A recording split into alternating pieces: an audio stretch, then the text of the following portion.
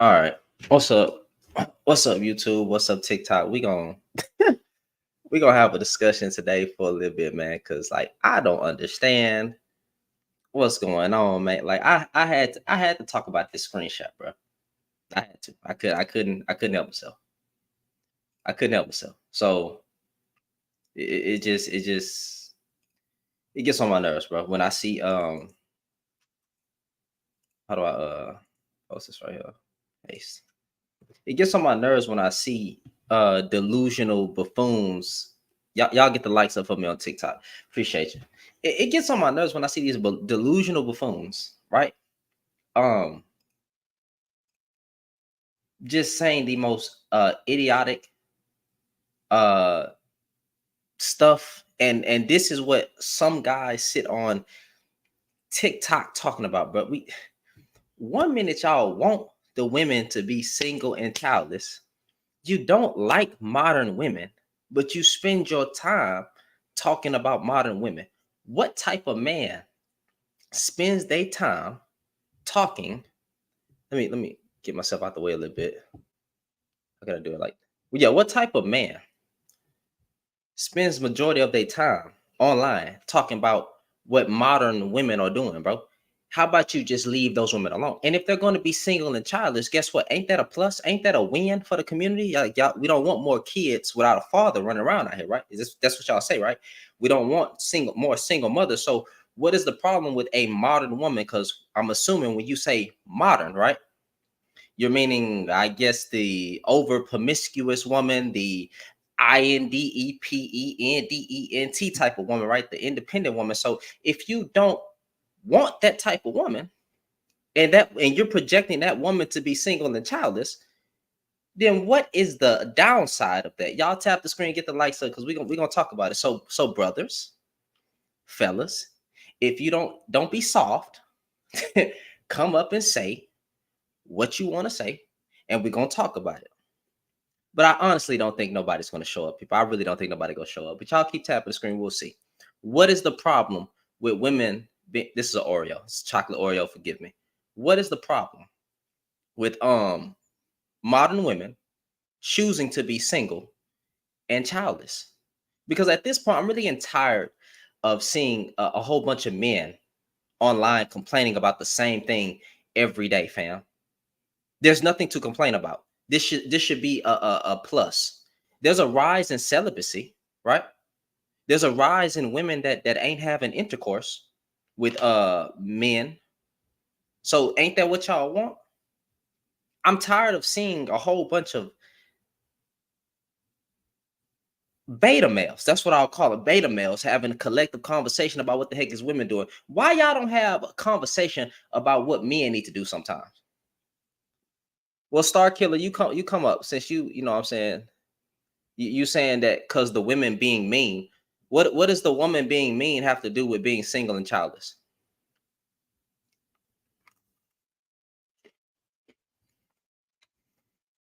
What is the real? What is the problem? I said, yeah, I don't know what kind of answer is that.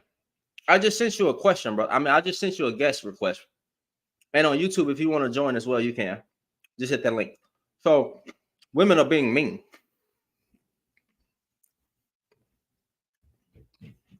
Being mean is really a answer. Well, who makes who?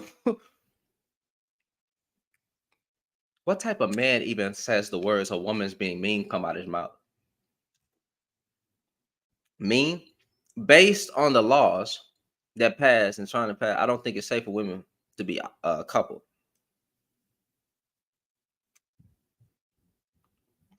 That's an interesting take. Maybe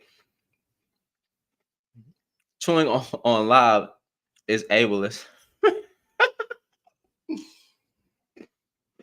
Well, I'm sorry. I'm sorry. Let me my fault. It was my last cookie. There will be no more chewing on the live. But do you mind me drinking sweet tea out of my mason jar? Is that also a problem?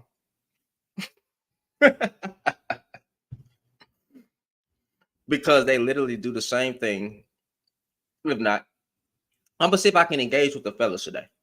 I'm gonna just see, because I really don't think. Oh, no, I don't go. No, man, I won't do that. I really don't think the fellas they're gonna avoid this one.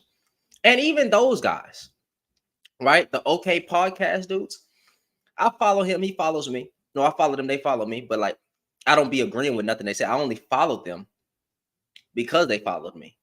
But every day, this particular podcast here has a conversation about what women are doing and single and childless and all. And I'm like, why do you care? Why do you care?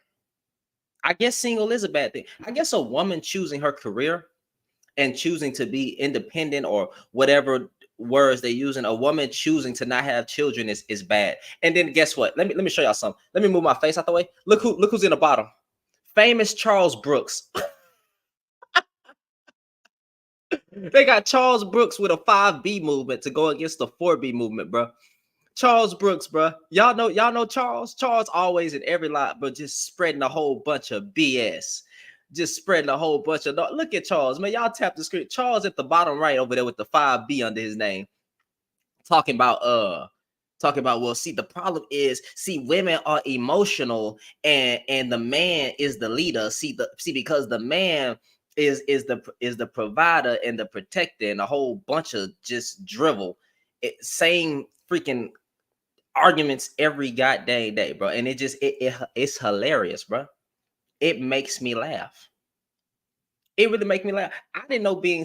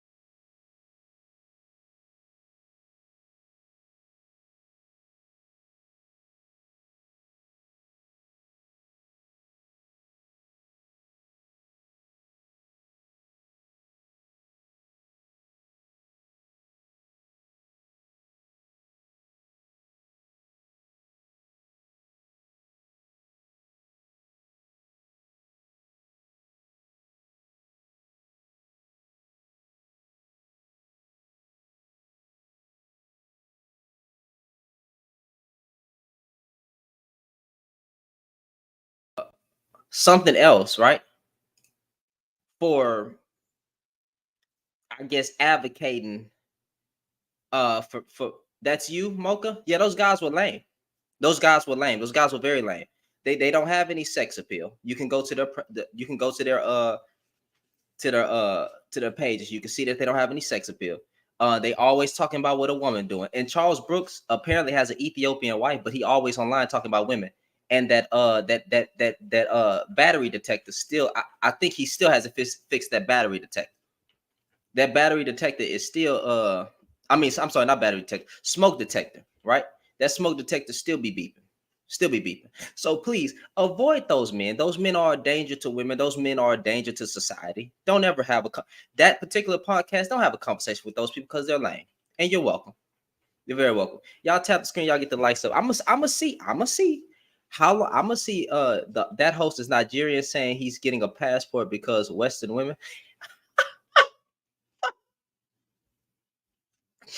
What?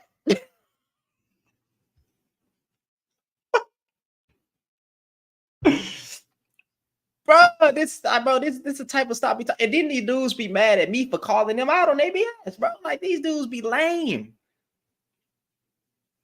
So would men know? I guess so. Well, they don't want modern women. They want traditional women, right?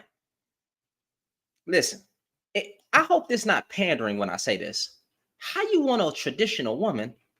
You're not even a traditional man.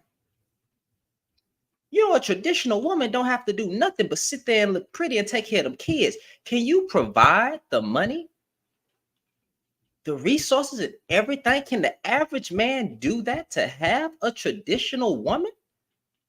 Can you do it, brother? I don't think that's me being mean by saying that, fam. But I gotta be honest. Can you provide every single thing for that woman with no help at all? The average man. I'm not talking about the 1%. I'm not talking about the 1%, but can you provide everything that a woman needs for you to sit here and say that you want a traditional woman? Are you the traditional man that can do it all at the drop of a dime? And if you're not, then be quiet. Work with a woman, build something together, and y'all will be okay. Okay? That's how relationships work. You're supposed to work together. Goodness gracious. And if you can't do it, shut up. What's going on, man? Yeah. Men don't have an issue working with women. Usually men don't have an issue, building. But you already came in wrong. When did I say men had a problem working with women? I said they should work with the women. Yeah, and I said that's not correct. So you already came in here not even hearing what I said properly. So go ahead, brother. I'm gonna let you make it. Go ahead. So with women getting higher paying jobs and going to college, getting higher paying jobs, all you have to do is look at marriage and who it affects and what happens when women marry. Women don't marry down. So if a woman's a PhD, she's going to want a PhD or higher, which is already subjugating your percentage of results in men down to like less than 1%. And so what I'm saying is these women are ending up unhappy. I mean, the unhappiest group in America are 30 to 55-year-old women that are highly educated with a bachelor's or a master's degree. And they're also the loneliest women. Okay. So what's wrong with the prompt? That's the problem. Women getting higher educations. That's the problem is women getting the problem is women getting higher education. Or let me can I spin it like this? Maybe men won't evolve and get higher educated and get more money as well. Would you say that? What do you mean? But no, that's stupid because you need people with blue collar jobs to build the infrastructure in this country. You also need some of those other jobs require education. Well, no, it doesn't. I'm not talking about the blue collar. I'm talking about the degrees, right? The degrees that some of these women are getting, the doctors, the lawyers. Society would collapse. You need men without degrees to build society. No, you don't. What are you talking about? Well, you can build society and still be educated. Who built society? Blue collar doesn't mean lack of education. What are you talking about? It means a lack of a higher education. It means you probably. It doesn't mean a lack of an education, though, bro. You can have multiple skills. You can be educated in different departments. What are we talking about? Listen to me. I'm talking about higher education and degrees, like you just said. Stop trying to. There's always shut up, Justin. There's all kind of jobs, bro. You know how much does a plumber make? A plumber makes good money, like $85K a year. Okay, that's still higher education. You don't think a lot of women would settle for a plumber when they want that? No, are you dumb? No, a lot of women actually don't settle for plumbers. Blue collar men have the highest divorce rates with women. Okay, over 75%. Fam, blue collar does not mean broke. Okay, you can have a high paid. I didn't say you said that. I didn't tell you said that. You can have trades and still be educated. Oh my God. I got two of them, fam. No one ever said you can have a PhD in mathematics and go be an HVAC technician. Yeah. Sure, but that's not the case. I'm not. That's the you spun that. You spun that all the way out the water. You spun that way out of pocket. What I'm saying is, fam, there are blue collar jobs that make almost six figures. Okay, a lot of blue collar men do make six figures. So why are y'all? So you're saying that the women who make six figures and the men who make six figures, that they wouldn't be compatible? I'm saying women don't marry down. That's what I'm saying. I'm saying women marry someone who makes just as much money, or if not more than them. And what is wrong with that? I'm saying if a woman pursues higher education and gets a higher degree, she's probably going to have a higher paying job, which is going to limit her amount of options of men that she seems valuable. And that's okay. Women shouldn't date down. Is it okay? Yeah, women shouldn't date down. Men shouldn't date down. So what you're doing is disenfranchising the hardworking men that build society. What does that have to do? Why should she have to settle for construction work? Get somebody in your field. Wait a minute, Justin. Wait a minute. Give me a second. Justin. Give me a second. Give me a second.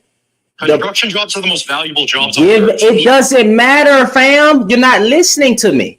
If a woman is in college, you're screaming like an ape. You're not even like making. You said I'm screaming like an ape. Oh, I'm definitely not gonna tolerate those type of comments from no white boy. You lost. You have a good one. Fucking trash. White hillbillies. I know he didn't just say it like I'm screaming like an ape. Now he's getting mad because you can't fucking get a woman. Niggas like me don't have a problem getting rich women. Niggas like me are married. Get fucking married, then talk to me. Not having a high education doesn't mean, I'm sorry, women having a high education, right? Doesn't mean they should settle. Nobody should settle. The heck are we talking about? The most valuable men. Ain't nothing valuable about you, bro. You'll be all right. Be valuable to yourself. Be valuable to the Lord. And then come talk to me, fam. It's not hard to get a fucking woman. You niggas ruin relationships. Half of the reason you dudes are failing in relationships because it's on you. Y'all get mad at women for leaving, but you won't help around the house. You won't cook, you won't clean, and then you cheating. How you broke and cheating?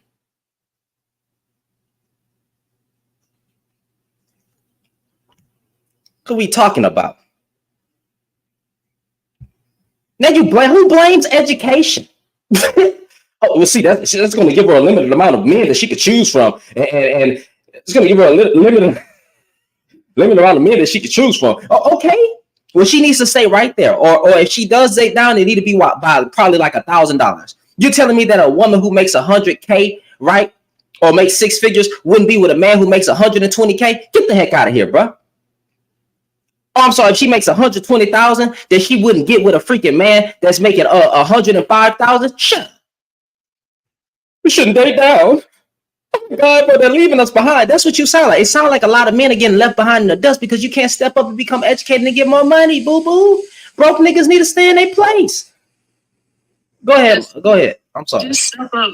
All they gotta do is step up to the plate. Like we have the confidence to do our jobs, same as them, but we step up to the plate when it comes to the degree because we understand that's how you continue growing in life and you continue getting money, and that's how you actually get real stability. You can't just have work experience without the degree. We know that. You can't just have the degree without no work experience. But having both, and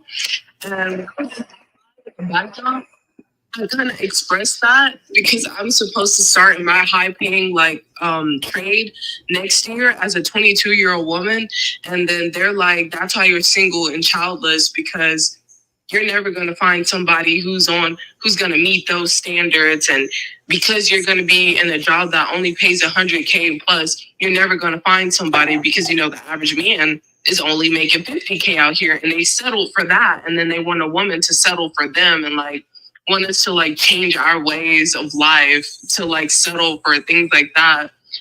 It just didn't make any sense to me, and that's why they got so mad at me. Like that woman with Shell, with the hand on the background picture. Mm-hmm. As soon as I was done talking, the first thing that she said to me was, "Because you need to shut up, and you don't know how to close your mouth for a man, and that's why a man don't ever want you." I said, now I'm about to go. Hey, you know what, man? Don't ever listen to a woman. A woman, they take this submissiveness stuff too far. A woman that does that is not happy, and I say she should leave because if your whole identity is revolved around a man, that's trash. My wife's whole identity is not rooted in me. It's rooted in Christ. Okay, God comes before me. The well-being of our home comes before me. That doesn't mean I'm not important, but people take the submissiveness stuff too far, fam. You got some dudes that's in relationships. They talk about they eat before their children eat. They get the fuck out of here. So far, they take it so far to the point that I'm lost at this point. What I don't know what kind of learning. Don't listen.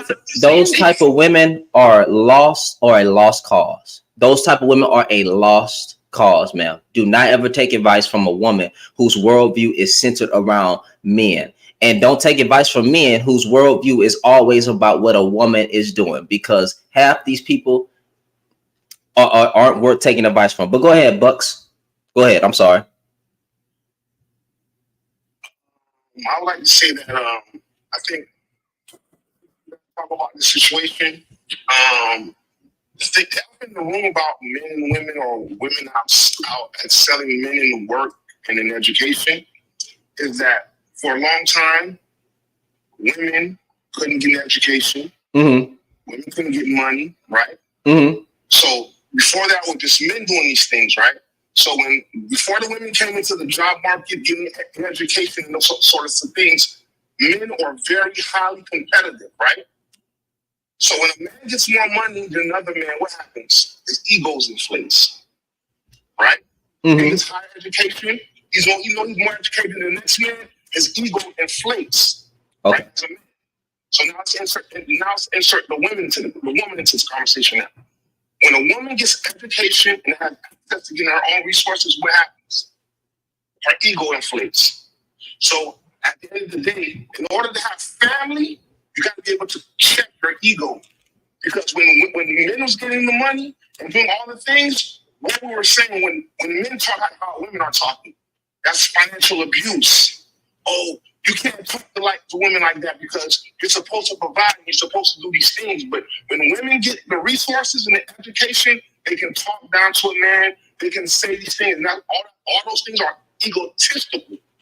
And that's what's keeping who said that from being together. Who said that a woman could do that or a man could do that? And then if we look into that, go ahead. I'm gonna let you finish. Go ahead. I'm sorry. It's just all about human nature at the end of the day. So again, it's all about human nature. And that's the thing about men and women that we're not focusing on, is the nature of human beings. When somebody is able to have access to more education and more money, they typically have an ego. Okay, so Bucks, let me ask you a question, bro. I feel like this is man's karma. Not even to be funny. I feel like that's the man's karma. Because for how long did women have to just sit there and take it because they had no rights? How long was the man able to spiritually abuse women, financially abuse women, and then come home and matter of fact, raping their own wife wasn't even a thing back in the day. Domestic DV wasn't even a thing. That just became a law recently, like probably 60, 70 years ago, right? So it was a long time. So when you talk about really a lot of that, I don't necessarily in totality disagree with, but now that women have rights, why wouldn't they be more grateful to try to fight for a higher education, to not depend on a man, to not be so focused on a man? That's what the fuck they supposed to do.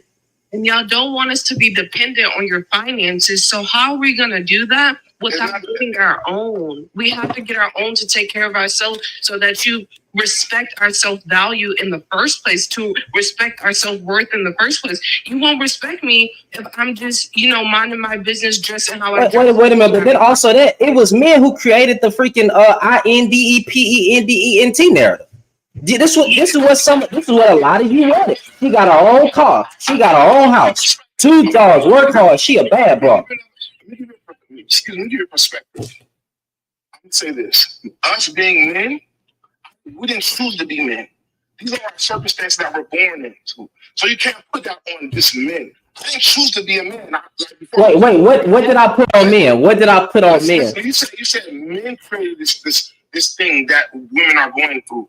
Men are born. Yes, they did, bro. Fam. Men in general did create the way that women live their lives. Are you going to sit here and tell me contextually, historically, that men did not create the standard on how women made or how women operated and moved? And we also used to treat them like second-class citizens. Listen, listen, on just a biological level, right? Just a biological level. Oh my Lord. The way that men and women, the relationship between the man and the woman is based on natural boundaries that we have. Men are stronger than women, right? Right? We are, And yeah, in most cases, yes, a man is stronger than a woman. in Yes. most cases, right? In the past, right? Yes. In the past, a man has to be able to bend the will of Mother Nature. So it makes us stronger than them. Right? So the position is to What are you saying? child. My nigga, please, bro. Hold on, wait a minute. You're not a hotep nigga, right? No, I'm not a whole time. I don't believe in that. I'm just this is human nature. Everything that man does is because to be efficient.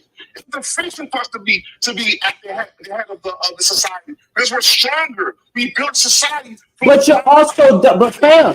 Listen. But you also. I'm supposed to have that. I didn't prove that for myself. When I was born, it slapped me on my butt. Who slapped you on your butt? Men did, right? Listen, the doctors slapped me. I was as soon as I can comprehend the world around me, I was a man. I felt certain things that my father didn't teach me necessarily, but they were innate in me. So you cannot put those things on men. And plus, yes, I can. Yes, I can. I can put most things on. Yes, I'm gonna tell you how. I'm gonna tell you how. Let me. I'm gonna tell you how I could put most things on men, because the moment you establish that you are the leader, the protector, and provider as a man, everything come back down to you, fam. You have to accept everything that come back down on you because you established it and you made it that way. You don't get a chance. A freaking general can't complain about a loss. It come back to him. You can't blame the soldiers. Your plan was trash. A leader does not blame everything else.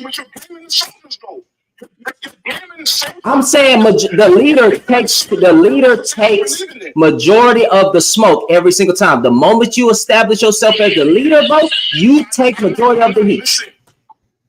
I'm gonna go back and get that word. That's a bet. Listen, I'm not running from the smoke. What I'm saying is that in moving our society forward, we're not perfect.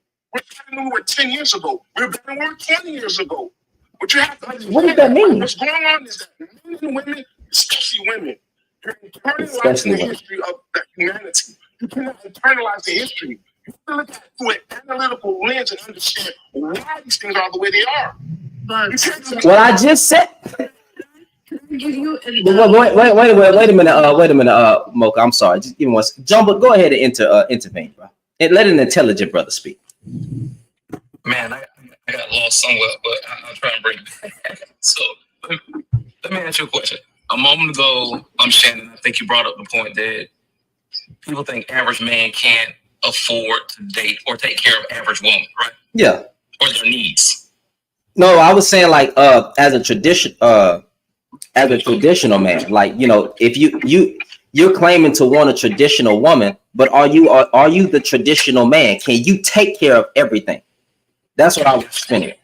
So let me start from there, because all the rest of the stuff was just, I'm gonna leave it alone for now. So average man, even traditional, can take care of a traditional woman's needs. The issue is they go outside of needs and go into wants. Mm-hmm. Average person needs a house over their head. We need food. We need clothing. We need basic things. An average person in the U.S. is blacks making $47,000. Average man overall is making $63,000. An average area takes $30,000 to $60,000 to live in, depending on where you're living at. Mm-hmm. Average man can take care of a person's needs, but they can't take care of your wants, and that's where people screw up. Now I'm gonna use that to level up. What most men complain about is that I can't afford what she wants, and I want her to go down to what she needs, but she don't care about that. She cares about what she wants. And the woman that wants something tends to go for it. So now they're getting educated. And then the man that is less educated is intimidated by the woman that is educated because he doesn't want to go through that. But now we have to go into the thought process of the man. You're not mad at women. You're mad that you can't get the women you want because they don't want you. Something about their standards and something about what they've achieved is above where you're at in life, but she cute to you. She's sexy. You want to have sex with her.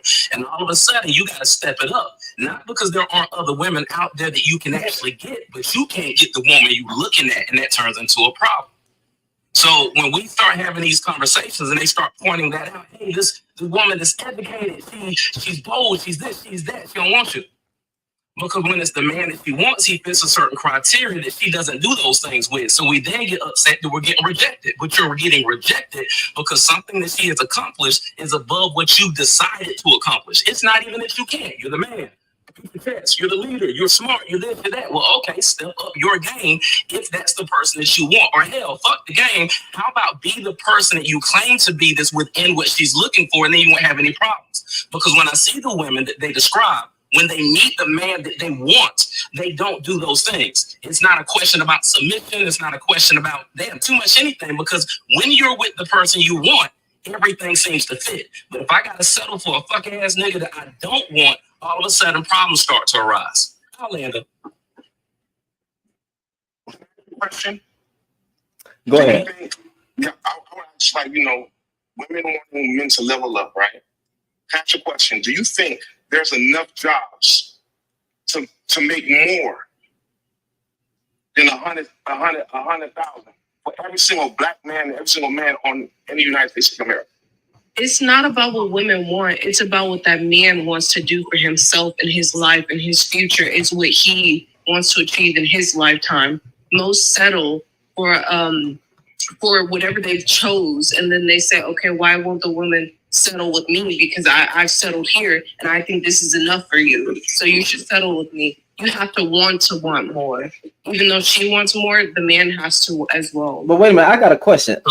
When you just said that men can move, yeah, go ahead. So the short answer to your question is yes, there are. Especially being that entrepreneurs are one of the biggest things right now. The second part of your question is most people don't even need to make 100,000 in order to truly take care of and exceed and build wealth. So it's a budgeting problem. So you think you need to make over 100,000, but most people that say that don't know how to budget money. So you can still make over 100,000 and still be living check to check. So if you don't understand how money works and how to apply it, then you're going to go wrong there also. So when the last part was also what Mo said, you're starting off with what she wants. Men are supposed to be the leaders. I'm supposed to start off with what I want, and then I'm supposed to find everything that goes along with what I want.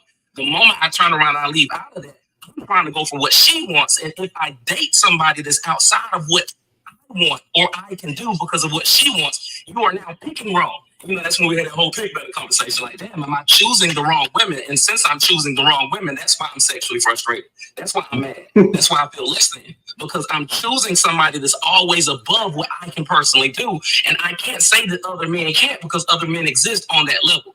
So it's a loaded question. On one side, you're budgeting wrong if you think you got to make over 100,000. The second aspect of it is if you are saying what she wants, where are you in that scenario? Because I'm supposed to be the man that's able to find the woman that is ideal for me. And it seems like a lot of men find the woman that's ideal for somebody else. And then we complain that we can't get them.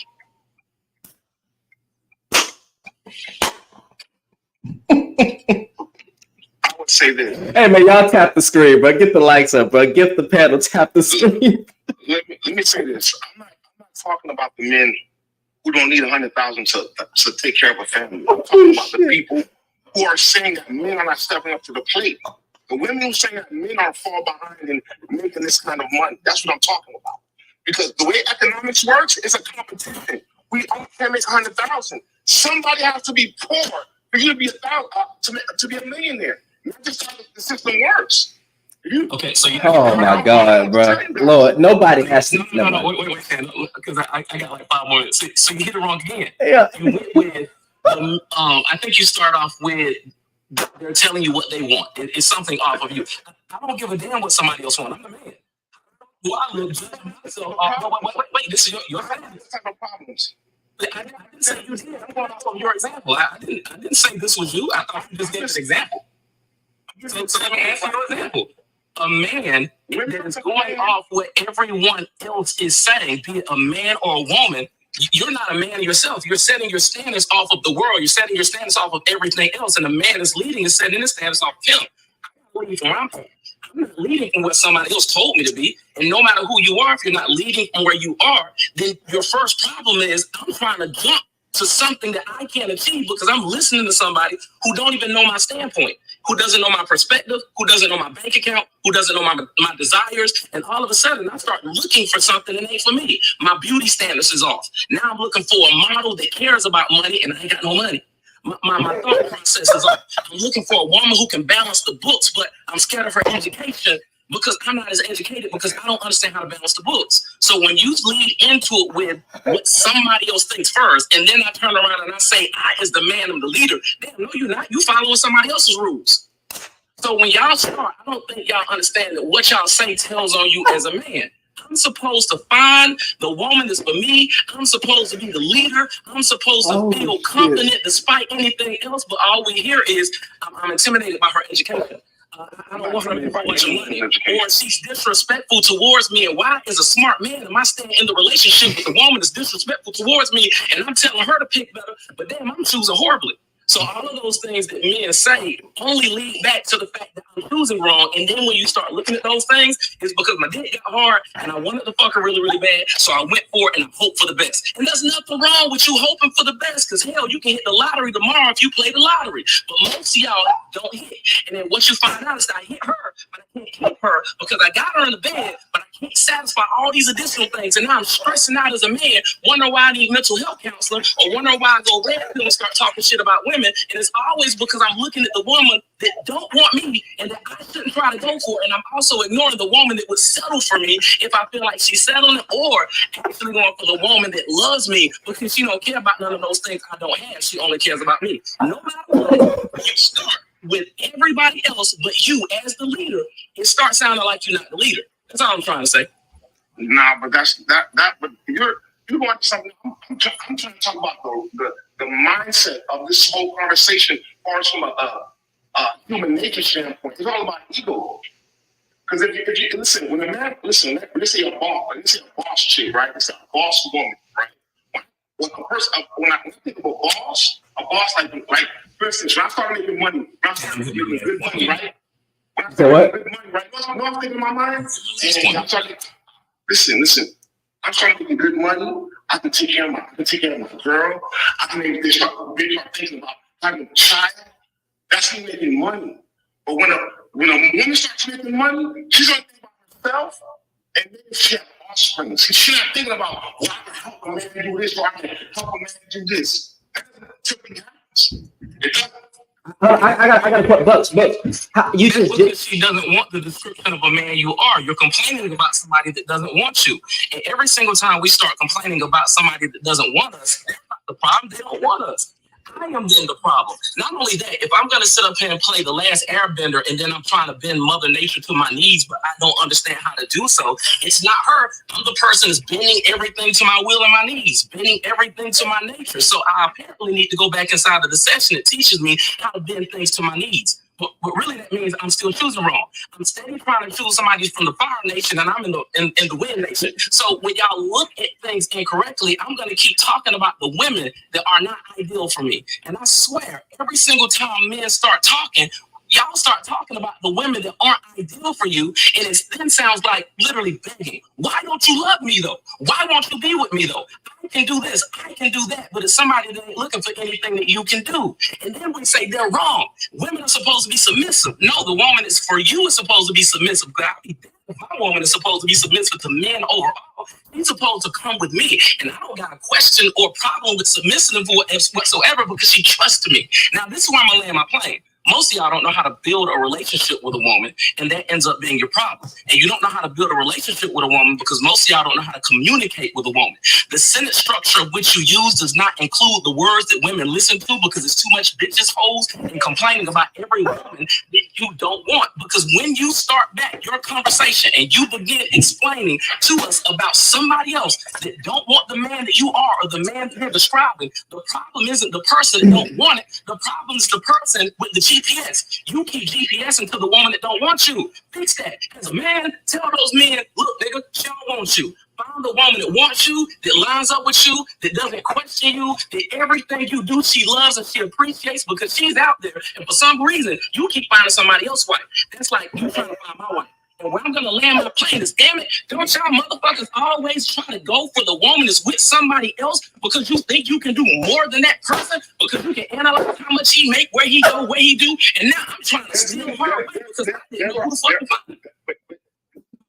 Also, I'm gonna drop this, but I'm coming. So I gotta go, but I promise I'll come back in like 20 minutes. That's a bet. That's a bet. Oh, we'll be here. What he's saying though, like men, like that goes back to what I was saying, it's the ego. A man who has more money and more access to resources, he has ego. He gonna think he can have anybody's girl. He can think he can do whatever he wants. Ego. Bro, but okay, so if everything, it seemed like men got the biggest ego, because it seemed like you keep listening to not even if it come back to ego, it seemed like the men keep having the biggest ego, bro, because some way somehow every time somebody speaks, you keep finding a way to bring it back to ego, but it seemed like it's mostly the men that's having this problem. But I'm gonna give you my It's our nature. Well, I can try. No, it's not. It's no one's nature to be egotistical. It's not. A woman can't what now? No, it's not. Nope. Man, hold on, wait. Oh, give me a second. What you said, Kevin? I said a woman can't tell us what's in our nature as men. She need to stay in her place. Yeah, but y'all be telling women, hold on, Ebony, but y'all be telling women what the fuck they need to do it, and they nature is to be feminine. We're the one that gave them As we should. We're the one that gave them rights, correct? They should never have to time out. They should have never had to beg for some fucking rights. What is wrong with you niggas? That's the problem. They should never have to beg for some freaking rights. They should have never had to ever fight for their rights. They should not have to fight to be great. They shouldn't have to fight for nothing. I'm sorry for yelling. I hope they shouldn't have to fight for anything. You've been oppressed. I'm sorry, not you personally, fam. Men have been oppressing women since the beginning of fucking time. With your stupid behind. We the one who gave them this. Why did they have to fight for? Why do we have to give them rights? Why couldn't they just be human in our eyes instead of a sexual object? Oh, I'm sorry, maybe that's pandering and simping to some of you buffoons out here. I just want to close and drop off the piano really quick. I gotta go. But Bucks, I'll kind of give you my perspective as a young woman who's 21, and I'll be starting in the field of 100K next year. So I've had marriage proposals by a millionaire that was my age because of his family. I've had proposals by a man that works at NASA, like his family works at NASA. So he was on his good path in college. I've had proposals by this and this person, but it's not about the money for me. And because I want a leader who can actually take my hand and guide me with him to where we can grow together and have the same goals and orientation for a future, not particularly getting money for ego. I'm not trying to have a higher or better ego or try to compete with men. I'm not trying to compete with any man. Like that's the last thing. So now you saying she lying. Not you. So now you in the comments saying she like, boy, y'all niggas be trash, but Shannon, I've been in live with you before. Honestly, I think he's a troll. I hope he is. Hey, yo, Shannon. Yeah. I was trying to work right, but when dog was talking, I got irritated like, bro, shut up. Like they get on my nerve, bro. I'm lying. I'll give us another. Nah, you good, Mocha, man. Listen, you ain't gotta prove. Nah, hold on, wait. You ain't gotta prove yourself to no sorry. I have to tell them about my credit score. I have one of the highest credit scores you can really have out here. I don't even have to tell them anything about my finances, and they ask to marry me. That's the thing. It's not even about any of that. It's not about any of that these men are saying. It don't matter. It don't matter what you say. A man will always choose to not believe the words of a woman. Okay, that's just how most men will not choose to believe the words of a woman. That they believe y'all all out here lying, y'all all cheating, y'all all bed wenches. If you're black and you're sleeping with the white man, they gonna believe you uphold white supremacy. I didn't heard it. I didn't heard all I could hear from some certain dudes that I gotta share the same skin color with. Embarrassing. So You ain't even gotta explain yourself or prove yourself to the freaking termites. Who is this at the top?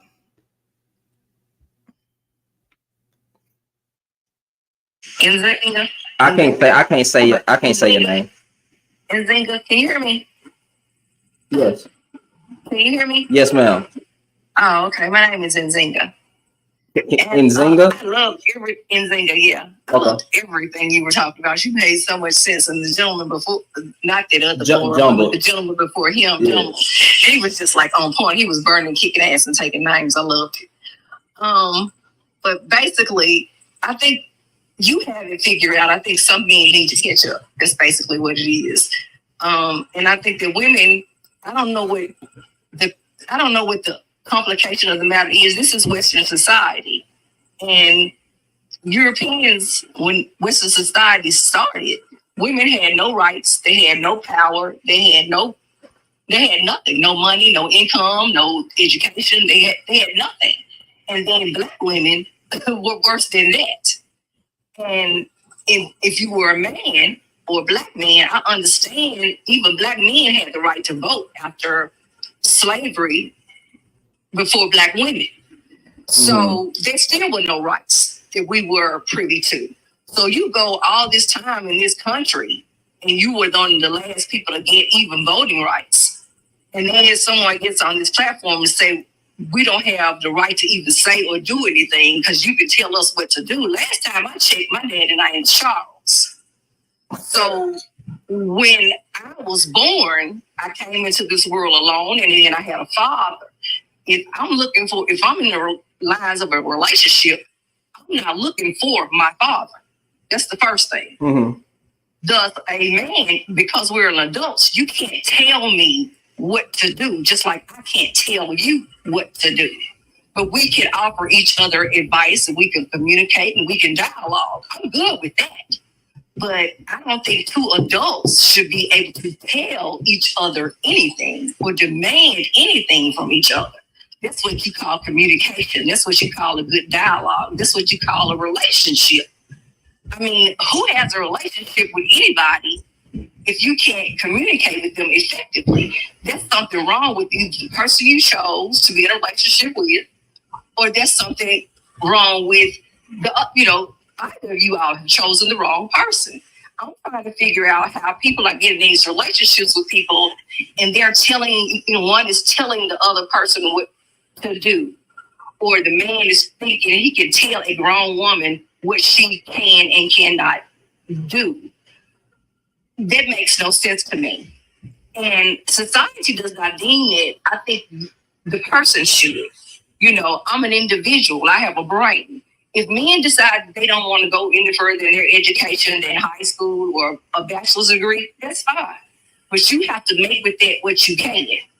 If a woman decides, like me, to get 2 master's degrees and you don't, and you decide you want to date me, you have to be comfortable with the fact that I have that level of education and I can do what I want with it. And I'm not going to dumb myself down because you're uncomfortable. Now, what you can do, you don't even have to have anything more than a bachelor's to date me, but you do have to have common sense. You do have to have a conversation. You do have to have goals. So what's the problem, bro? I have no idea. Wait, Scoop. Hold on. Wait, what? I know you was next. I was just listening. But just give me 1 second. Give me 1 second. Charles, I'm assuming this is Charles, right? Most definitely. So no, it's okay. So what do you disagree with, Charles?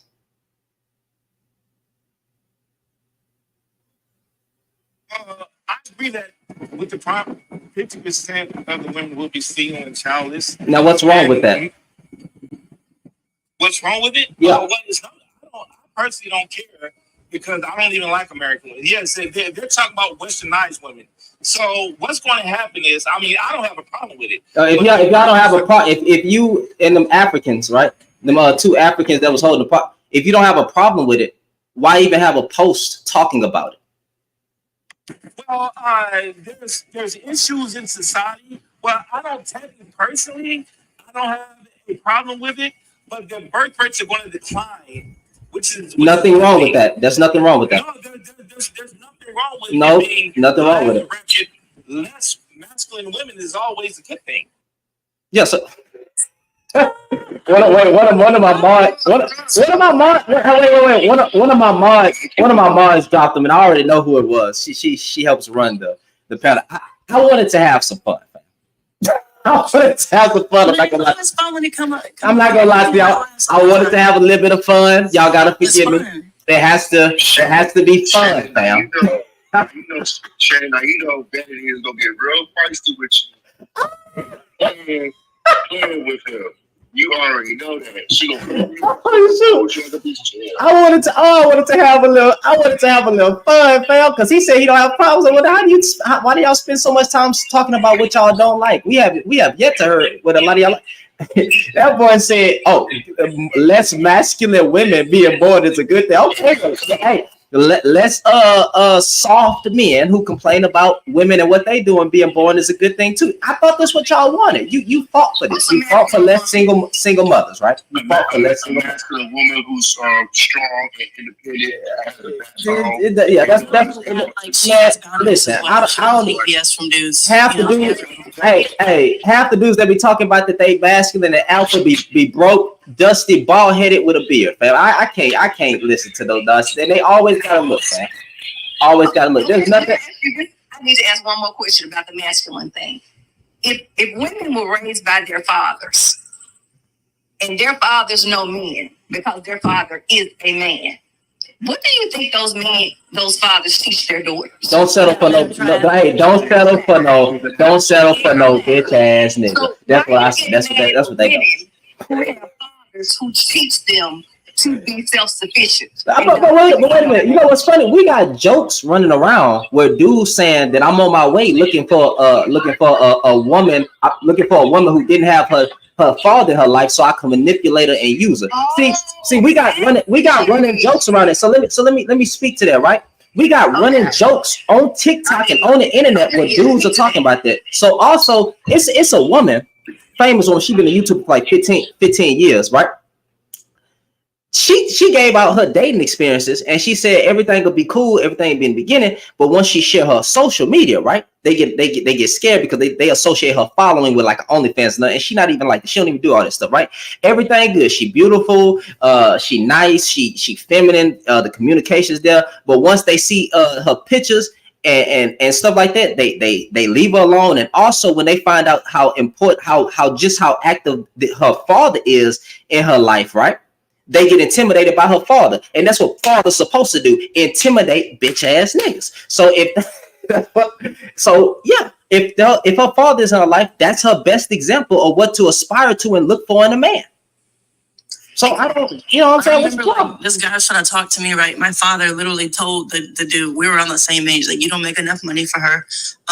You probably don't know how to take care of her. No, you cannot have my daughter. And I was sitting there like, my father said no. So what do you want me to say? Yeah, hey, the father knows best. Somebody said that line got you a follow. Well, I appreciate it, but y'all tap the screen, y'all get the lights up. Listen, I know them dudes, man. The dudes who talk, well, I don't know them personally, but the dudes who be doing these things, we follow each other. But like, I just thought it was stupid because he hosts a lot of dumb stuff though. They always talking about single mothers, modern women. You are in Africa. Exactly. So what if the African, he's teaching his daughters to just bend over and take whatever, because that'll make you feminine. I'm not understanding. Let me get my facts straight. I think they from Nigeria, right? But what does feminine mean? That means you sit down and shut up and do everything a man says. That is not femininity. But that's not what feminine. See, that's what. So evident they're redefining words now. Man, nobody knows. Hey, man, listen. A lot. Hey, I ain't going to even go into the details of what masculinity is and what femininity is, like, because everybody go change their definition. Somebody go start saying something stupid, we just gonna leave that alone. But you know, just know when they say masculine woman, they just saying independent woman, a woman who can't be told nothing, a woman who won't settle for less, and she on this. I don't need a man. Basically, it always come back to that city. I don't need a man, bro. Well, independent women exist though. Hood pencil. They call traditional women. Where do they think? Why do they think traditional women like it? Hood pencil pusher. You said that means extinction. We're not gonna go extinct if 50% of the women choose to be single and childless. I don't. Now I ain't no mathematician. Go ahead, Wayward. You were next. You never got a chance to speak. Go ahead, my bad. Yeah, I'll speak on the whole. I'll just debunk the whole women and us being part just for fun. So there's a TED Talk. Well, first of all, I'm the one that said it. What? Okay. What you? Oh, Hood. I'm sorry. I brought you up, Hood. But like I'm saying, I'm letting Wayward speak right now. That was my bad. Go ahead, Wayward. Yeah. So statistically, as society gets more advanced, the childbirth rate decreases anyway. So generally, like here in America, right, a lot of like as people get more advanced, you'll see them have one, maybe two kids, or even no kids. So here is a third world, like not third world, sorry, first world country. Our childbirth rates are already declining anyway. Normally, what happens on a global like stance, you'll see a lot of places like North Africa or more third world places. They'll have a lot more kids there. Just a random thing that I about population stuff I know. But are we still on the same topic right now? 50% of mother. Yeah, we on that same topic, but you know, it's always some stupid fools to say something. But go ahead. Okay, I mean, in all honesty, I think it's going to happen. And the only reason why is because I feel like selfishness is being taught currently. Like the other lady was saying about relationships. Yes, technically you can't tell someone what to do because we all have our own power. You can still voice your opinion, and that person you're with can choose to go along with it or not. But I think it's selfishness that's being taught currently, and I see it all the time, and it's wild to me because I like using finances as an example because for some reason everyone keeps bringing up money in the relationship sphere, even though that's like it's one of the number one problems. Sorry, that's my daughter. She's like crawling around. So, for example, like who would logically want to be with a partner that they don't want to like help you at all? And the reason why I say that is like the way I see relationships, at bare minimum, you're gonna get like a 50% discount in any logical relationship. Now, me, I'm the breadwinner of the family. I work from home. Because I work from home, I watch my daughter all the time, literally just pick her off the ground. And the way we do things is we do percentage-based splitting. So like I make a lion's share of our income, right? It's not 50-50 split. Girlfriend puts like 10% down because our total income, the split would make it fair 10%. Guess what happens? I get a 10% discount. When I hear a lot of the stuff online about Chad wives and whatever it is, it's just like, bro, do you not want to give your man a discount off some bills? Like it'll be nice. It'd be nice. I want to save some money. You're saving money. Let me save some money. But as I said, I think it's more selfishness that's going to lead to that statistics. And we really need to start teaching men and women that you have to compromise and communicate. Just like the other lady was saying, it's pure communication. It's not just me all the time. That's all I want to say. I'm gonna be quiet. Well, I don't disagree. I don't disagree with that, but I just don't understand. If you look at the prompt, they said specifically modern women. Now, half the men that talk about modern women, right? They don't want modern women, and that's okay. So when they're saying 50% of modern women, read it with me, 50% of modern women will be single and childless by 2030. Why do you care? They're the ones you don't want anyway. So to even have a live talking about this modern woman, they're going to be single and childless. You're trying to fear them into not being so modern to where they, I guess, be more traditional. Just leave those type of women alone. That's all it is. Just like everything else is a shaming tactic. Yeah, just leave those type of women alone and go focus on the ones that actually want to be in a relationship with a man, right? It's a woman for every type of man, man. Leave the ones who don't want men, who want to be independent, who want to have their own business. Leave those alone. You don't want them anyway. So what is the problem? What is the problem? Literally. But go ahead, Hood Pencil. Now look, Hannah Smith says that it's the majority of y'all have no basis or statistics to put that in. Go ahead, Hood Pencil. Well, the first problem is those women can't do what they want because they be making babies with random men that people gotta pay for. So wait, no, hold on, wait a minute, y'all gotta get a man a chance to talk. Let him speak. No, but I mean, right now, a modern day woman is a single mom with a business on her own, paying all her own bills with her children. That's not all. That's not all of it's accepted. Modern women aren't just that statistic. They aren't just that statistic. That's what y'all trying to frame it. What's a modern woman goes by a modern mindset. Okay. So when you say traditional, all right. For one, Will we all even be here if it wasn't a such thing as tradition? And then second off, all of those women. I know man, fam. I know you didn't just ask me that dumb question, bro. No, if people fornicate, human beings are going to be made. No, I just said, what if our grandmas made different decisions than what they made? You know what I mean? Like what? Like what do you mean? What are you saying? You just asked will we still be here, right? If people are fucking, the bait works are still going to be here. That still going to be here. Well, actually, stress and things, and you do know we are at 25 million choices that women have made to do things, whatever in TikTok language. 25 million is a lot. And then also 25 million is a lot of what? I gotta watch my language. You know when a woman got the choice to make her own choice? What is it? Okay, now what's wrong with that? It's at 25 million. Oh, the Yeetus fetus? Oh, I don't have a problem with. Listen, I don't have a problem with Yeetus fetus. So no, what you talking about? Freedom. What's wrong with Yeetus fetus? 25 million. What is wrong with Yeetus fetus? Oh, removing 25 million beans. You gonna take what is? Hold on, wait a minute, Nazik. What? Listen, I want you to answer the question to me, bro. Ain't nothing wrong with that. Then what are you bringing it up for?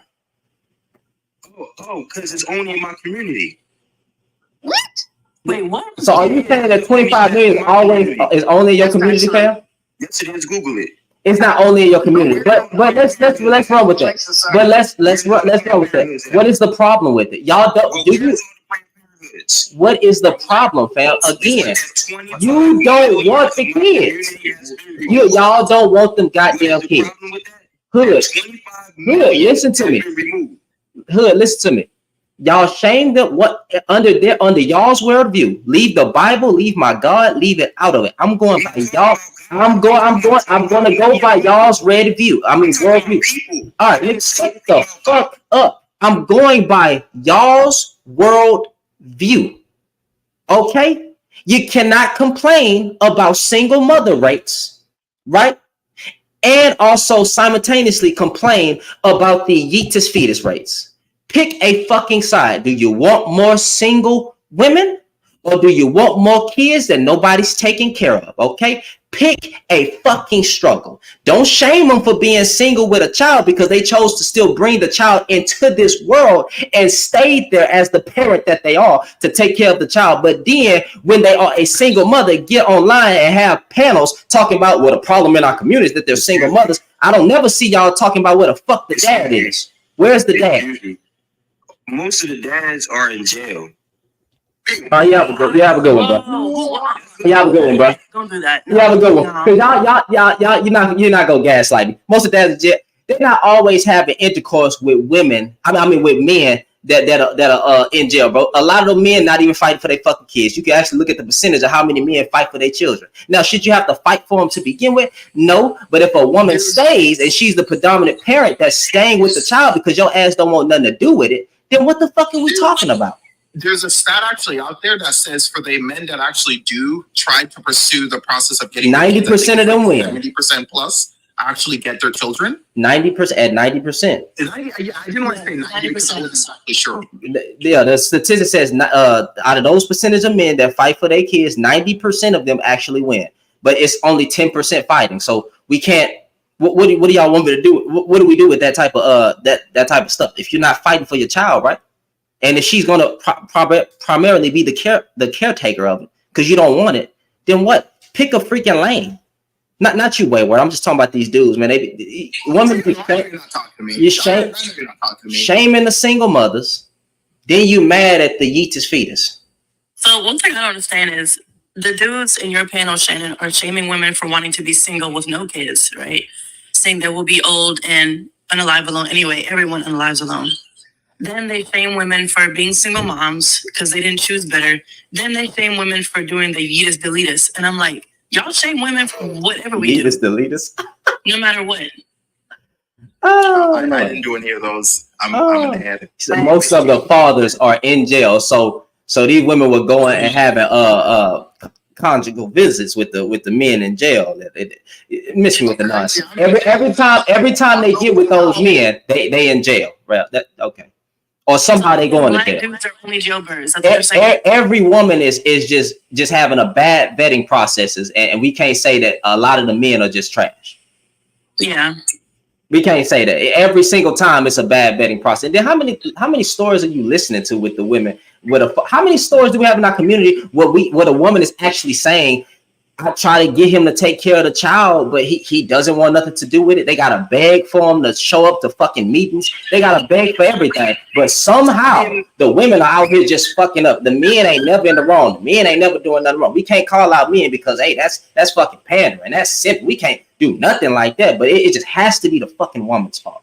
Get out of here, bro. Go ahead, Jumbo. Oh, yes. Jumbo, you talk to I'll talk after. Oh, well, I came back because somebody wanted me to come back, but I'll hit a point that they don't like to say. 44% of Black women are single and childless. Less than 20% of women are the single mothers they're referring to. 35% of women are married. Mm-hmm. The 20% of single mothers ain't causing all your issues. And that's not the reason why the 44% of single women that don't want your ass don't want you. So when they start calling out the percentages and start saying single mother this, single mother that, and describing it as if it's some sort of worldwide issue for Black people or nationwide issue for Black people, I'm sorry, your stats don't support that based on how they use stats. 36% of women that are married didn't choose your ass, they married. The 20% didn't choose your ass, they got a child and they don't want your ass now. The 44% are avoiding your ass because they consistently hear you talk shit about those other 2 percentages. Make it make sense. Where did you get your stats from? Like, first of all, hi, Jumbo. Ain't it on Pew Research Studies? No problem. I'm driving too, so I hear the rain in the background a little too much. It's like raining really hard here. So you pull the total percentage of women inside the United States that are Black. You pull all of the divorce rates. You pull all of the single parent rates. And it gives you all of the data you're looking for. Now, I keep going, but I'm driving in some rain. But those are the stats and studies. Can I add something to that?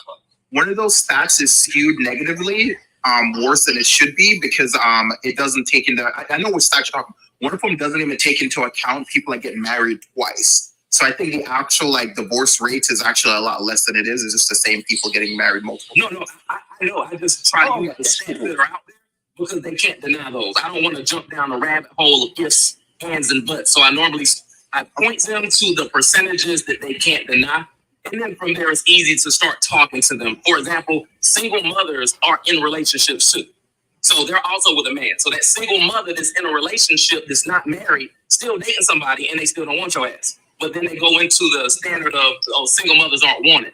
But I try to provide the stats that's easy for them to find, since all they seem to be able to find are the studies that support the ignorant points of them. Does that make sense? Mm-hmm. Yeah. It does. Who?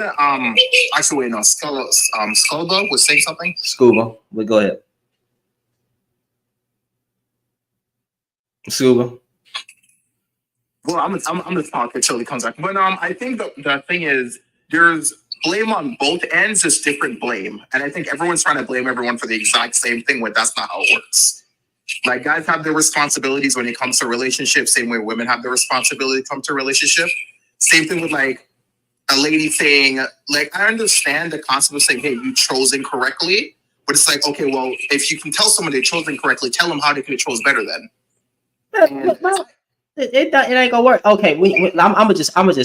I feel you and I understand it, but let me just tell you, some men on these apps got a pill so far up their butt, and it happens to be red, that they don't know how to dissect between good and bad. Okay, and matter of fact, some of the men that's talking have been in failed relationships. They are single fathers, right? I mean, not single fathers. They got kids out of wedlock. Everything that they preach, they be the very hypocrite themselves because they couldn't even live up to the standard, but yet they're the ones talking.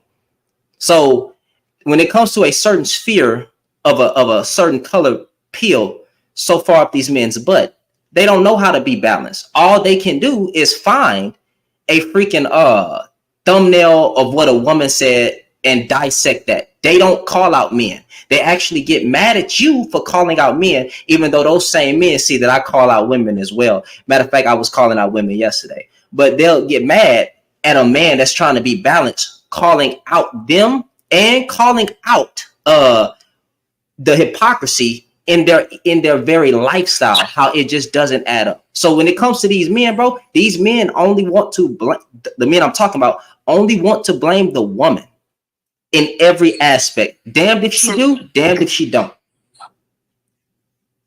I forgot the term, but it's I think it's people that throw stones that live in glass houses or something like that. It's kind of one of those situations. Mm-hmm. People that live in glass houses just throw stones. Yeah, that's saying. Go ahead, Ebony. I'll be right back. Vanity, hold it down. Y'all do the mod thing. I'll be right back. And tap the screen, get the lights, get the engagement up. Cause we're gonna talk about that. I'm gonna change the background in a second. We're gonna talk about men that just as bad as women. Let's see if y'all can handle that one. They're worse. They look at looks and stuff like that. So no, they're worse than us. They ain't got no vetting process. Let me ask you a question real quick. So when I left out, I know somebody wanted to ask me something, and I told them I would come back. I didn't know if they were still on the panel or not. That boy gone, man. That boy gone, man. I think he left the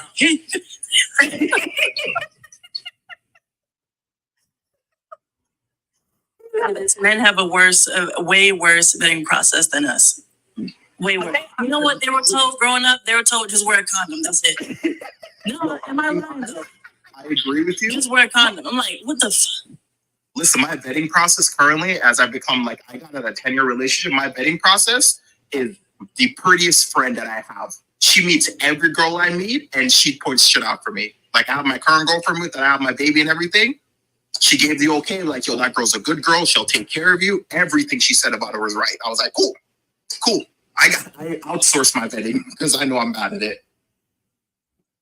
Yeah, honestly, men were not told how to look at a woman's personality. You know, they're told to look at how big her behind is and whether or not she can give head or whatever, whether she can cook and clean. I don't think men really care about personality. And it shows. It does. And then they get mad because they met a woman who is not what they think the ideal woman should be. It's like I had a live once and the guy got in on a live and he picked this girl up from, I guess, the hair center, and she found out he was speaking to me on the live and she just started cursing him out on the live. She just started cursing him out. He was on the phone in the live and he was cursing him out. And so my live, I asked him, I said, well, you picked her. So why are you embarrassed? Because he called me back to say he was embarrassed and she did this and that. But you picked her. And you were like, I came back on the right time. Though you will complain about how women this and women that. Sweetie, you pick someone who is openly jealous. You pick someone who will key your car. You pick someone who curses you and hits you. You picked in public. You picked them. But then they complain. And then you complain and start talking on these like the guy from the live earlier. The women dude, you picked her. The lady didn't pick you. Your pickle went into her. Her BJ didn't go into you. So you have control to where your pickle goes. You never know. The woman doesn't have control over that. So why men get mad when you pick if you pick a woman and she the first 3 words she says is SHITDAMNFUCK. Sweetie, you picking somebody. And so if that's not something you like, if that's not something that entertains you, if that's not something that's sexy, if you go somewhere and the lady is loud and you know what you want.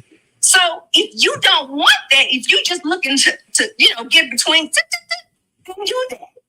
You know when you pick that person.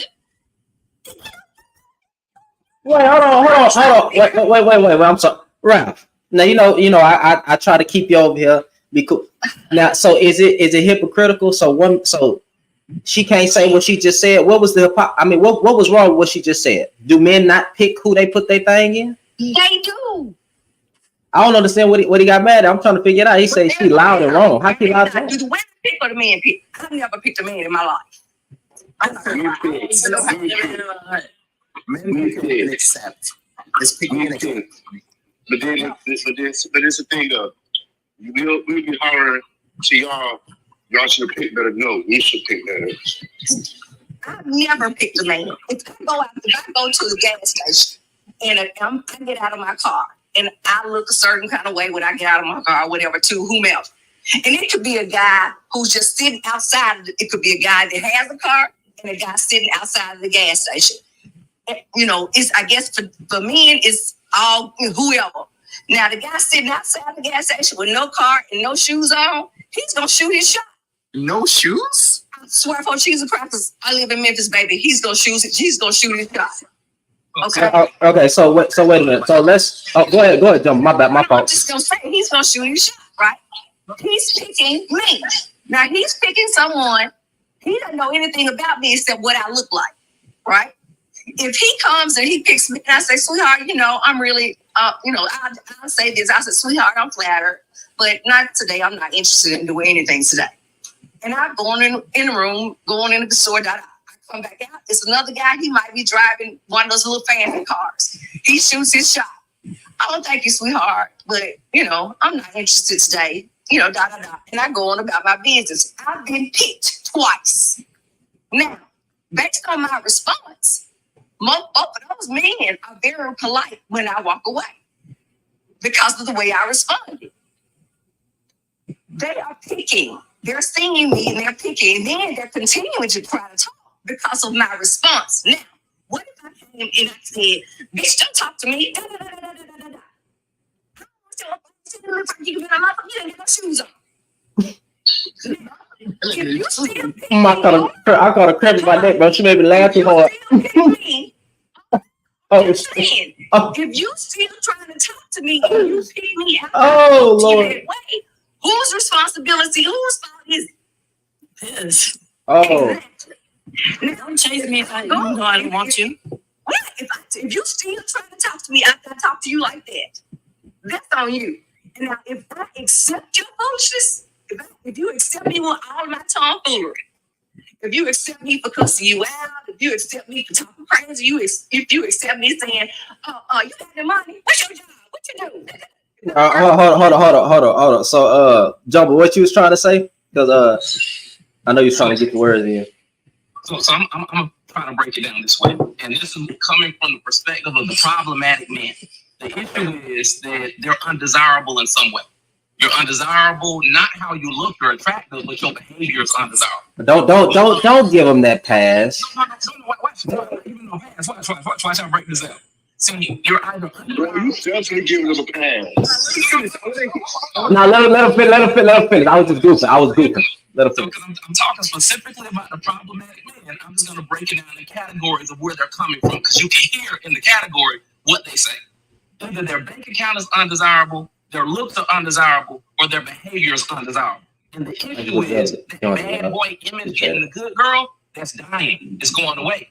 And now they're going crazy because what used to give them access to decent women is now dying, and they're throwing a hissy fit. So they're trying to teach the women that are still decent to cope with them. Because when it comes down to the women that they don't think are decent, they're not trying to be with them. They're going to get their car keyed. They're going to end up with a high child support payment, so on and so forth. So they're getting extremely frustrated because I don't have access as who I am any longer to get the woman that I now want. That woman that they want has higher standards. And as that good girl, she's also learned throughout the course of the past couple of years and generations not to fall for the same shit.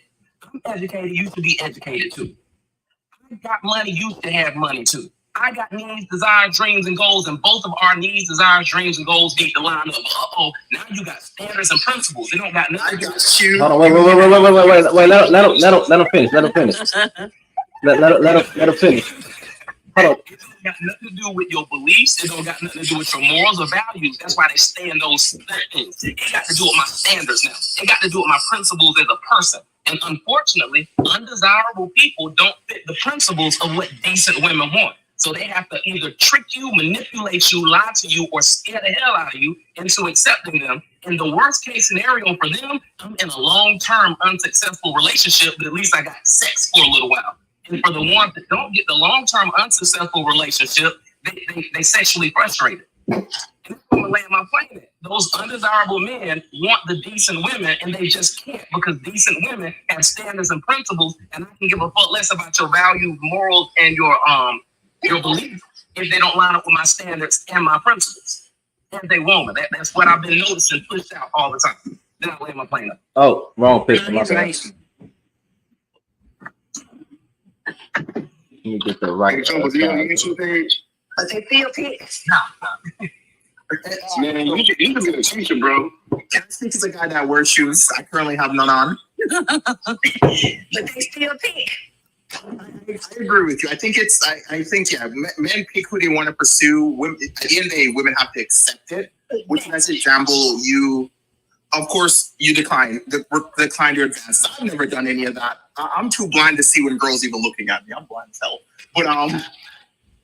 But listen, I think that's what it is. Just women have to accept it as a whole. So it's the same thing like I was saying prior. We have different responsibilities and things, and we keep trying to blame the other side for something that doesn't apply to them. Like, okay, you as a woman need to pick better, but we're the one that picked to pursue you. It should be, hey, you as a woman should reject certain types of men. Exactly. No one with no shoes. No, listen, leave my homie with no shoes. He's trying his best to get the paycheck on Friday. This shoes too. He has time. He gets an early deposit. He should have shoes. I'm just playing. If you ain't got no shoes, don't try to get you no boo. That's all I gotta say, bro.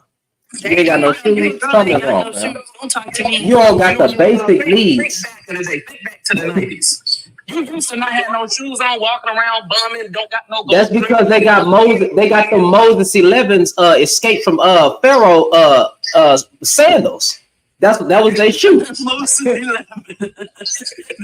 Shoes. Like that's when they learned how to use game instead of learning how to be better people. I'm gonna talk you out your drawers. Remember when people used to say that? I'm gonna talk you out your drawers. I'm gonna talk you through it. I'm gonna talk you through it. Man tried that with me, and I hurt his feelings. I felt bad. Nah, but listen. You should be trying to talk about drawers.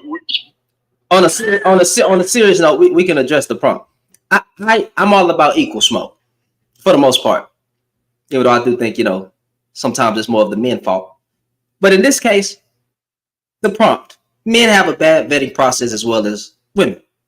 Now, I'm not saying all men or all women, but when it comes to the vetting, when y'all try to say the women need to choose better, well, okay, cool. So if I come out and say if a woman put you on child support for a baby you didn't want, you should have chose better. And matter of fact, you deserve everything you got because you got her pregnant and she took you for everything. You're a loser, in my opinion. That's how I look at that. Actual men's vetting process is the women choosing better. Listen, I told you, I outsourced my vetting. I already know I'm bad. I outsourced that to a woman. So I'm good. Oh, by the way, never mind. I'll keep on top. No, but if you disagree with this prompt that men and women don't have an equally somewhat sort of kind of bad vetting process, because I see you, I be seeing you guys and be like, she should have picked better. Oh, but then you be advocating for men that come and tell their stories. Oh man, I was with this woman and she cheated on me with my best friend. I ain't got no sympathy or empathy for you. I'm gonna be like, you should have chose better. I ain't the one. Especially knowing the smoke that be on the man's side, I'm gonna tell you, should have chose better. Can I hit one hard additional for people to understand and accept? Some people vetting process is on point. And when you get that woman, you fuck it up. And then you get upset because you no longer have the woman you should have had. And now it feels like you're settling for everybody else. So you vetted properly, but you want her to wait. You wanted to cheat a little while. You didn't want to do everything right. And by the time she get tired of waiting on you because you thought you had time, you find out you ran out of time. And it's not your vetting process at that point in time. It's how you were as a person in the relationship with her. And then you turn into an exceptional person after she's gone, and you want credit for the exceptionalness without acknowledging when you was a fuckboy. Hey, do me a favor, y'all. Hold on, let me say something real quick. My bad. I'm gonna let you talk. Y'all tap the screen, get the likes up. Appreciate you for anytime. You're the host. No, you good, but I'm just respectful for the most part. Y'all tap the screen, get the likes up, engage with. Church. Hold on, wait a second. Y'all y'all tap the screen, get the likes up. You know what I'm saying? Give the panel, and for everybody, I can only advocate for my boy up here. Follow the people on the panel, but most importantly, follow Jumble, because he does hold very intelligent conversations. If it's your first time seeing Jumble, please follow him.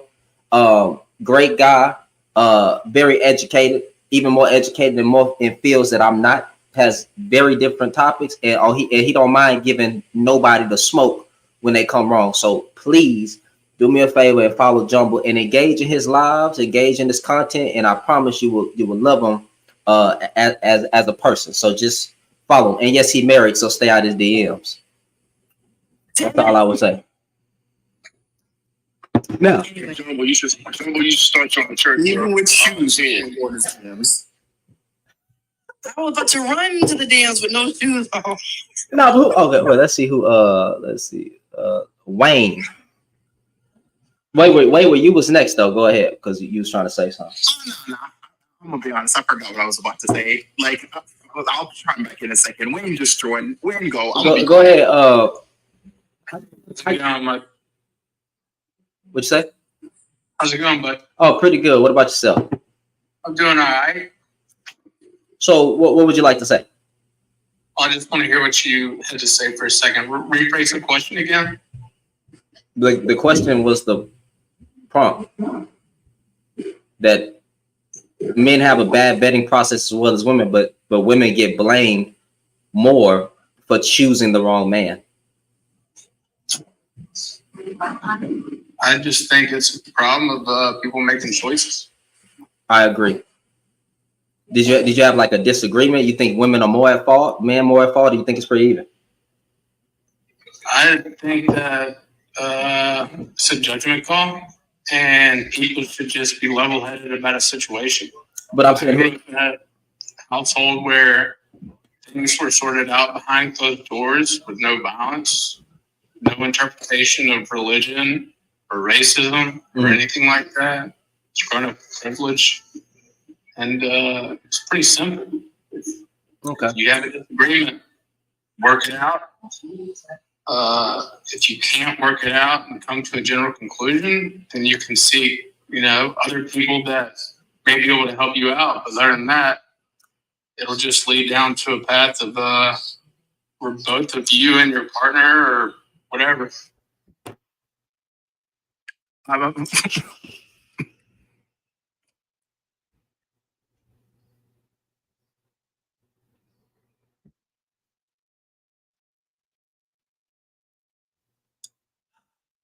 I'm sorry. I get bored. You gotta have some type of spunk. I wonder if he's still talking right now.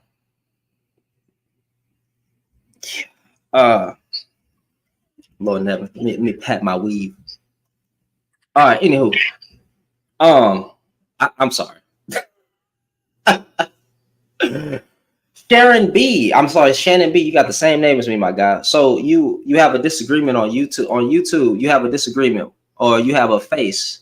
Why are you making this face right here? Like, what's the problem? Anyway, back on TikTok. I got some people in the guest box. Let's see. That's been waiting for quite a minute.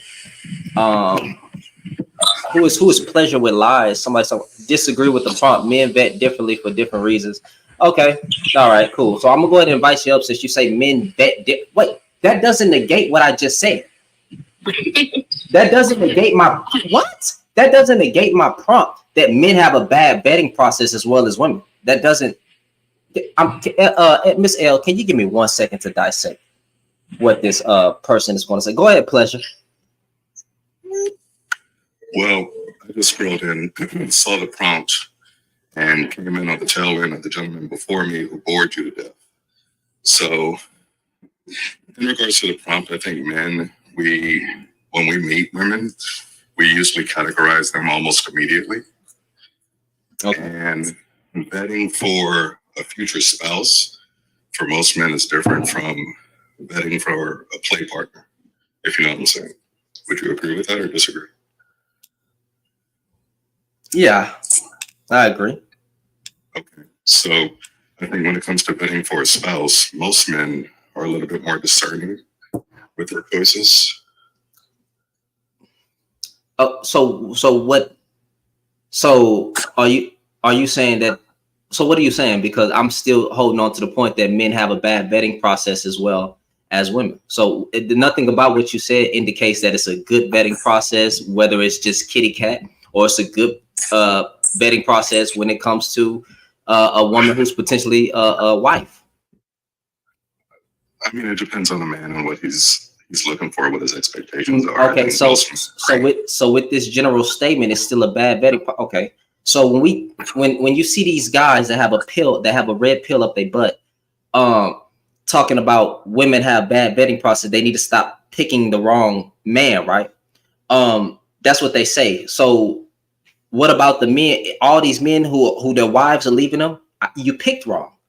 You picked wrong. You should have got you one of them submissive women that was just gonna take your shit when you wasn't cleaning up around the house, doing everything. You thought all you were supposed to do is pay the bills and not do nothing else. You're the provider. You know, and these men who get cheated on by their wives, you know, and she has an outside baby. These men who gotta pay child support. I don't feel sorry for them. You're a loser. You're a loser. That's how I look at you. You're a loser. Just like the woman's a loser when she sleeps the same way men say. When they sleep around with a man who doesn't want to be there for the child, well, they picked wrong. The same thing can be said for the men who pick wrong, and the woman takes you for everything. So I say it's a bad vetting process on both sides. Both sides are getting got. I could definitely agree with that. I see the logic there and do not disagree. Well, then what did you disagree with at first, is? Because all you said was they had different reasons. I wouldn't talk about the reason. I was just saying there's bad vetting processes on both sides of men and women. But do you think women are more at fault? You think it's pretty even, or you think the men's more at fault? What do you think? I mean, based on the analogy you broke down, it would have to be 50-50. Men are making bad choices, women are making bad choices. And so then we actually I will do something that's very rare on social media and TikTok.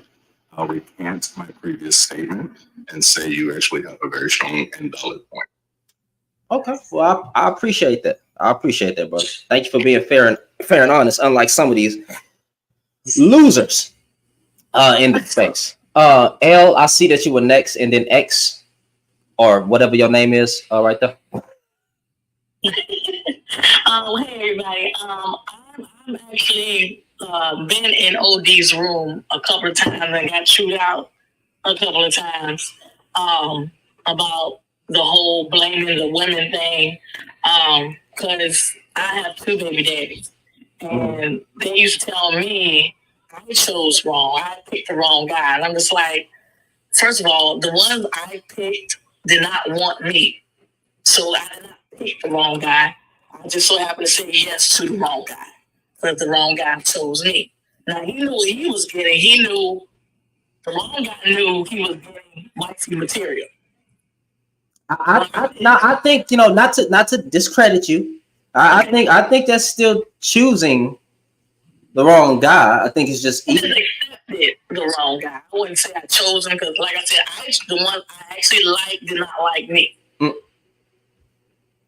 But I think still, like once we get to the moment of the bedroom of consent between man and woman, men and women definitely did choose the wrong person at that point. Right. I'm saying, I'm not negating the fact that I agreed to the wrong guy. At that point, I did not know it was the wrong guy. Really, I didn't know it was the wrong guy till I had a son. You liked him, and you thought he liked you. Mm-hmm. Well, he came for me, so I assume he liked me. You assume he liked you. That's what I'm saying. Yeah. Okay. In reality, they both did. It's just they. So let's address what happens here, because it's not all on you. So listen, as that guy who's been that guy before, married now, so I'm not a heathen. Leave me alone. With that being said, there are times where men and women, but I say mostly men. If you disagree, that's okay. We can talk about it as men. If you have a disagreement with what I'm about to say, there are a lot more cases, I believe, where men will put on a mask to present themselves to be the knight in shining armor to chase one thing. That is why we had black books. Now I'm young, but y'all had black books of all the women that you fucked. You played a game. You put on a mask to act like you were this good guy. You got what you wanted. She fell in love. You played her. That's why it's called game for a reason. So with that being said, there are a lot of cases where men put on a mask to act like there's someone that they're not. And then when they get what they want, matter of fact, let's go beyond that. Even when they get married, everything flips because now he got you. He feel like you're going to be stuck because you have the ring. I understand that. And to be fair, there's only so much vetting you can do when dealing with a human being. At some point, we got to talk about the heart issue between men and women, right? For you to be switching up on somebody and putting on this front. At some point, we're going to have to address the moral heart issue within mankind. So I understand what you're saying. They put on the mask, he changed. That happens a lot. Flip-flop thing on your ass. Mm-hmm. Sometimes it's not that much. Sometimes in some women's cases, and let's be honest, it's not that the guy flip-flops. The dude that actually say, because I've done this, where after hey, listen, I'm not looking for nothing serious. I'm really just trying to fuck. I promise you. And the woman was like, I'm down. Okay. I don't listen. There are cases where you show your face right up front, and these women will give you what you want. And then they make a bad choice. So there's sometimes when women don't know, they know. I can confirm the second part. So one of the weirdest things during the small time, I was like single, I think, for like 2-3 years on purpose because I had no intention of dating. And it was the weirdest interactions in the world that I had with women because I would actively tell them like, yo, hey, I'm not interested in this. I'm not interested. And they would be so confused because they're so used to men acting a specific way around them. Every move you're making is trying to get them. They're lying about this, lying about that. And I'm like, yo, I have no reason to lie to you. And they were so thrown off that I was just being completely honest. Like, hey, I just want to be friends with you. I just want to talk to you. Let's just be friends, whatever it is. And they couldn't stop thinking I had some level of ulterior because motives. that's all that they're used to. Exactly. And that's the thing. And it sucks because even if you just come in honest, even if you're coming and being honest, you get met with that where it's like, okay, well, now you're lying about something. Why do you think a whole bunch of collective of men advocate within a sphere of a pill in their butt, right? Because they're coming together based on their negative experience. And that's why I don't like a lot of this stuff, because they'll take their bad experiences and then project it onto the world to be like, that's every case. Every woman out for your money, every woman out for off all you got. But then you talk about the women got an education and now they saying that they don't need a man, but they just be all over the place, but which is why it's trash. But again, people are living in their bad experiences to where they're choosing not to believe that there's any good men or any good women out there. That's what people do. Confirmation bias. But hold on one second. Ma'am, I don't know what your name is.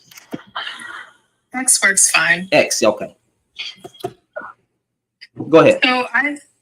So I actually came up from the initial prompt because I grew up in a very traditional conservative church type of dynamic. Which prompt? This one? Yeah. Okay. But I think the vetting process works too. I think a lot of this, I don't know how to describe it. Vitriol, I guess, is the best way to describe it. This vitriol towards the idea of modern women or women aren't vetting enough comes from men who like want a traditional wife, but aren't putting themselves in traditional spaces, if that makes sense. Yeah. Hold on. Yeah, hold on. Let us speak because there's some noise going on. Go ahead, X. Like they're not traditional men. They're not putting themselves in traditional spaces. They're not getting involved in traditional communities like church, mosque, whatever. And then they get upset when they go to the club and the people that they meet, the women that they meet at the club are women who like to go to the club. You know, it's this anecdotal bias they created that every woman must love night clubbing and they don't want to be in relationships and they don't want to like be tied down, but they're only interacting in spaces where people are there to party and not get tied down. Yeah, because they as much as some people try to put on the front, they want the OnlyFans models. We got to stop. You can't bullshit a bullshitter or used to be bullshitter. So like they want the woman with the shape, right? They want the woman that looks good, but they want to then try to change who she is into like this freaking moral woman, this submissive, and then you get mad when you get got. But you knew who she was before that. What was the NBA player that got by his wife because she made OnlyFans? Joe Smith. I think there was Joe Smith. There was a doctor that made millions of dollars that his wife was an escort for 7 years in a relationship for no reason. Hey, listen, fam. I want to acknowledge a comment that someone made. Bad choosing, fam. Raphael said that men, they want that sexually, but they want traditional for marriage. And like the whole point is that to be traditional, you have to be traditional in both marriage and sexuality. You can't just like go around and surround yourselves with hypersexual people and then get upset when you're not finding that traditional married woman, because that traditional woman's not going to want you at that point. Because that's what I said. Y'all remember this place called Build-A-Bear? That's what it still exists. That's what they. It's still here. Well, that's what a lot of these women and men try to do. They try to pull certain aspects from here and then certain aspects from there, and they try to create it, basically building a nigga. That's what they're doing, or building a woman, depending on what. And forgive me for the N word. I know some people be soft, but I use it. You'll be all right. They're building a man, or they're building a woman. They're trying to take certain aspects over here and then take aspects over there. And it's like, nah, fam, that's not how that works. Those two don't collide. A person can only fake so long before their true colors come out. Sorry. How long did you say that process is? I'm sorry? 6 months. 6 months. What process? Is all it really takes to start people start showing at least a glimmer of their true self. What process? You said some people hide themselves. Yeah, I think some people. I don't can only hide themselves for so long before the mask starts to slip. My question to you is, how long does it take for that mask to start slipping? I actually don't know. You can put 6 months. You could put five years. You could put. I don't know, because there's so many stories where even with the woman will say that he started off good, everything was fine in the beginning, and then they notice little small changes, like freaking 2 years after the relationship, but they kind of thought, oh, it's okay, it's just a fluke, right? And then he started doing this, and then started doing that, losing his everything. There's never any time limit on when that mask can come off. So let me ask you this question: How does one in the dating market differentiate between the slipping of a mask and the evolution of the human being? Because people change, people grow. I don't like the same things I liked 5 years ago. I don't go to the same places I went 5 years ago. Can I use an example? Okay, so wait. Let me give an example. Let me give an example. Okay, so do you think that you were bioengineered to sleep around with multiple women? Do I believe I was bioengineered? Bioengineered to not be faithful to one woman, basically meaning like, because do you think that a married man like me is going against his nature of being with one woman and having intercourse with that one woman throughout my life, the remainder of my life? I believe that that's something very personal to each individual. Personally, I'm not a monogamous person. I'm fully aware of that and very transparent about it. But that's just not my nature. Because when people say they like new things, if I get what you're saying about people evolve and people in growth, but I'm trying to figure out how does that apply to the relationship. If you're always liking the next ass, the next titties, the next bodily shape, right? Then just don't simply be in a relationship. Well, I'm not talking specifically when it comes to like the monogamous aspect. I'm talking about like when you're in a relationship with somebody and you are working consciously every day to better yourself, better your position, and get to where you want to be. And maybe you have a partner who's not working as hard. From their standpoint, when you want to end that relationship, they're going to be like, oh, he changed and the mask slipped off and they pretended to be somebody else. But at the same time, you were just following your path and growing into the person that you wanted to be. So in the dating market now, how does one differentiate between the two? I don't think there's no real, I don't think there's no easy answer on how they can, because people are good at putting on a mask.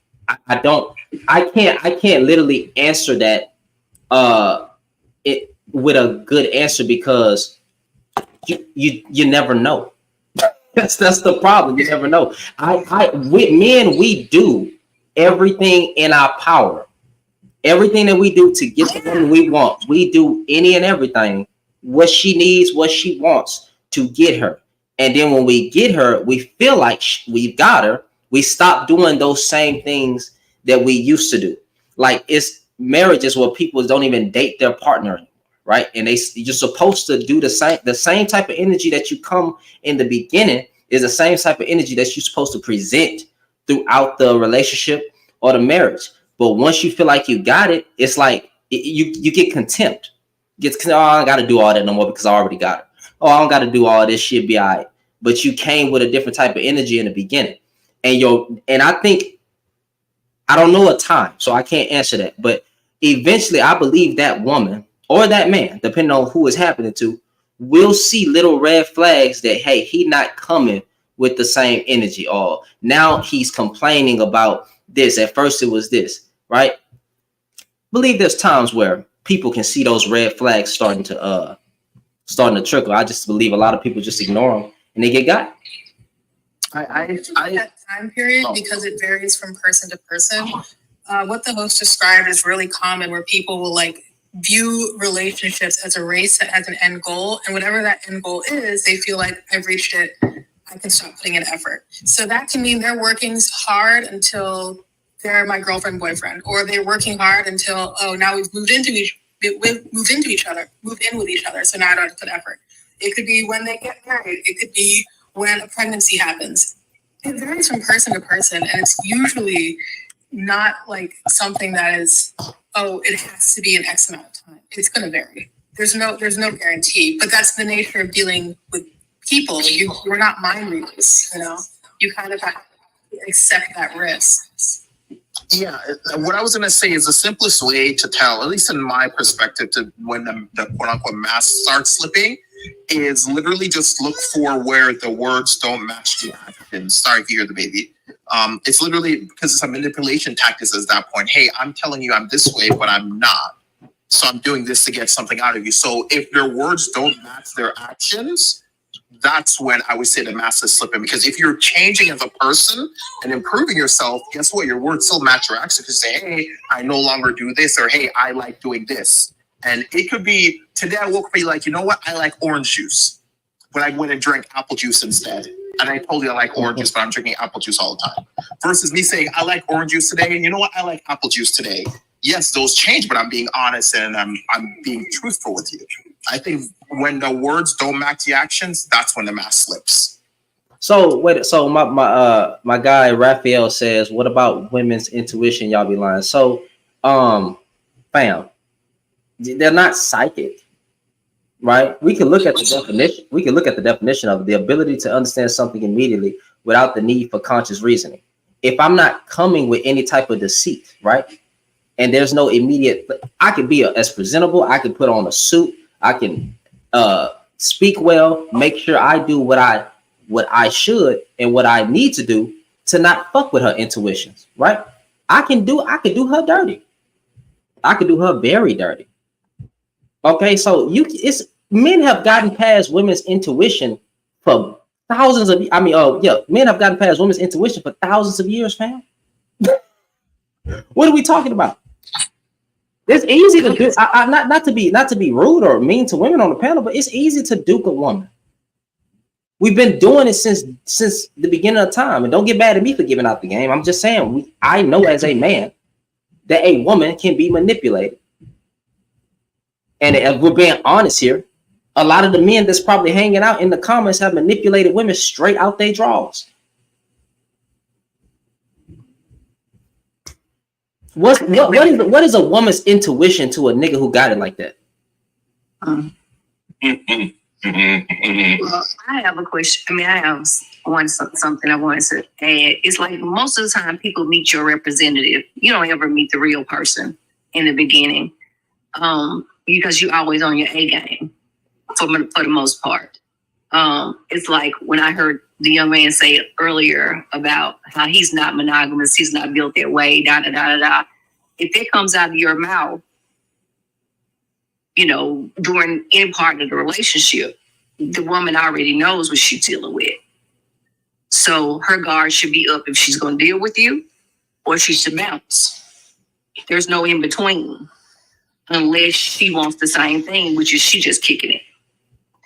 I think it's both people's responsibility, especially though I think women at some point, to make them wait. And if you drive a car for 90 days, it's just like you test drive and they give you a car for 90 days. It'll break down between their 90 days. They give you the used car. They give you that short term. You know what I'm talking about, to bring it back. Yeah, the warranty. Yeah, you know what I'm saying. Most people, I promise you, freaking warranty, bro. I'm just being honest. It's 90 days. Most dudes can't do that for 90 days. Some guys can't even have female friends because they didn't know how to not fiend. Man, I'm gonna tell you off the jump. I've never met a dude who was on the up and up after the third or fourth conversation if he didn't say anything about sex. If you all talking on a day-to-day basis, and let's say the whole week, and he doesn't mention sex at all, I'm gonna keep him. But if you start talking to me about sex from that first week, like anything sexual in any capacity, even asking me about my hips or my lips or can I kiss or anything, that's a flag for me. You mean as a guy sue you, or as like a guy friend? If I'm talking, if you and I start talking, and it's first on the telephone, because you're not getting me to go anywhere with you. Yeah. If we talking on the telephone, and the first thing you start coming at me is, well, how you like it? All that old bull crap. Let me ask this. Oh, sorry. Okay. All of that. Hold on. Then, if for me, that's a red flag. That's already knows. That's on your mind. That's one of the first things on your mind. You lying. Let me ask you this. So you tell me, if I'm talking to you on the phone, right? And I'm like, yo, that dress you had on made me want to put my shoes on. Well, would you drop me as a friend? No, hold on. I ain't saying I'm gonna drop you as a friend. I'm saying I'm gonna know where your head is. Meaning that I'm gonna slow my roll. You already know most men want access to women's bodies. Exactly. So when you start talking to me, but see, there's some men, I'm gonna tell you this, now I'm old school. There's some men who are real cool and they can hold it down for at least 60 days without saying and mentioning a word. I've heard from these young girls that you young men now, y'all can't do that. So that's what I'm saying. The young girls now, they're gonna have to learn if they want to know how to deal with you jokers. And I'm just telling you the truth, but I'm giving you all the business. If a way to know, because these jokers around here thinking they can run this game, you all need to keep up with it. If you want to know what that joker really about, make that joker wait. Make him get some Vaseline. Because what he looking for, and what he coming at you with is what he saw. So it's in his head. When he starts to bring it up, that's what he working up. I'm gonna be honest. Sorry. I'm talking to the ladies now. What he's working on is where your headset is. He's getting you to think about him. You know what I'm saying? He's getting you to think about, he's getting you to hold those ooh ah conversations. And when you start holding those ooh ah conversations, and then you start getting next to him and he rubbing on your leg or blowing in your ear. Goddamn. He's building it up. He's building up. You got to set those boundaries. So that's why. So they start talking to you about sex all the time. You just change the topic. But then the same but wait a minute, because Yeah, slow down. What now? Who first? nobody left it. I'll go third. I'm trying to see what. Hold on. One second. Hold on. I'm trying to see what Joker. Wait, who asking the question? I have a question for Ms. Zinga. Okay. You're saying that to put women up on game, you're suggesting that they make the man wait for the sexual aspect, correct? I'm saying they should. If that's a man that they're interested in. Would you suggest? If that's a man that they think has potential to. Would you also suggest that a man who is interested in a woman should wait to spend money on her? In my opinion, I think I'm not the Damn type of right. woman that looks. Hold on, I'm not the type of woman that looks for money. I got my own. So I'm looking for a man who can respect the fact if we go out on a date, if I ask you out, I'm paying. If you ask me out, I'm gonna ask to pay the tip. That's just me. Everybody is not the same. Okay, so Hold up. I don't want everybody coming for me in the comments. nobody coming for you in the comments. I'm trying to get back to the. I'm trying to. You won't know that until I get to the tape. What? But hold on, I'm trying to see what Joker got to say. Go ahead. Well, first, look, well, I do believe, I'm gonna say it like this, point blank. Your decision to make somebody wait or not make somebody wait, honestly, never really determines that person's true intentions for you, right? Because we know that people will sit around and they will wait the wait, right? Steve Harvey came out with a whole thing. It was 90 days, 90-day wait or whatever, and everybody was running around telling them on a 90-day wait. 90-day rule. And then suckers, them jokers was waiting down 90 days, hitting and leaving on the 91st day. And I'm not saying that it doesn't work, right? I'm not saying that it cannot work. I believe that you should do whatever you feel like you could afford to do that's going to be able to support you and the endeavor that you're going for, right? Because most of us we're only vetting potential. We're not vetting the person, we're vetting the potential.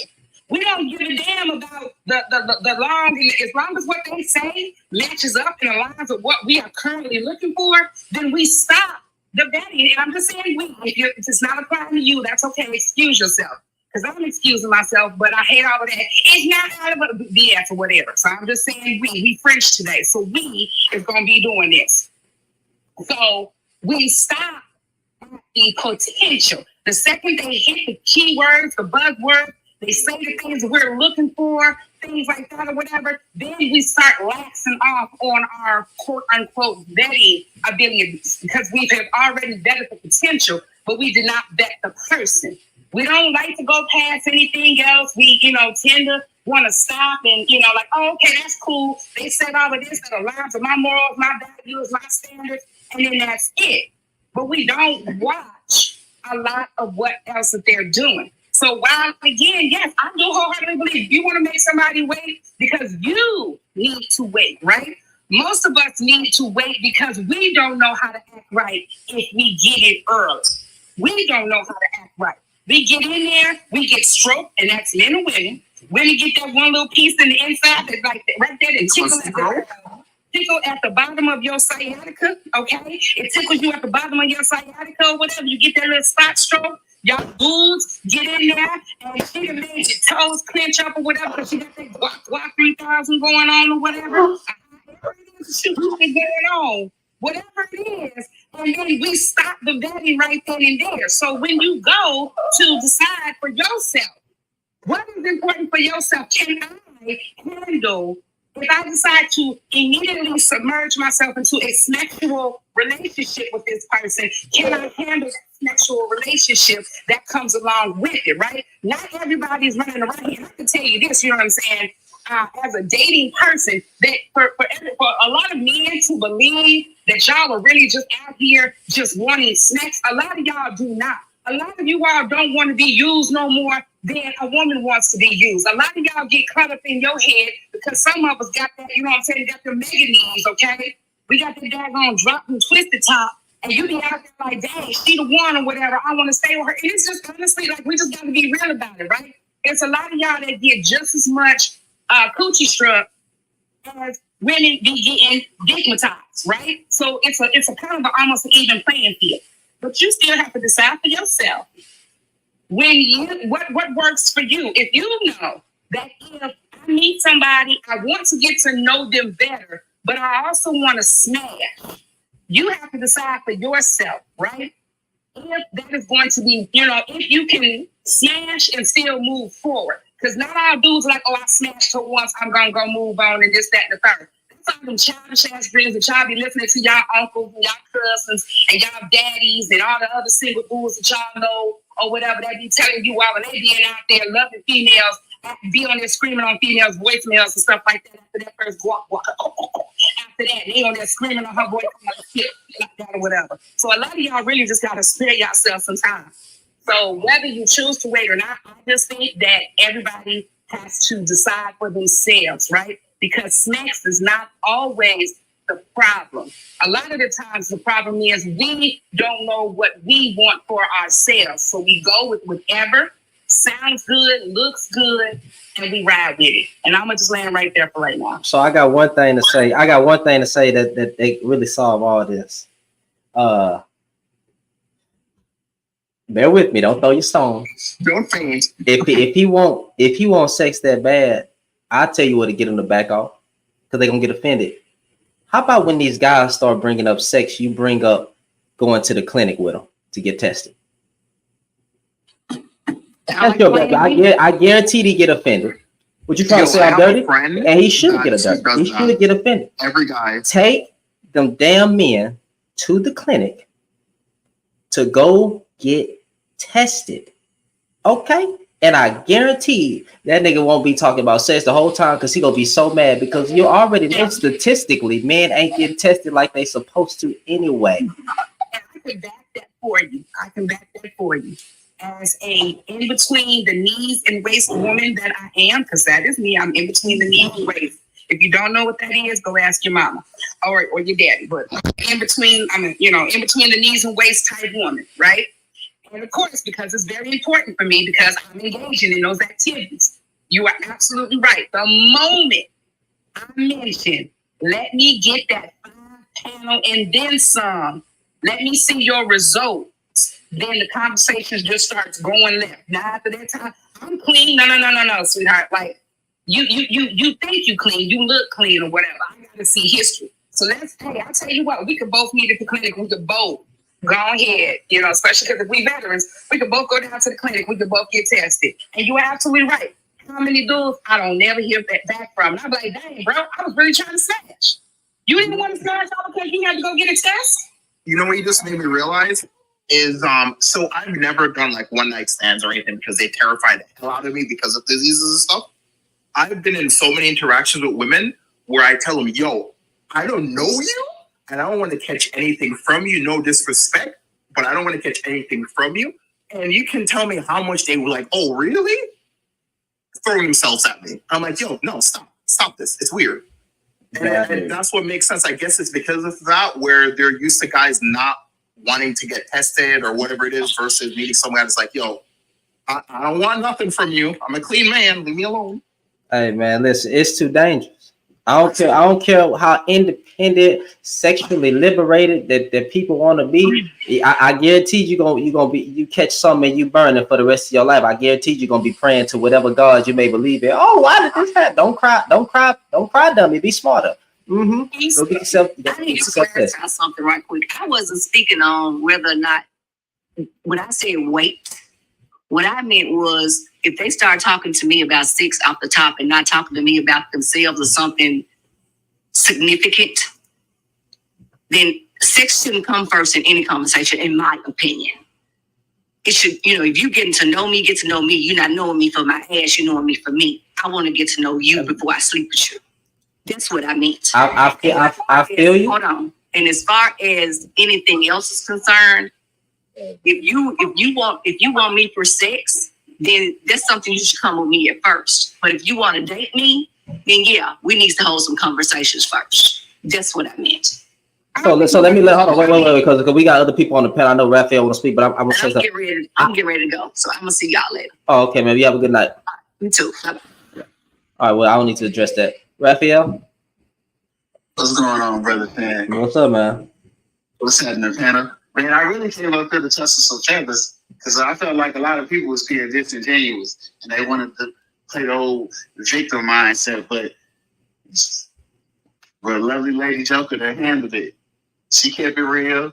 I can't really refute anything she said. However, I would say yes, I agree that most men don't get checked up or whatever. However, do women ask men, are they ready to be fathers though? Before they lay hands. We should already know that. No.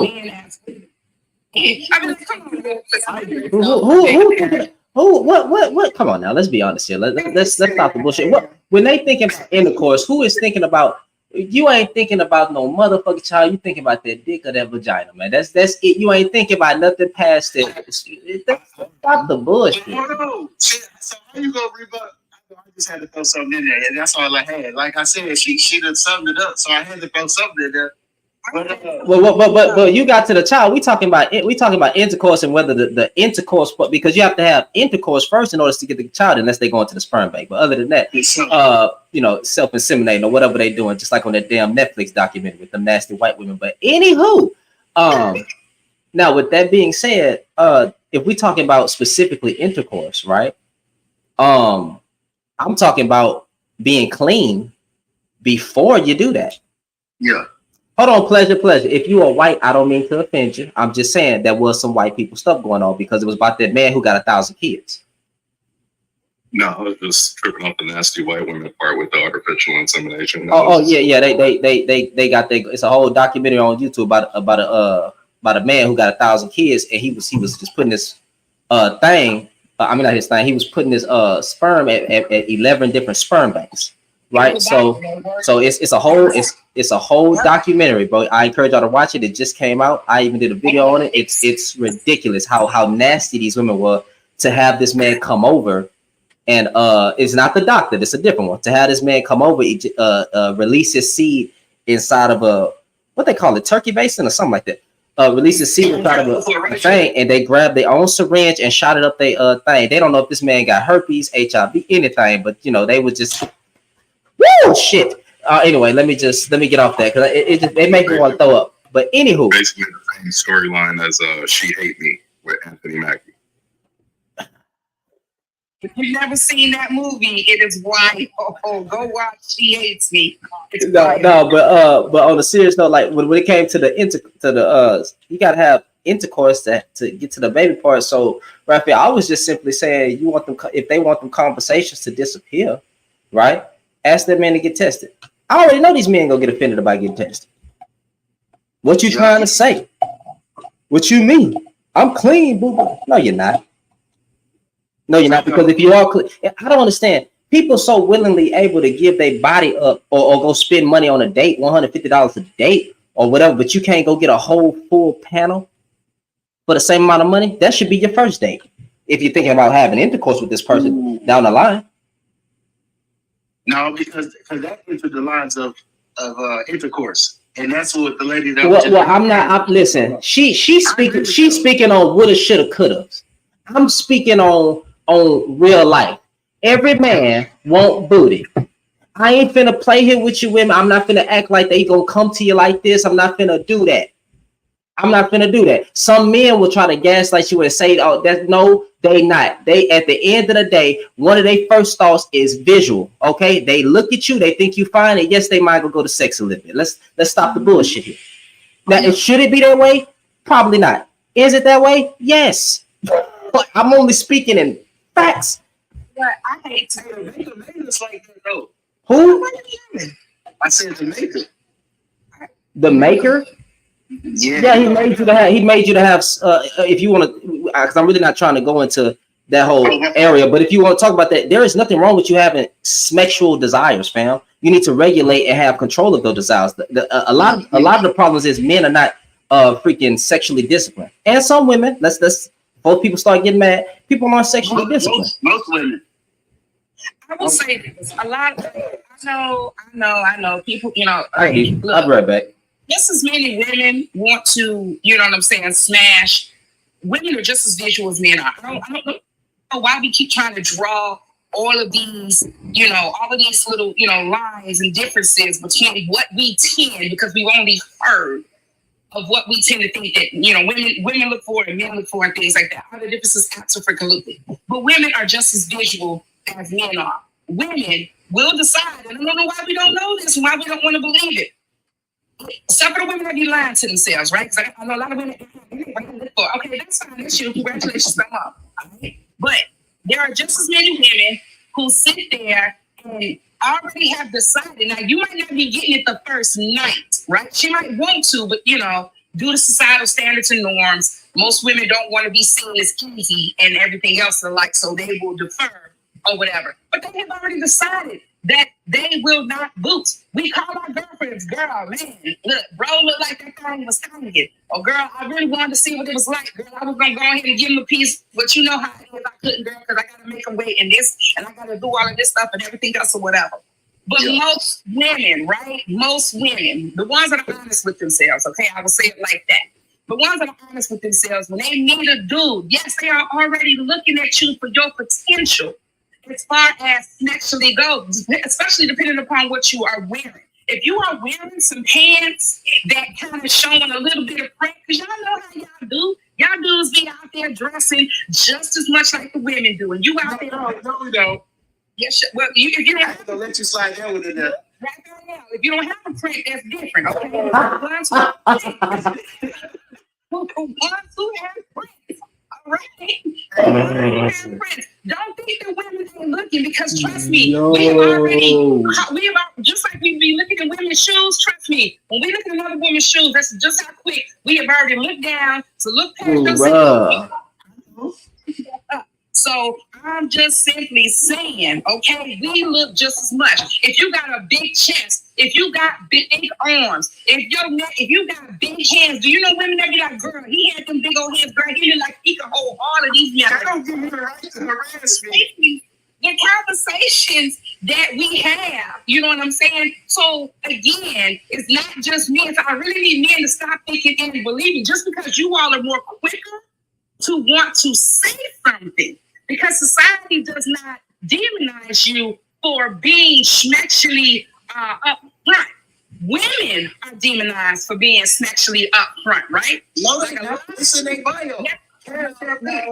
Only that's on it. I mean, if you on the OnlyFans, this is you only on the OnlyFans, okay? So stay out them OnlyFans and stay out them cash. No, they'll tell you how much it costs up front.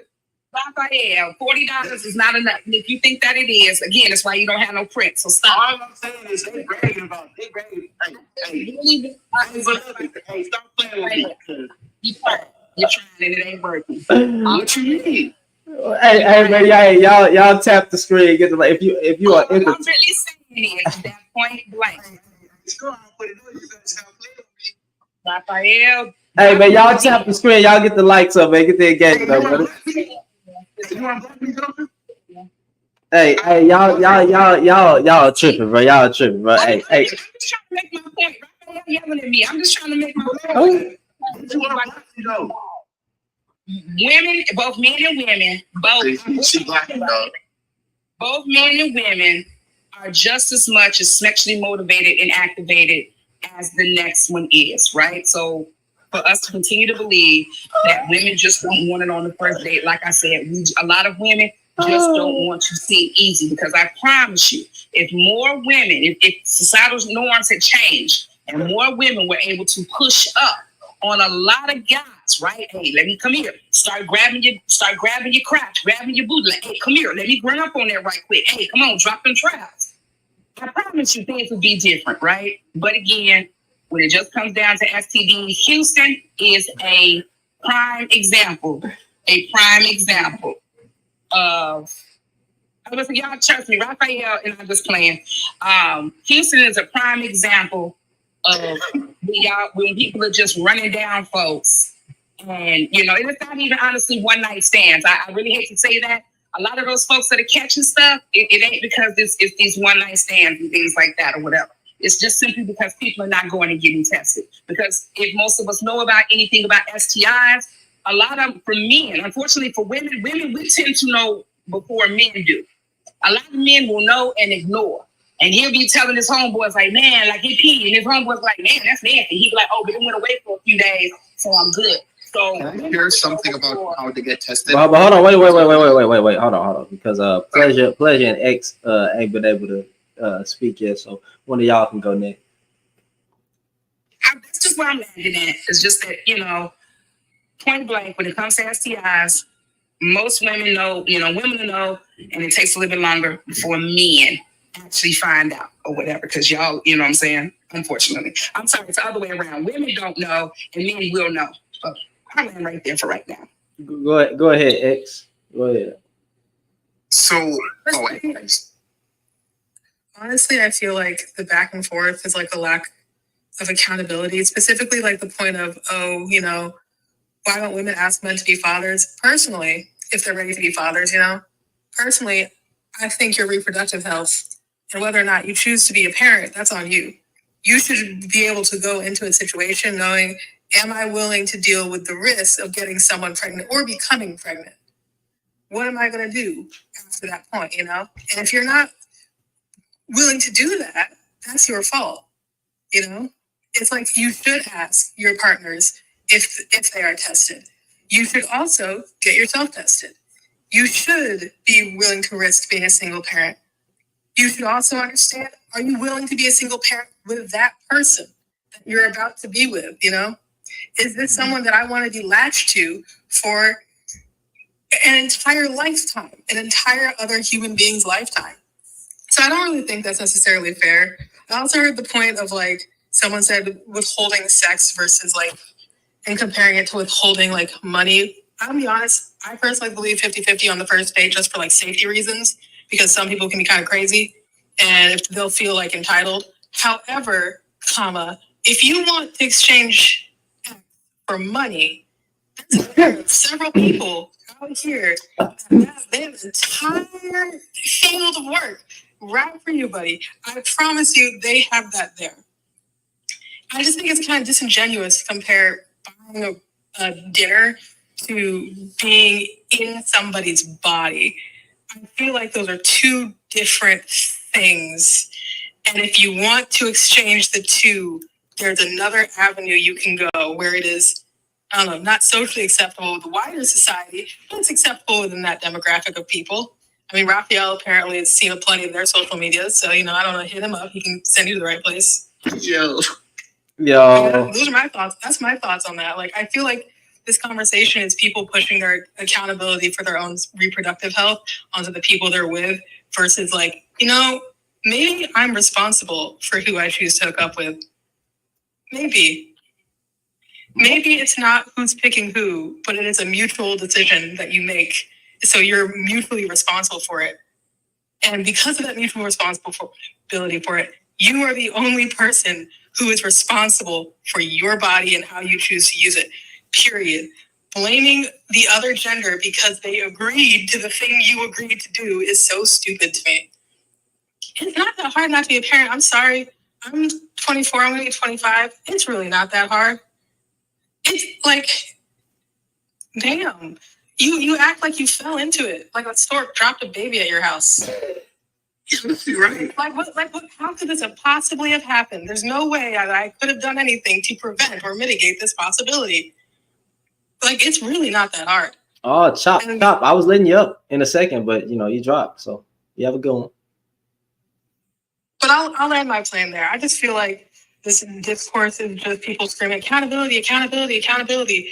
But their idea of accountability is just, I'm so angry that I messed up. It must be the other person's fault and the entire gender, because how dare they not be accessible to me or be accessible to me. And I'm mad that they're accessible to me. I don't get that either. Hey, hold on, wait a minute. I got a comment on YouTube. How you doing, TP? TP says, if you do 50-50 on the first date, how do you determine if you are dating a bum or weed out men using money just to get you in bed? Would you like to answer that, X? Because I think this question was directed towards you. Sure. I think first, I don't like announce typically that it's going to be 50-50. It's usually usually when they ask, I say it's 50-50. So it's not really people who are coming to me because I said 50-50. And like, there have been times where men have tried to like fight me on it. Like politely. They've been like, oh no, I want to pay. As for like, how do I know they're not a bum? Depends on the restaurant you're going to, man. I'm not going to McDonald's. I'm not splitting 50-50 there, you know? Mm-hmm. I also don't like, I personally think dating should be fun in the sense that it should be a good time for me, irregardless of whether or not that person ends up being someone I'm interested in. Mm-hmm. So there are typically a variety of different activities that I could do, like roller skating or something like that. And using me for my body, gonna be honest, I don't give it up that much. I don't mean to be like rude or degrade people but I'll be honest, I just graduated with my bachelor's, and for the longest time, I was terrified of getting pregnant. So, like, I was not hooking up with people for a while. We're not talking like a week or two. No. We'll go on a few dates. We'll see if I enjoy that.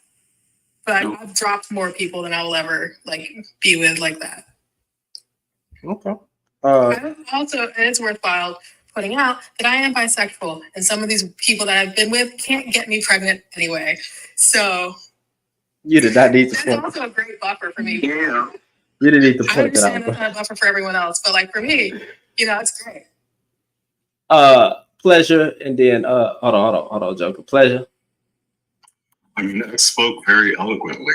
The only thing that I could discuss about her topic was the whole financial thing. I was the one who said, waiting for, or a man putting the waiting on spending money on a woman. And the reason I say that is because when I hear women say, make a man wait before you have sex with them, a lot of times in these conversations, we're talking about the fear of being taken advantage of. And to mitigate that fear, one of the tools that a lot of women use are putting smacks on the back burner so a guy can't just come in and use them and bounce out and dip. But on the male side, one of our biggest fears is being taken advantage of financially. And we do know for a fact that there are people out there who seek men of quote unquote high value who have money so that men can provide them with an easier life with or without any special contact whatsoever. So, I mean, I understand the whole transaction of it, and I'm not necessarily supporting that. I'm not a proponent for it, but I'm just saying, the fear of being taken advantage of swings both ways. It's just in different avenues. I got a question though. Do y'all think the average woman is not looking for a decent man? Like, is that what we're on as men, thinking that the average woman is not looking for a man that's just nice? He's respectful and he wants to be with her and only her. Is that what? Well, they say they rather get cheated on. Man, hold on, wait a minute, because I'm finna contextualize my question. I don't want to hear nothing about what these delusional ass women on TikTok are saying. I don't want you pulling from videos of women be, I want a 6 foot. I don't want to hear about that shit because these women are delulu. Okay, fuck the delulu women. Respectfully, I gotta keep it honest here. I'm balanced. Fuck the delulu women, bro. Respectfully. When you step outside and you are taking a woman on a date, is she not trying to see who you are as a person, right? And trying to see if you're a potential mate? Is that what we're saying? That the average woman that y'all are dating does not want a decent man, fam? And if that's the case, y'all gonna have to explain to me how the fuck I'm married to a 32-year-old woman that loves me and only wants me. No kids, no high body count, none of that. She mine. So please tell me how y'all having such this. Y'all older than me. I'm 27. Please tell me how y'all having such a hard time getting. Maybe I just look good. I'm sorry. Maybe it's just y'all not good men, bro. Like maybe they just don't want you. And I'm not trying to pander or be mean or nothing, but like, how is it that y'all think, or why do y'all think that the average woman on a day-to-day basis doesn't just want a decent man without bringing up TikTok videos and whatever some red pill podcaster said? Well, I can disagree. I think the average, well, we all know average people get with average individuals. But I will say that when I was an a-hole, women did like me more though. I ain't gonna lie. For some reason, they like when I raise my voice a little bit. You know? It sounds like you have a type which is called toxic ass women. I was about to say that's not They all wasn't like that though, but some of them was. I agree. Yeah, But I'm talking about when we're talking about marriage, when we're talking about being in a relationship, not ones that I'm getting my little, my nut off, you know what I'm saying? But ones that are potentially a wife or that ones that want to be marriage minded. You don't think they just want a decent man that's going to build with them and work with them? Because if you're going to take those videos, right, and talk about that, then you also have to talk about the other side of TikTok or YouTube or whatever social media platform that you're on, with these women coming out to say he doesn't cook, he does cook, he doesn't help around the house. I'm doing everything. I just want a little bit more help towards the bedroom, towards the managing of the house and stuff like that. Because a lot of men in those situations just think that they just have to pay the bills and that's where it ends, right? So if you actually listen to valid complaints without just pulling from those people, right, the negative side, pull from the ones who actually have a valid argument that the man is just not doing enough around simple tasks, taking out the fucking trash. Boo, how hard is that? Cleaning up, putting the dishes up, stuff like it. There's valid arguments in that space. Not that whole 50-50 tall, 6 foot, 10-inch dick, whatever, bro. But talk about the actual balance side as well. Valid arguments. I think the average, I can firmly say, I believe that the average woman is just looking for the average woman. I'm not talking about average and looks, and I'm talking about like the woman who just the average woman, like average people, average woman is looking for a man that they could just be with, love, and build with, bro. I don't think every woman is on this whole extremism of, oh, he got to be this tall, he got to do this. They want somebody, they want a companion, someone to work with and work together. Is that not hard to believe?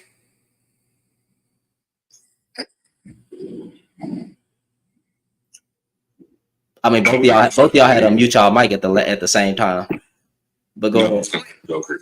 I mean, you were talking to the man and asking the man, so I'm talking to everybody. My point. Okay.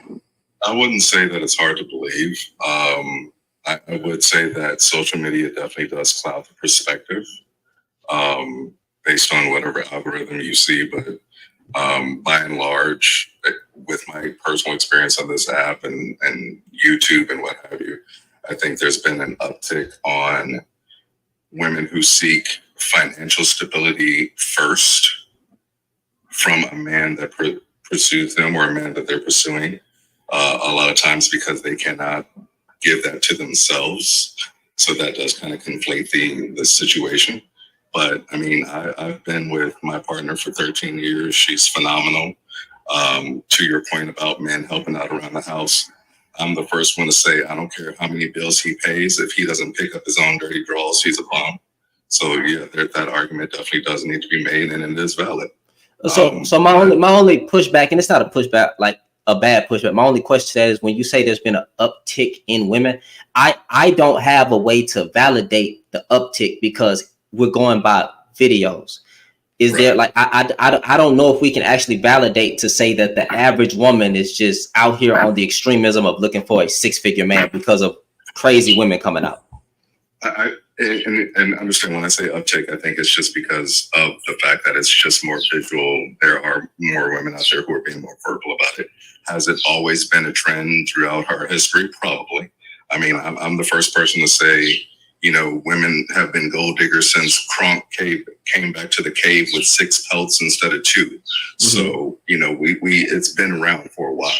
But with the advent of social media and everybody having a platform and everybody having a box to stand on and voice their opinion, I think we can all agree it's a lot louder now than it has ever been in our history. I just think the decent people with a balanced mindset is more quiet because they actually have something to be happy about in their life, like a wife, a family, kids, and something. I think the good doesn't get pushed as much as the negative because people love drama. But with that being said, let me read this comment. Shannon B, we got the same name, brother, from YouTube says, I've seen more men move in with women, not the other way around. I don't think women looking for money at all.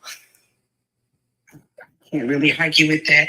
I do want to say that I tend to want to have to believe that if you are letting social media determine for you what the current state of the dating field or the marriage field is, you need to go outside and touch grass, right? I think that is very it's very crazy to sit and be like, oh, well, I sat and I see this particular stuff going on. Well, we know that people, just because they make videos, that doesn't mean that that's necessarily what they want. People can get on social media and be anything and anybody that they want until somebody goes and fact checks them or anything like that. So yes, are there people who go around and saying, I want this and, I want that and everything else. But let's also kind of think about when you are getting with a partner anyway, right? Both people should probably be looking for financially stable partners, right? It's not to misuse and abuse, but if your finances happen to be a concern for that person, perhaps the reason is who, if I'm making money, if I'm bringing money into the house, why would I want to be with somebody who cannot contribute to the house? Because now we're struggling, right? I don't think people just want to go and be on struggle love and things like that. Joker, I gotta clarify one thing. I just got one question and then continue, please. Pleasure. And I'm not trying to call y'all. I got a question. Earlier you said you weren't monogamous, but you just said partners. So do y'all y'all in a polygamous? I was waiting for that one. My partner and I practice E&M. Meaning non-monogamy. He and his partner are not. They're in an open or polyamorous relationship. Oh, okay. Okay, because I was confused. I thank you for go ahead, Joe. I was gonna let him answer it because he's the one that said it. But thank you, X. But he brought it up or whatever, and I was gonna let him answer it. But so I find it kind of funny when people who really, you're not a millionaire, right? And most people, we just have to be honest about it. Most people who have money are not worried about, what I'm saying? They set up parameters to make sure that people don't use them for their money, right? But if you're leading with your money and that's all you present yourself to be, that doesn't kind of sit well with, I don't want to be used my money if that's all that you're leading with and you're out there like a miser, you're Scrooge and, oh my gosh, I'm going to sit on my golden eggs and not let anybody get to it because I don't want to be using my money because you don't have a personality. So it's a little bit, most people are not going to use you for your money when you have a personality because they're going to want your personality. The money comes with it. But also, too, like I said, to continue to use social media as our only metric for how most average people, how most average people want to get out here and date, it's honestly just a crazy thing to actually try to use. Get out, touch some grass, and actually start looking around. Because if I don't know that you have money, how can I use you for something if I don't know that you have it, right? I got a body. You know what I'm saying? I got a body. If you like this body or not.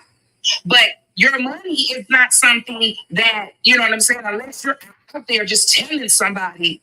Most people are not looking at you like, oh, yeah, I'm going to run up on Shawty because he got these dollars and this and that. We can say that most people who find themselves in those type of situations are the ones who are always trying to walk with the stacks of money and always trying to flash everything and be flashy, right? When you flash, it's like a moth to the flame. When you flash, people are going to come, right? It's the same thing, kind of like how we say women when we're out there showcasing our bodies. You got that low-cut shirt, your booty cheeks hanging out. You're showcasing. So moths are going to come to the flame when you're showcasing. So if we keep it, we're just going to keep it on an even Steven and an even keel, right? But if you're actively looking for people that you actively want to be involved in something with, then you're not going to be leading with anything that's going to make somebody want that more than they actively and actually want you. But I just will still say that average people, especially women, right? Somebody wants you. Somebody somewhere wants you for who you are and what you have. If you were running around here as just average Joe and thinking that somebody wants your $21 an hour, your $25 an hour when they're making the same thing, or even if they're not making the same thing, right? If you think that that's what somebody wants, just honestly go have a seat and stay out the dating field, because you're just cutting people off for your own. I guess the idle mind is the devil's work, right? You sitting in your own idle mind, coming up with your own idle scenarios, leading yourself down your own idle relationship metrics because you are idle. Get out your idle mind and stop thinking that you are just that, your money is just that great that somebody actually just only wants you for that. And most people will let you know right off the rip anyway. And if you, again, can't see that, I mean, honestly, you did stop telling women to bet better. Comment from YouTube: showcasing money will get you robbed way before it will get you way before it will get you women, because 95% of women are not for sale. That's an internet talking point. Okay, cool. Gifted, I see you up there. Yeah. Thank you for having me up. No problem. Your prompt saying 50% of women will be single and childless. That's not my prompt. My prompt is what's the problem? That was a screenshot from another live. Okay, I'm in agreement with you then. I've been married 9 years. We have no children. I've never wanted children, actually.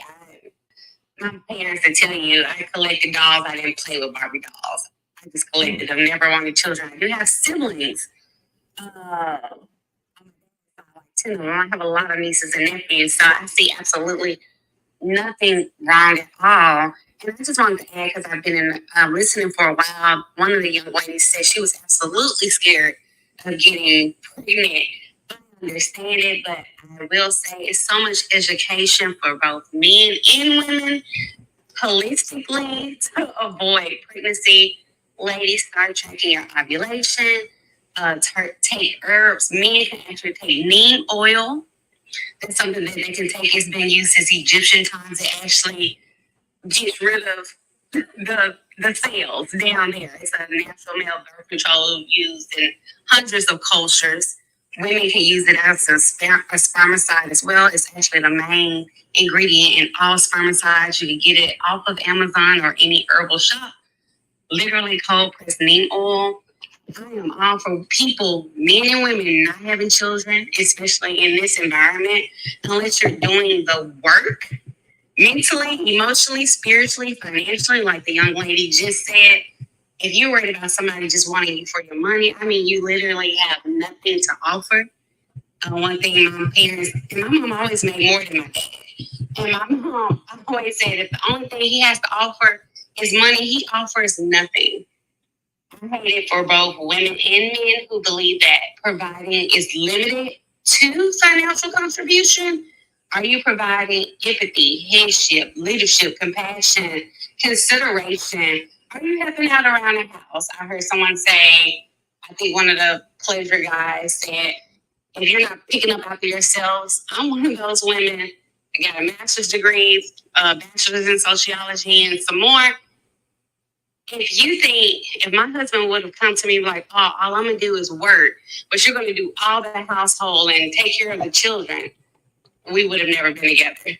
If you can do one task, I'm going to do one task. So you're going to pick, either I'm going to cook, or I'm going to clean, or I'm going to do this.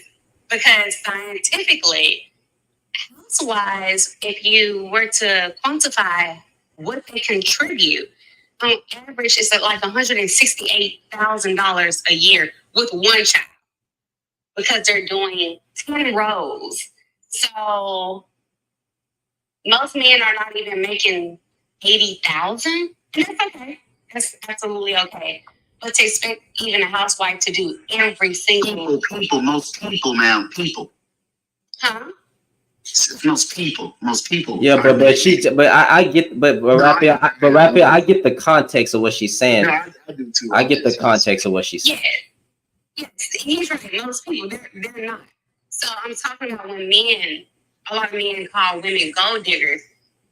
What is she digging? A lot of people don't have life insurance. Most times, the only asset they have is maybe a car, maybe a PlayStation. I have seen literally on social media where I'm not saying women are bombs too, because they're hard, but I've seen men who have a whole J wall with their blow up mattress on the bed. I'm like, dude, that's a $200 nice king size bed on Amazon priority, but you're calling someone a gold digger. I mean, what asset are you going to be able to give her? Most people in our really raised black people, they don't even have insurance policies for their children. My parents got a lot of slack having insurance policies, even back in the 90s of $500,000. My aunts and other people thought they were crazy, but they don't. So what are you leaving to your children? What is this person gold digging? Well, hold on, y'all. Hold on, Joker. Hey, y'all tap the screen, get the likes up, get the engagement. We gonna rock out. But tap the screen, support the panel, gift the panel, whoever you support, and tap the screen so we keep the live going, because you know they like to shut your boy down for nothing. I'm not saying it's all on us because it's lack of education, communication, understanding. A lot of people don't realize, even with life insurance policies, you can actually use your policy while you're alive. They just are unaware. They don't know that when your children are born, you can get all types of policies paying $5 a month to really set your children up. I have them for my nieces and nephews. I'm that auntie. I may not have children, but they're going to Disney World on me. Absolutely, my siblings pay nothing.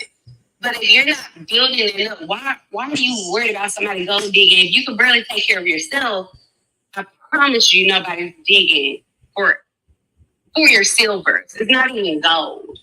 It may not even be a silver. It may be just some other metal. That's really how I feel about it. I don't disagree. Men, I don't know why men are avoiding the conversation. I see women are willing to come up in the guest box, but a lot of men ain't.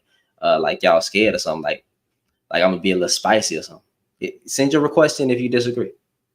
But and YouTube, y'all can click that link, the StreamYard link, and I can bring you up as well if you want to participate in the conversation. I don't know who was next. I ain't gonna lie to you. Y'all keep tapping the screen. Joker, I think you had unmuted your mic at one point. I was just making a joke. I was saying the gift that when they call it gold digging, I said they think we digging in our nose. Remember how your mom used to say, "Get out your nose, you ain't digging for gold." Mm-hmm. Get out your digging in your boogers, because that's all we could be digging for, is just digging in our boogers at the point in time.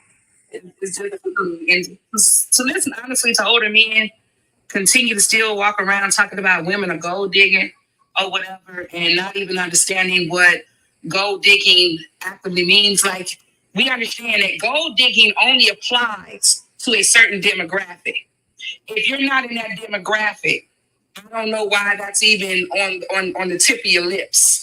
That's the last thing that you should even be worried about, because you don't operate in that demographic. You're running around here vicariously living through somebody else and vicariously fussing about their situation that you yourself do not hold command or even have access to. So for listening to a lot of men walk around talking about somebody gold digging on them, and we understand that applies to a certain demographic.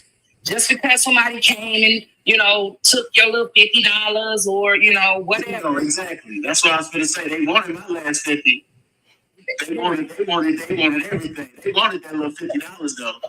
And you gave it up. You willingly gave it up, Raphael. Yeah, I did. I know you did. But I just think that that's just, we always want to complain so much. But what we don't want to do is, again, I hate using accountability because, TikTok is just, unalive that word for me. We just don't want to sit there and say to ourselves that I am the problem. We want to blame everybody else. I'm making bad decisions. I'm out here making dumbass choices, but I'm going to blame everybody else for the dumbass decisions and the dumbass choices that I'm making, and then try to make everybody accountable by trying to cover it up with, women do this and women do that, and women didn't do this and that women did that and did. And then for my women who also have that issue too, you know, ain't nothing. Hey, both of y'all, neither one of y'all had to go down the roads that y'all went through, all right? Y'all stood right there and said, I'm gonna see for myself. No matter how many red flags, no matter how many daggone barriers were in your faces or nothing, you still looked the dead in the face and said, I'm gonna see for myself. So I just think that when I continue to listen to men get on here and rant about, silly stuff or whatever, single baby models and wigs, nails and eyelashes and clothing and all of this other stuff. And then, you got the people that want to jump on board. Well, I've never done this and I've never done that. That's great that you've never done it. Hell, if this conversation don't apply to you, scoop. You know what I'm saying? Keep rocks going. Like, that's just so silly to me. But again, stop vetting the potential and start vetting the actual person. Stop vetting whatever your eyes see. Your mama used to say that your eyes are bigger than your stomach.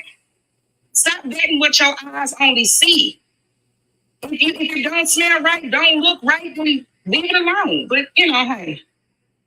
But is it the potential of the person though? Or no? No, potential is not the person. Why would you can potentially be any damn thing. But until you show me what you actually are, what do I care about you? I could potentially be an asshole. And I could potentially be an asshole. So you want to potentially date me being an asshole? Okay, I see. I understand now. With the have bad vetting, I think that is true for both men and women. And I think it boils down to being egotistical and people not being fluid and transparency. I think a lot of us, I've even been this way too. You're afraid to ask the difficult questions that we probably really should ask head on. I know in my earlier relationships, I wasn't really personable, but when I got married, when I met my husband at 25, I had been through a couple of relationships and I wasn't afraid to ask some core things and deal breakers down to the one question I asked him, and he thought I was absolutely crazy. I said, if I were to get pregnant and we had a child, would you cut your child off financially at 18? He thought that was so crazy. He was like, no, actually my parents still take care of me, my siblings and I. And I was like, oh, cool. He was like, why did you ask me that? Because you said, yes, my kid, when I was growing up, I had to start paying bills at 15. My kid's going to do the same. The date would have been over right then. It would be no conversations, period. And I think you have to not be afraid to ask some very difficult questions. Date 1 through 3. If you believe in God, you may want to ask them, hey, what are your spiritual beliefs? What are your political beliefs? What are your beliefs on corporal punishment? What are your values? How do you feel about gender roles? We don't ask those type of questions because we're so scared to run that person off without realizing if they run off, good. They did your favor. You all do not align. Ask those questions. Do you believe in mental health? If they like, nah, everything is just, demonic. I'm just saying, maybe you're like, you know what, I believe it's spiritual, but I also believe it's the medical things behind there, and I believe in counseling. You need to ask some real deep questions. And I know some people say, well, you don't ask those things until you're 6 months in, but now you're in love. Now you're in love and you don't find out that this person had a terrible traumatic childhood, and there's nothing wrong with that. You can have the worst of the worst childhood, but are you willing to read? Are you willing to seek counseling? Are you willing to unlearn those things? And if you wait till you're too deep in, now you're going to be hurt.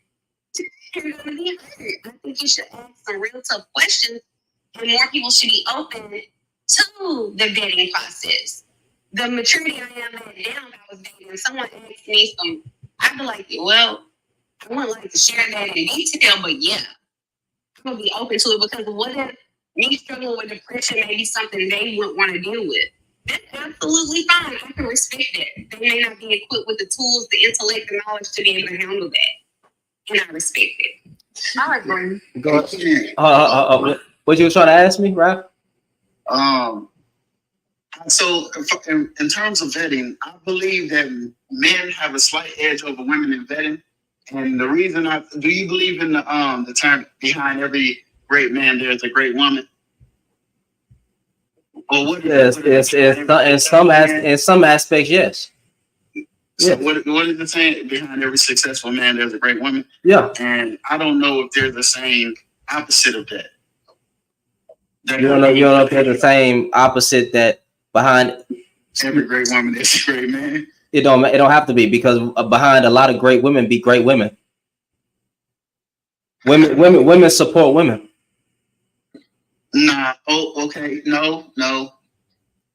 I can't get it. Let me stop. So one we're gonna have to define great, and it's okay. We can have this. I'm not gonna spin it. I'm not gonna throw ad hominem, none of that stuff. Oh no, you good, brother. So when it comes to women that be starting hair products, well, I mean, I'm not starting hair products, that be doing hair. Women support women, and their business become great. What do you define great? Are you talking about like a Martin Luther King, a political figure? Like, is that the only levels of great? I think it could be subjective, but I was just going off that saying, and I just thought it was interesting because I guess suppose all the great individuals that came before us and that we see now, they do have a woman beside them, and I guess they had to do the vetting process to have all that be a thing. And I was just thinking on the other end, that wasn't behind a lot of great women are other women though.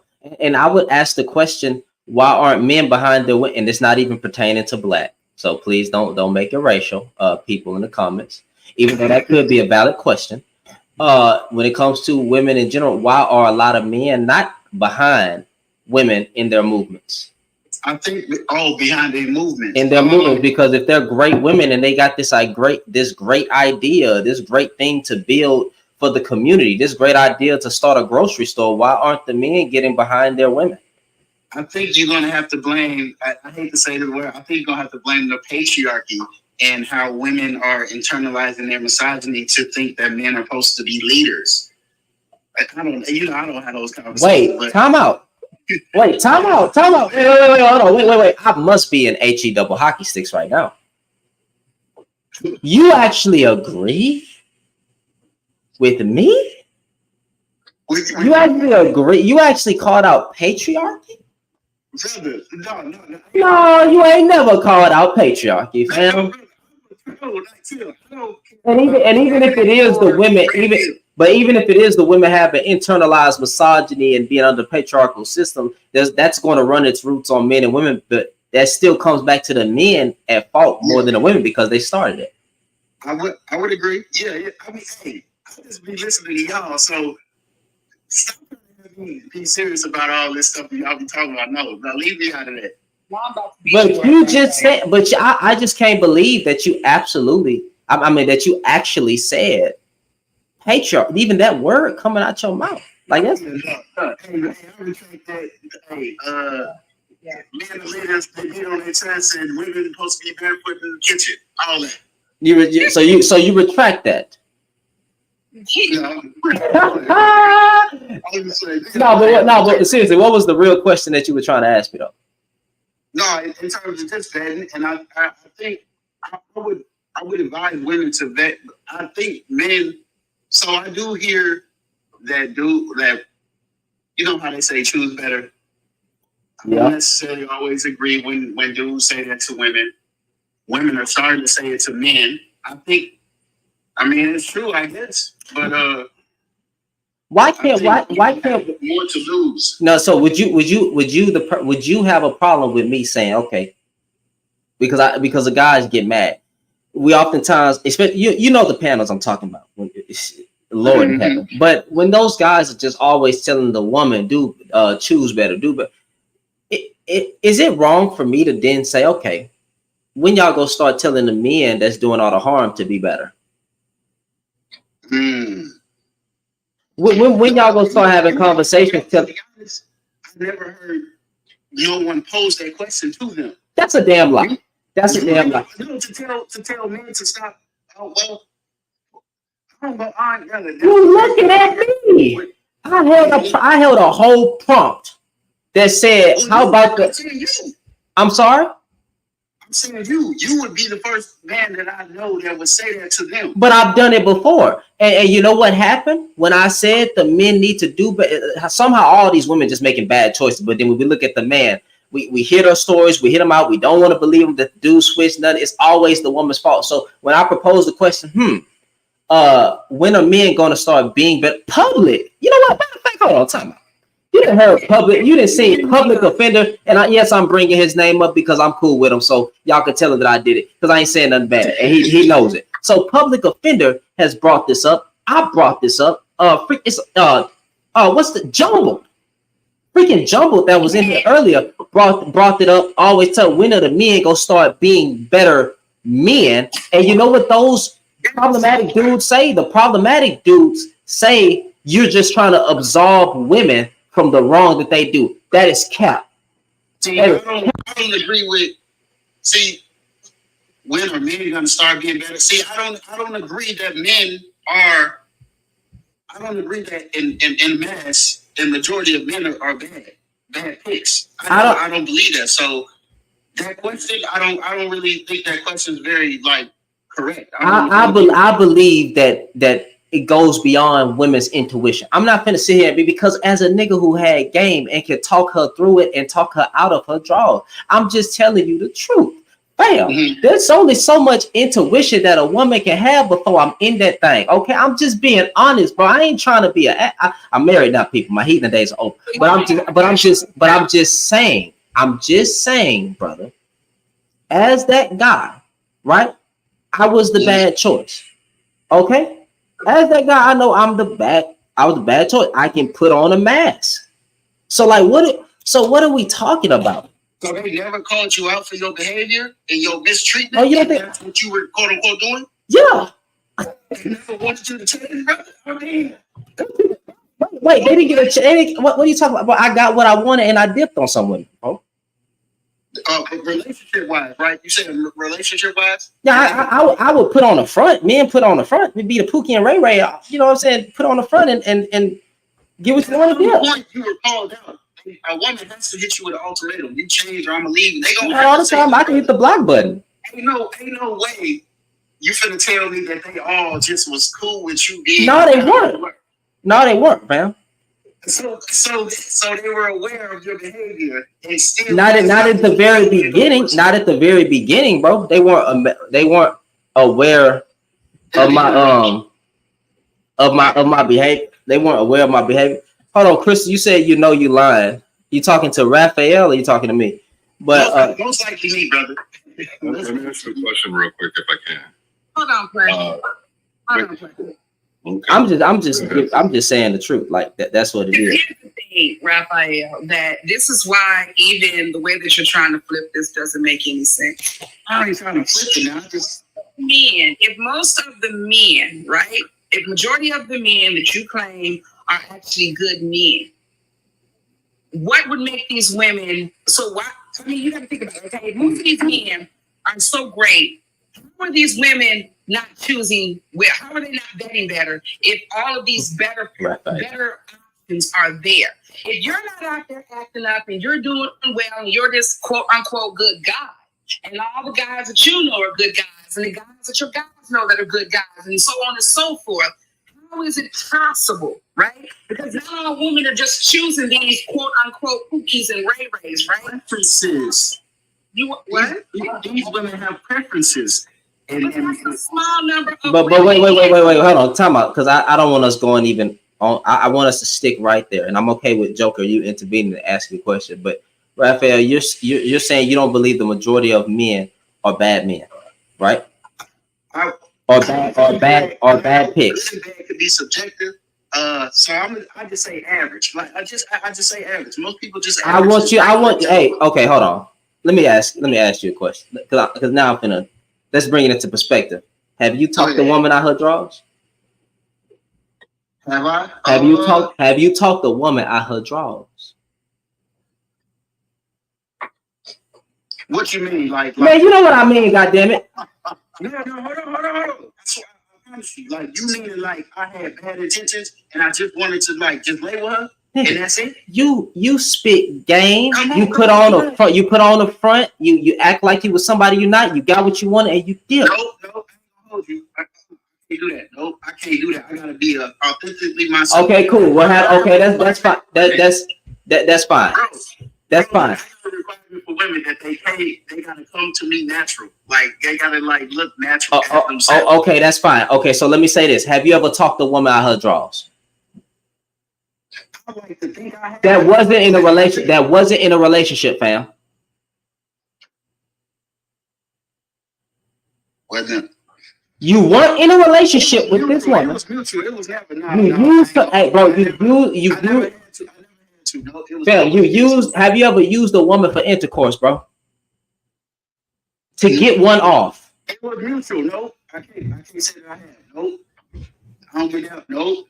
Do you think the average man that's married has never been a player? No. I don't. Yes, I think they have had a past. All right, then. So a lot of the average men were bad picks. Like, what are we talking about? They chose to mature at a certain age, bro. Let's be honest as men here. Man was a bad pick. You said. The average man did. The average man did a lot. Did a whole bunch of women dirty. So let me just say this. Man, Tony Gaskins came out and wrote a book about his past. Okay, but he's a married, successful man now. He exposed how he was a womanizer. He gave women the game, put it all out there. Hey, this is my past. This is what I did. So nobody can expose him for being that. But he changed his life. He gave his life to God. He's an actual relationship coach. There is no man in the red pill that can compete with him because he's the realest one. He's a multi-billionaire. You can't find nobody like him. So with that being said, man, I don't even know what you get mad for making a comment. So with that being said, brother, even the men that's having these conversations on the panel, on these panels on TikTok, and I ain't gonna name none, but they even say that they didn't been there, done that. I know what been there, done that mean. I agree. Men choose to be good when they want to be good, bro. Yep. Which leads me to my question, right? How many men, when you were that type of guy, how many men called you out? None. Okay. None. Okay, so what was the catalyst that made you convert from being that guy to the guy that you are now? I don't want to take it there, but I'm gonna take it there. Because I was raised in an environment where I saw how my dad did women and how my good stepdad was part of my life. My dad being faithful to his one woman and my stepdad being faithful to my mom, right? So with that being said, because I got to see two men in treating their woman right, those desires and that type of love was instilled to me. Also, I grew up in the church, but I swayed away. So when I'm talking about the time as a teenager. I'm 27. All this stopped when I was 22. Okay, all this nonsense, this straying off the path, raise a child in the ways of the Lord so he won't depart. That kicked in and said, I don't want this no more. And then also, to be honest, if you want to know a little bit of my story, the moment one of my best friend caught a disease, I was like, yeah, that's not the route that I want to go. When he woke up screaming because his thing was burning, I was like, yeah, I got to stop this. So it was my childhood experiences, seeing good men being good today, women, right? And it was at an early age, it basically go back to the house. I knew what I was doing was wrong, but I did anyway. And I'm taking accountability. I knew that being a player was wrong, but I did it anyway. So, but because I had those morals instilled in me as a child, right? I was then able to come back. And at 22, I gave all that up. And I started moving and walking in the way that I was taught so I could find a wife. And that is why I say men choose to be good when they want to be good. Or you could say they have a nigga wake-up call. Okay, which is beautifully put, and I agree with that 100%. What could a man have said when you were in your player days that would have fast tracked that for you? Well, if I was really talking to my dad about being a player, or talking to my stepdad about being a player, they probably would be like, I raised you better than that. Or they could have been like you young. It depends, because if we be honest, even in the conversations between men to men, we always gonna promote to be a player first. Let's stop we can't deny that. Now let's be honest. Are we not gonna be like, man, go out there, have fun, and experience new things? That's what we say. But the man who is actually, huh? Oh no, those fishing trips telling you to wrap it up and to be safe and to be careful. That's still promoting having intercourse outside of a union. You're right. I agree with you. So either way, if we're talking about fornication, we're talking about that's still promoting to be to go out and have fun and play around with in the sake of this context, because since we going back to more sin, but we can get off that topic now. That's still promoting a lifestyle that went against what I was raised in. So there was a lot that a man could have told me, hey man, treat that woman right. My friends around me, they was all being players. We in College Station in Texas, hey, getting some after the club, all of that. So there's a lot that men can say, but are they saying it to the youth? We telling the average man is telling their sons to go out and live. Don't settle. Are we gonna sit here and bullshit amongst as men and say that the average father is not saying, man, go out and have fun, explore your options? Potentially, but bro, I don't know, bro. Like how I grew up, I ain't gonna hold you. It wasn't really no pops around, so our mother, we always did to save ourselves for marriage type vibe. So I just want to say this. If y'all think that there's nothing that your homeboys could come to say to you all to change your course of thinking, then all of these men with these podcasts and books and internet shows and everything else and YouTubes wouldn't be able to come out here and change a lot of you all's frame of thinking by telling you to wash your ass and go make your money and go get in the gym, right? Because how many of those men run for that? They got courses where men are out there getting their masculinity back, where you're literally getting verbally abused. And I mean, the class, it might be honestly, and it's all this infancy, it's probably a great thing. So if no man or your homeboys could not change your point of view, then none of these men currently running around here, whether they're skydivers or not, could ever. All of the books, 48 Laws of Power, Rich Dad, Poor Dad, all of those books that a lot of people go and get, if nobody could have their freaking minds changed by their homeboys, then none of those people would be making money. So Joker, what I would say, because I think she's right, is it's not that they couldn't say anything. They didn't say anything because running through women was viewed as right. You're young. Don't get married. Why would they tell me that? Why would they tell me something that goes against their worldview? Hey, there's nothing wrong with it. Especially it's just sex. What's wrong with sex? What's wrong with doing a lot of women? If she down with it, she chose it. They could have said a lot, but they chose not to because they thought that it was right. Well, also because a lot of them think that they don't have the influence that they actually do. But I mean, we know that usually most people, when they want friends, especially men, when you want friends, you are seeking the validation of other men, right? Like, let's just be honest and let's just be real about it. Most men are always seeking the validation of other men, right? They go based off of, hey, if other men think it's cool, then it's going to be cool for me to do this and stuff like that. I mean, don't get me wrong, there's people who don't go against the grain and all that stuff. So that's you. Congratulations, thumbs up. Stroke yourself later on in your sleep. I don't care. But, most men don't want to say anything because they don't want to be considered the op in that relationship. Because we know that if your homeboy tells you you're wrong, depending upon how you value him and what he has to say. Because if your homeboy cheating and you cheating and he come to you and be like, nah, man, you shouldn't do your girl wrong, then he already knows that you're going to turn around and be like, dude, shut up. You out here doing the same daggone thing. But if your homeboy is running straight, quote unquote, and you out there going sideways and swerving and stuff, and he said, and depending upon how you value the information coming from him. Because remember, most people don't value information coming from people that they don't feel, you know what I'm saying, have like some type of, I don't want to call it authority, but we'll figure out the word when I get there. But they, you know what I'm saying, they don't want to listen to people that they don't think, you know, like I would say better, or, you know, somewhere along the lines better than them, right? Which is why we tend to listen to people that we think have something over us. Like we can all come up with our own formal operation of thought, but we always want somebody else to come and validate what we're thinking. Respect, that's the word. So if you don't respect your homeboy's word, no, he can't come say nothing to you. But if you respect that man, or you respect your homeboy, just like with your dad, you respected your father and your stepfather, the information that they gave to you, right?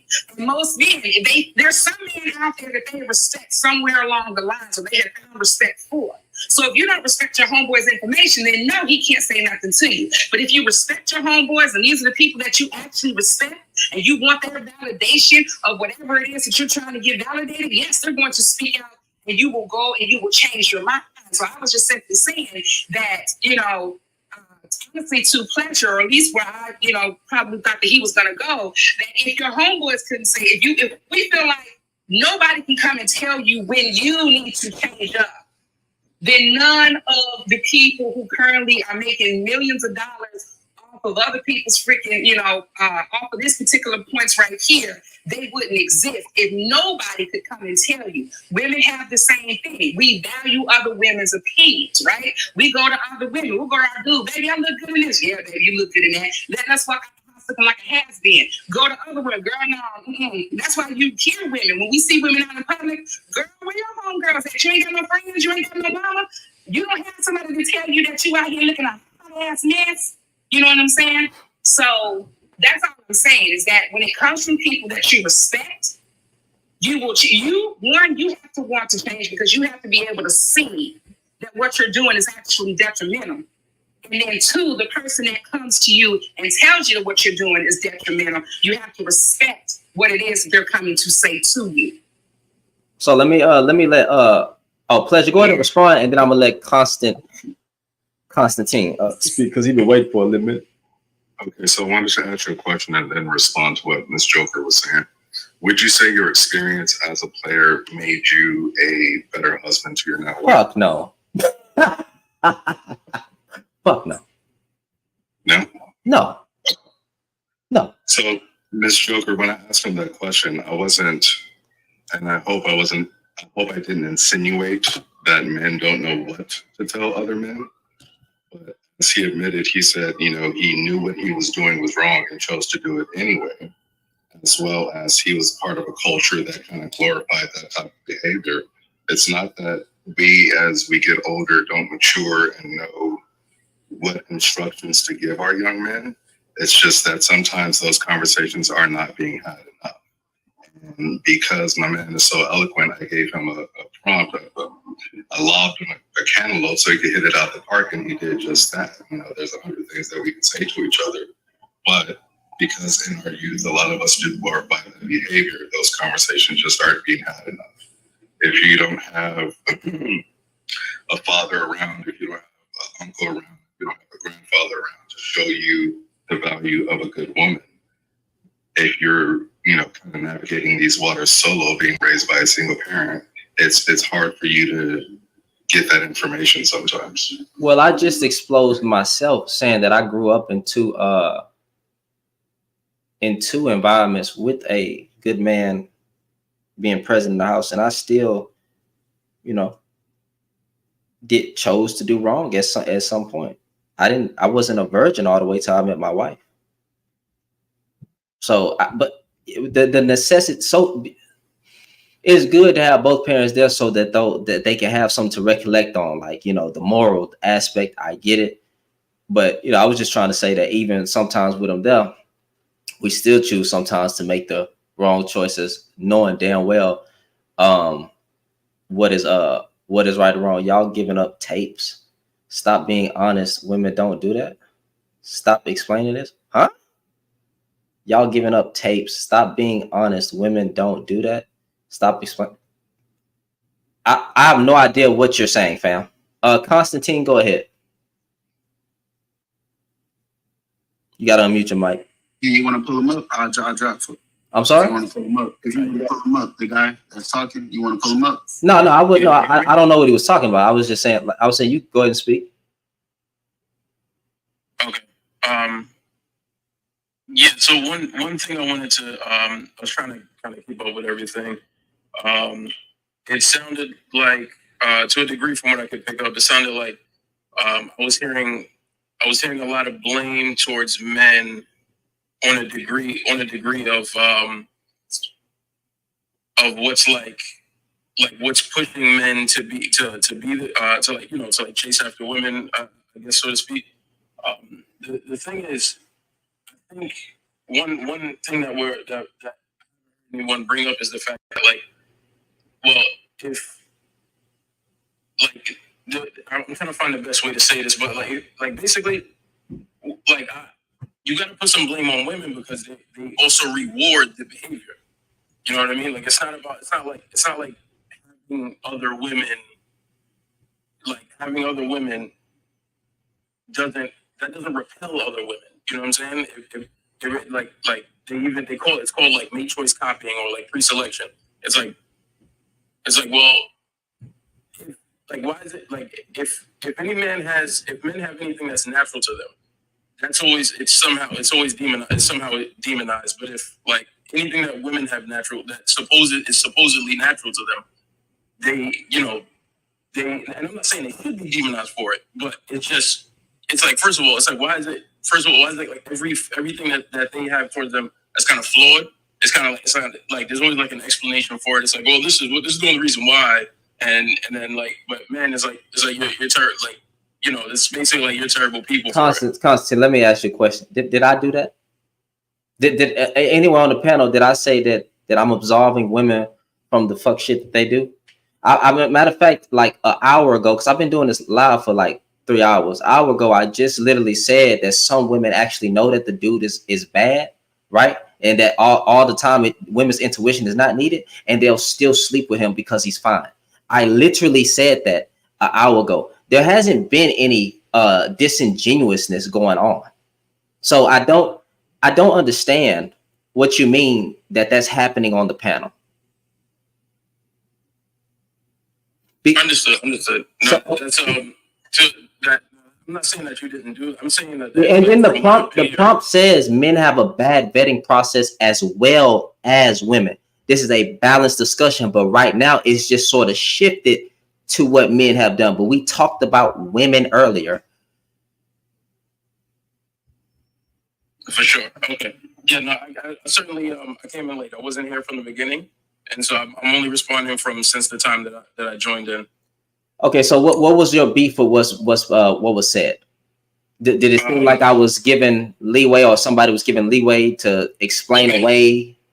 All right. So I don't know if so to some degree I may just be a part of a smaller percentage, which means that it doesn't really matter. But again, so I was hearing like you were saying something about I'm gonna be butchering it a little bit, but basically that other men, other guys kind of yeah, go ahead, kind of egg each other on to be this way.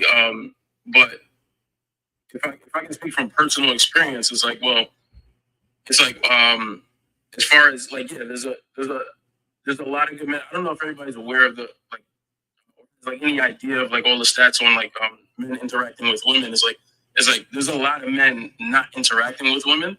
Mm-hmm. So okay, but what does that have to do with because I believe what I said was that men promote. Well, I didn't even say that. Actually, I didn't say that, but to basically bring it back to the prompt that men promote this player lifestyle. I didn't say that, but that's what somebody else said. But that's the contextual. That's me contextualizing what we were talking about. Yeah. No. You asked me this is just what I took issue with. I don't know who exactly said it.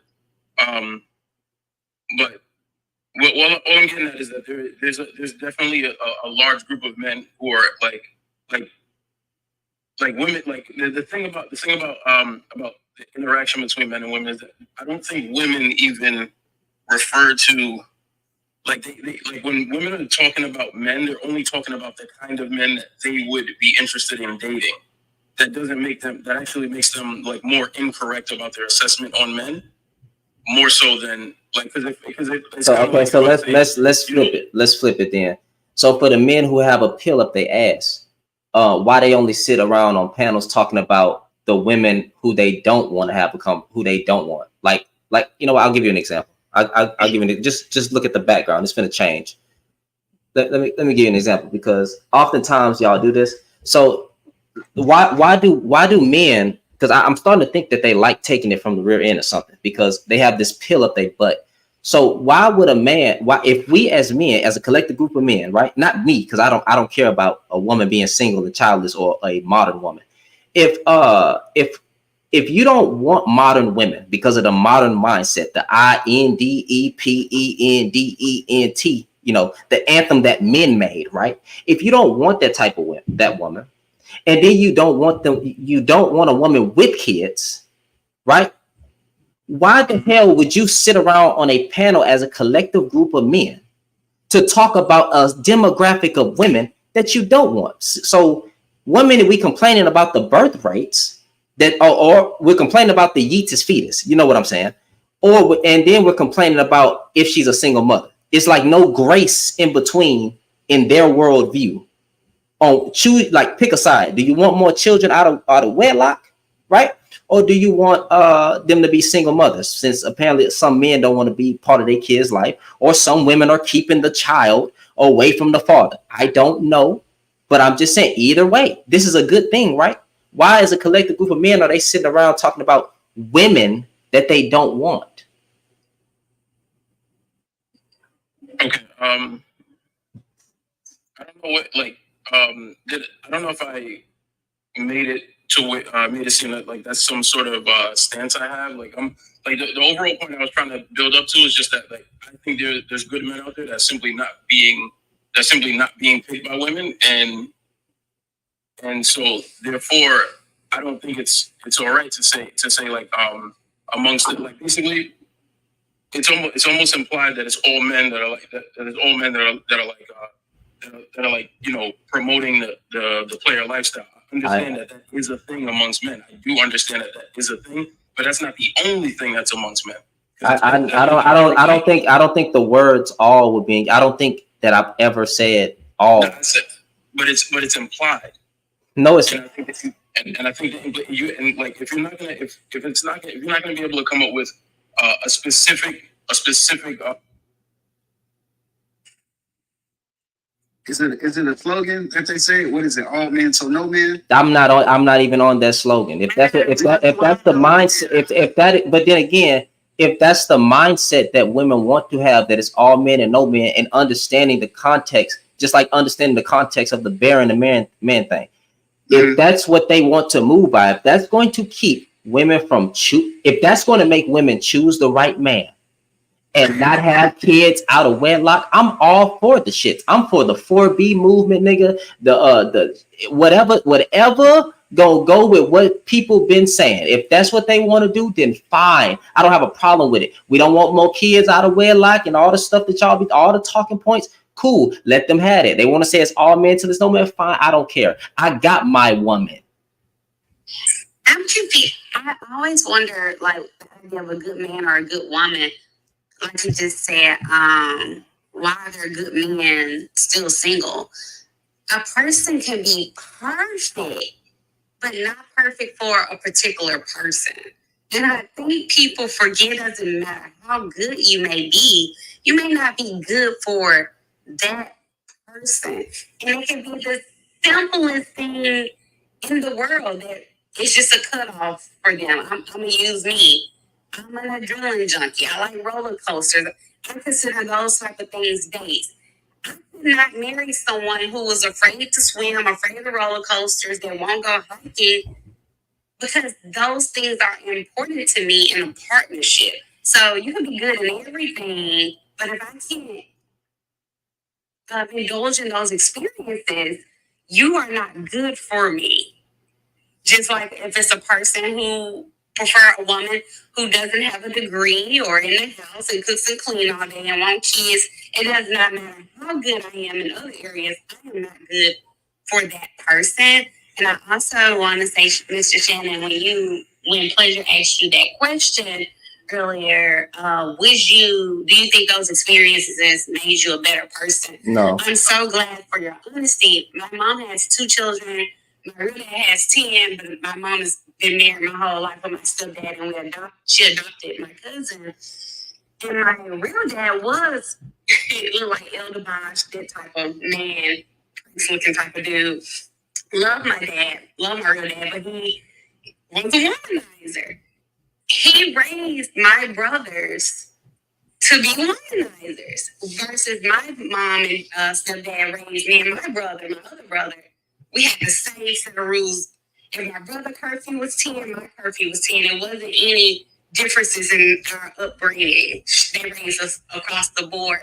And my dad taught my brothers some very toxic things that my brothers are unlearning. They are in counseling. Even taught some of his daughters, like, are introducing us to corn, for example. And so many people, like he's one of them. Like, you do this so you can be good for your partner in the future, your future spouse, and you learn that it doesn't teach you to be better at doing that.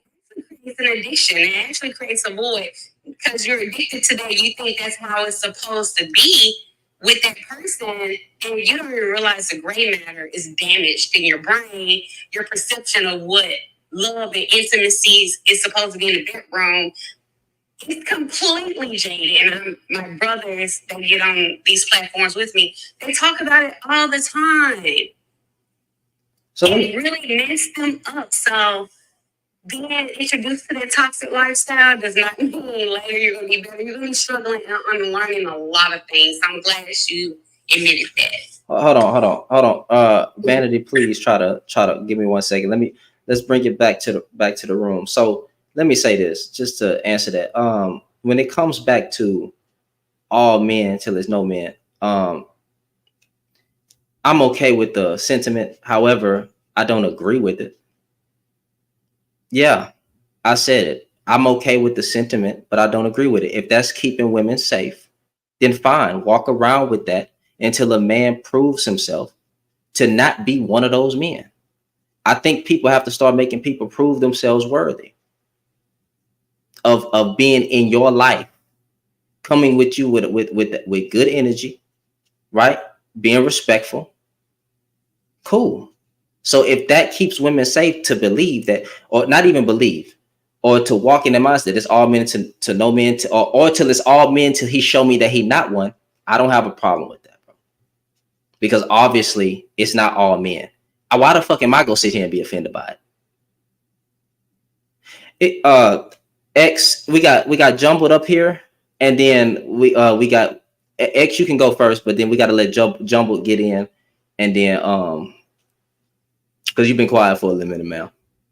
Yeah, I thought it was a good conversation. I didn't want to interrupt, but I did think it's important to like consider why we get so defensive on conversations about, and I don't want to be rude when I say this, but I don't know who it was who was speaking, but when you first came in and you're like, well, why not talk about women? My question is, why can't we talk about men without bringing up women? Or why can't we bring up women without talking about men? It feels like just by having these conversations in and of itself, it must be offensive. Like, we can't have these conversations without trying to push accountability towards the other gender. Otherwise, it's an attack. And I heard you say also that it felt like generalizations were being made. But the question is, were generalizations being made, or did you feel personally attacked by the conversation? And have we considered unpacking why you felt personally attacked by the idea of personal accountability when it comes to your friendships, and what behaviors you're willing to be around when it comes specifically to your friends? I think that's important as well. And I understand that not everyone who feels, offended by something doesn't necessarily mean it's a hit dog holler situation, but it might be damn close. You might be a little close to comfort. And I think that's worth like really internalizing. Why are these conversations inherently something that is immediately assumed to be generalizations and offensive? Because as the host pointed out, the prompt says as well as women. It just seems that the issue is because the first word is men. Yeah, Is I just what I'm saying clear? Because I might kind of because it's hot and the out only here. reason I even framed it that way is because most of the panels that I come by say women have a bad vetting process. They don't say nothing about men have a bad vetting process. So I was like, okay, we're going to add balance to it. Men have a bad vetting process as well as women. If you got and she took you for everything, I don't feel sorry for the same non-grace that y'all give to these women that get pregnant by a trash man that leaves her and the kids behind. And yes, that's a trash man. I don't care. No way you're trying to spit. I don't care if you talk about she should have picked it. Even if he don't pick her, he picked to have intercourse and he left that child. If that's the situation that happened, so I'm gonna say it how it is. As a trash man. So again, men have a bad vetting process as well as women. I don't understand how you get upset at a prompt that targets both. But I'm talking about the men too much. We talked about women for a whole goddamn hour, fam. We talked about women for a whole hour, and somehow they still get mad. These niggas don't want balance. Y'all tap the screen. I'm sorry, I went on the tangent. Y'all tap the screen, get the likes up, get the engagement up. Jumbo, go ahead. Oh, you good? I actually had a question to point out about the slide you put up a second ago that showed the what was it? Let me switch it back. There it is, right there. I find it hard to understand why they have the conversations about the topics like that. 50% of modern women will be single and childless by 2030. Because I look at the actual numbers, or at least numbers from some source. And typically in advance, most sources are only a few percentages off of each other. So I don't care which source they use, it's going to be a little bit off. Now, where I'm going with this is one of the studies shows that Black women currently that are single and childless are about 44.7%. It's not a humongous jump to go from 44.7 to 50%. So what do you believe the difference is going to be when it hits 50% to begin with? Typically, they also compare it to other races. Other races, white. Hold on, Jumbo. Give me one second. I'm sorry to interrupt. Hey, hold on, Kayla. You gotta mute your mic. X and Gifted, I appreciate y'all for coming up, but it seems like my moderators are muting people. Rotating people out. But I'm gonna follow you. Well, actually, no, Joker, I think you just got back in here. Look, no. She can bring up whoever else. I'll drop. No, you're good. You're good. Okay. You're good. I appreciate you coming up, Raphael. And there's somebody in the guest box, Vanity, if you're bringing them up. Go ahead, John, but I won't interrupt you again. Oh, you're good. You're good. You're alive. So Black women are at 44.7% single and childless. White women are 46.9% single and childless. White alone, non-Hispanic, 47.7% single and childless. Asian, 48.1% single and childless. My question is, what does that matter that it went up by 5% or somewhere in between 4 to 6%? I don't understand the purpose of the stat. What are they trying to prove? Because they're saying again, because I'm gonna answer that, brother. They're saying that it's bad that modern women are going to be single and childless. That's all they're saying is that they offended, which I call it offense, that basically a woman needs a man. Well, like here's the issue. These are the numbers for women total, not modern women. And that's made up anyway, because the majority of the time when you ask them what the difference in between modern and traditional is, they describe things that have happened all the time throughout each generation. So they don't really understand the distinction in between what they're saying modern and traditional is. But if you're telling me that it will be 50% of modern women, no, you're literally talking about all women. Currently, 44.7% of all women are single and childless. So if it's all women, how did you determine the difference in between the modern to the traditional? And it just doesn't make sense. You see what I mean? Yeah, because they're making assumptions if she's not married or she like that. Every woman that's left out there just has to be on this I don't know, freaking independent, man. I'm so tired of them words, man. Like, I be having a headache. But I don't see how they did it. I don't understand how you even come to the conclusion. This is dumb. Gotcha. So It's dumb. that was my first point. It's like every time they throw that out, they're throwing out stats and attaching it to things that don't make no sense. And to say it clearly to everybody, they will look up a stat, but they will add a twist to the stat, showing that either you're being manipulative or you don't understand the damn stat. 44.7% of all women are single and childless now. Don't turn around and say that is just modern women because they're single and childless. It doesn't make any sense. Don't say Black women are the highest in percentage when Asian women are 48.1% currently single and childless. It just doesn't make sense the way that they throw it out. And it's simply showing they don't understand the stat, or you're just being manipulative with it. And either way it goes is proof that you don't need to talk.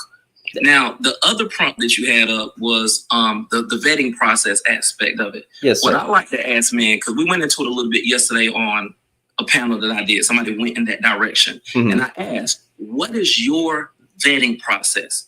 If men have the best or the ideal vetting process, what does that look like? And I never got an answer. I typically got some vague descriptions of you got to make enough money. And that's like, no, that's about you. Don't describe you. What is the vetting process that you have with choosing the woman? And then what they went into was a plethora of things that they did not like about women. Okay, cool. That's a part of your vetting process. Everyone should know what they dislike. What is the other part? What else do you look for? Because you're looking for women that are uneducated, so you can't look for somebody smart. You're looking for somebody that can cook and clean, so that's understandable. What else is there that lets me know that this is the vetting process that's perfect for you? And typically all they have is a woman that can cook and clean, that can have sex, that looks good, and that doesn't fit any of these things we dislike. Does that sound like a very good vetting process? Because when I ask to tell me what else you have there, very rarely does anyone come up with something that makes sense. Mm-hmm. I'll pause there because that's my question. Go. Whoever was next, I have no idea who was next. So, whoever starts speaking first. Well, I will say, as everybody else wants to say, one, like I've always believed, they don't want one conversation without the other, because then that means they actually have to go and stand and look in the mirror and say to themselves that they very well may be the actual person that's being discussed in these conversations. Plus, hey, put it all back on women, because it just makes more sense to do that, because at the end of the day, it just literally absolves us of any type of responsibility, right? It just absolves us. So they're always going to want to go and, just go to women because they feel personally attacked. And it's always going to be that not all men. I was waiting on dude to come in with that not all men. And he came just as I was waiting on us. I'm a whole back. I ain't going to say nothing. You gotta stop waiting on bullshit to bullshit. You know what I'm saying? You can't do that. Well, I be trying not to interrupt people. You know what I'm saying, Shan? I don't want to be interrupted because we've been doing good with that, not interrupting and talking over each other and stuff. So I don't want to be the one to kick it off. But I just don't understand. Actually, I interrupted. Go ahead. I'm sorry, my fault. What was you saying? No, I'm just saying I don't understand, because the first portion, a lot was said about women, okay? And the women weren't taking offense. The women weren't shooting shots at me. The women were still gifting, okay, and supporting the panel. I just didn't cuss out and call them bitches and hoes. That's not what that's disrespectful. I'm not gonna go that far and say the problem with you women is that blah blah blah. Your bed wenches and your weave and bonnets and stuff that I don't care about. I didn't do that, right? But then it starts shifting to the men. These niggas get offended. And sorry for using the N-word, y'all. These men get offended, bro. Because you can't take any criticism. You want me to talk about women so bad and talk down on them that you can't handle conversations that make us look bad as well, not understanding that we perpetuate a lot of the wrongdoings. But like I said, they don't want balance. You don't want balance. Conversation when we start asking the men about their position and their spots, most don't want to admit. Everybody wants to run with the quote unquote, I'm a good guy. Yeah, I might have did a couple of jacked up things, but that was her fault for not vetting better. But essentially, overall, I'm a good guy. Now you're here telling me, that I'm not a good guy because I firmly believe that the world is just so hard on men. Like everybody's always just dogging men and dogging men. Men can't catch a break. I can't get a date because I can't catch a break because the world keeps saying that men are this and men are that and women want to choose the bear and do all of this other stuff or whatever. So now I'm fed up. So anytime I think that you are going to say anything that I agree with about the women, that makes me happy because I want those women to be held accountable, especially for the things that I've done, and those women should be held accountable.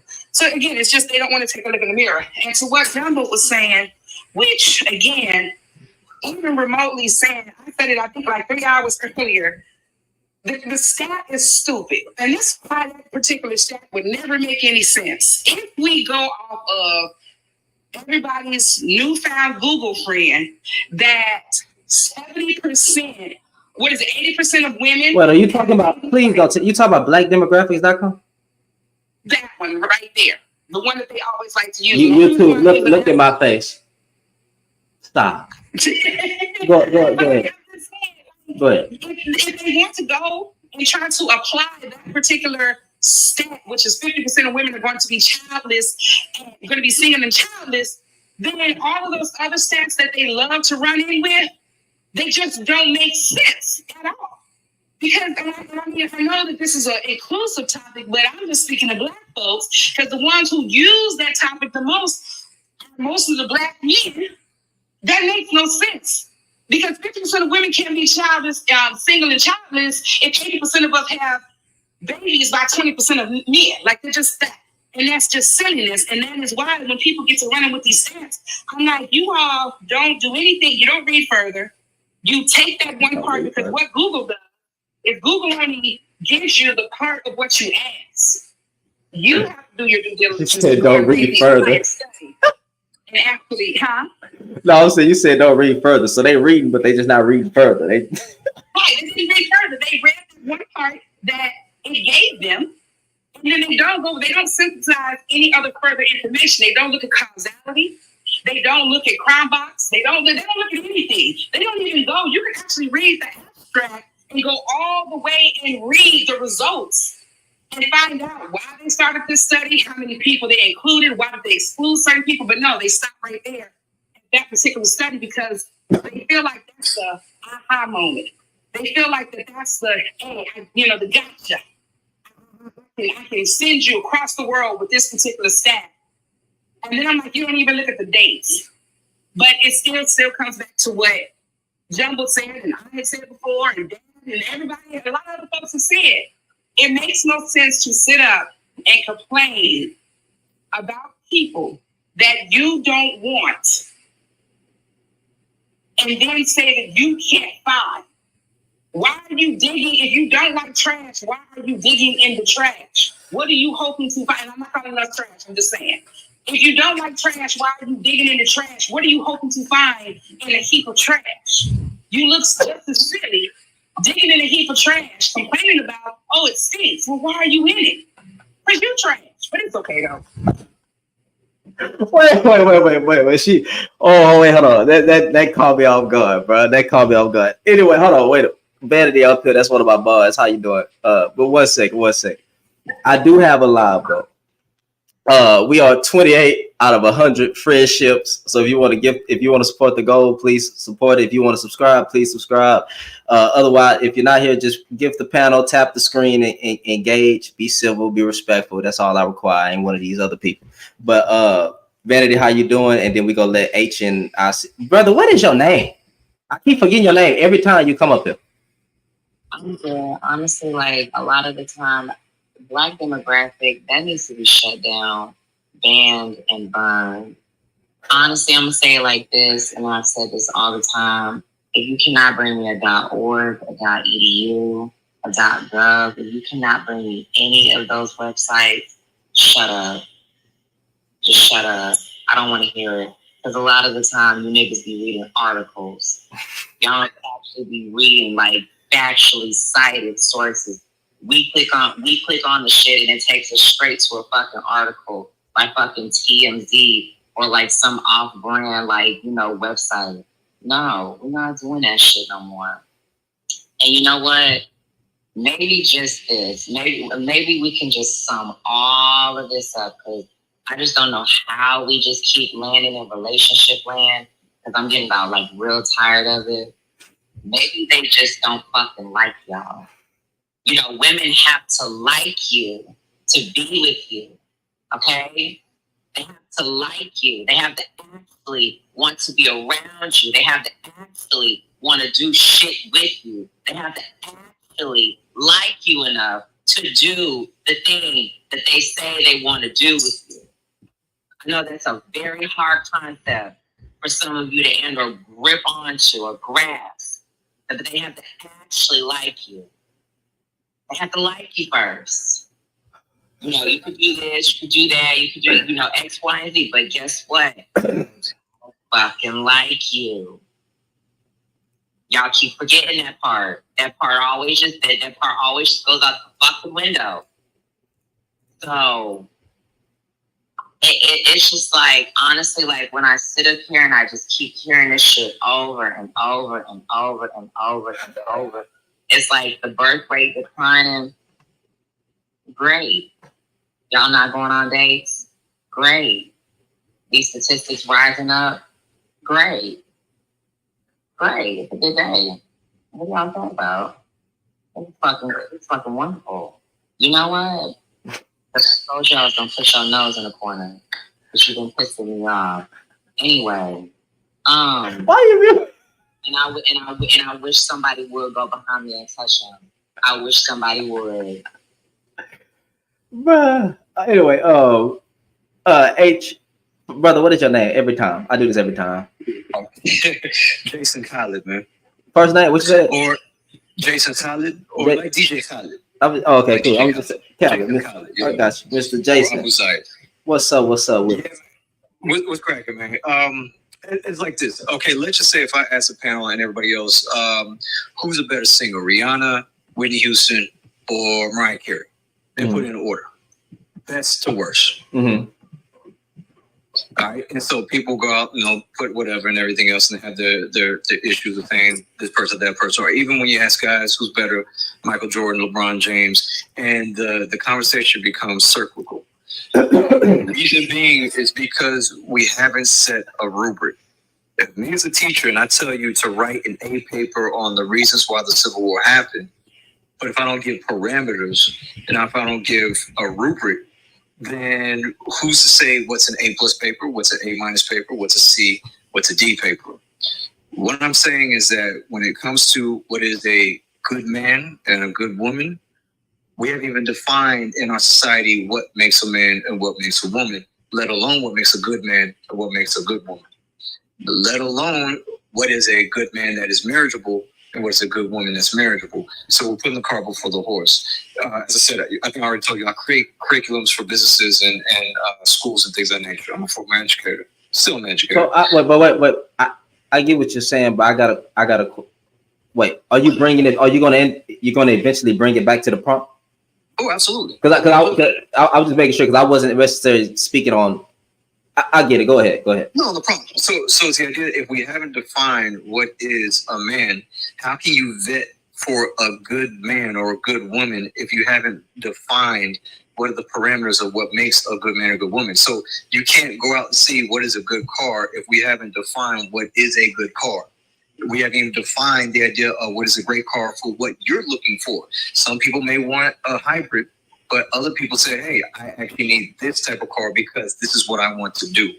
So within the whole process, I look at it the same way as when I create a curriculum or when I create a course and things of that nature. First, begin with the end in mind. What are you looking for, you as an individual?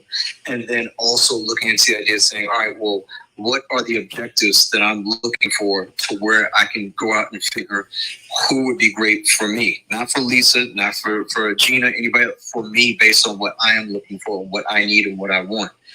And then going from there.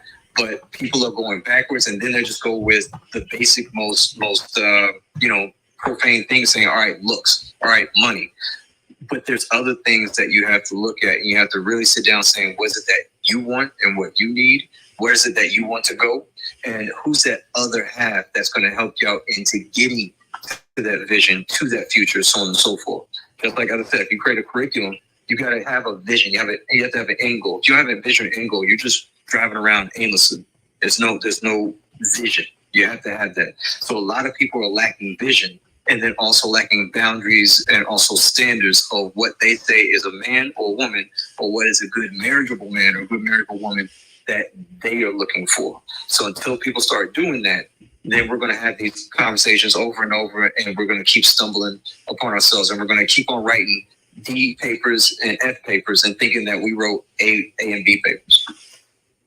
Okay, so I only disagree. I disagree with one thing, which was we haven't defined what a good man and good woman is, because I believe if you listen to what women, the majority of women are looking for, not the extreme people on TikTok talking about 6-figure, 6-pack, 10-inch D, none of that. Not those women. Leave those women alone, okay? They obviously looking for a certain demographic of man, but the average woman, right? The average woman. And that's okay. We still love them. And that's fine. Yeah. The average woman is looking for, if you ask her who she's looking for, she's going to say something respectful. He makes a decent amount of money. He's loved. He's kind. He's all this. They're going to have an idea of what a good man is. And that idea is going to correspond with what the men be saying that the women should be looking for. 9 times out of 10. The thing is that specificity is key. What is respectful? Because from what we see, whether it be in person or online, one person may think this is respectful, women may not see respectful. Even women in certain regions may not see it respectful, or women of faith may not see what people that aren't of faith is respectful. Now, overall, I believe that people of faith, we have rubrics and we have guidelines of what's a good man, good woman. You know, if you're a Christian, that would be Jesus, peace be upon him, sallallahu alaihi wasallam. That is the pinnacle of a great man. Or the idea of Job, maybe if you want to go with that, pinnacle of a great man. Muhammad, peace be upon him, a pinnacle of a great man. But when we're looking into the modern secular era, we haven't defined what the idea of a great man or a good woman, or what is the pinnacle that we want to go for, or saying what is a great man or good woman, because that's where a lot of the confusion happens. Because without the idea of the foundation that we have from a spiritual aspect or religious aspect, it's hard to pinpoint, okay, what is a great man? What is a great woman? Because when we say respect, that's very vague. That can be very vague. As much as, okay, I love the Lord. Everybody over here knows I love the Lord. But what is a great woman? Can you give an example of what a great woman? What woman? Okay, I'm gonna let you answer your question, but let me dissect it. Even if I'm not advocating to take the Lord out of anything, but even if we took away the Bible, all of that, right? There's still going to be some type of moral somewhere. It's just not rooted back in the Lord that they will subscribe to what is a good man and what is a good woman. I think we have made that already, especially as Black folks online, Black women online. They're all saying the same things. And what is that? Okay, he must be respectful, nice, make a decent amount of money, take care of his kids, family oriented.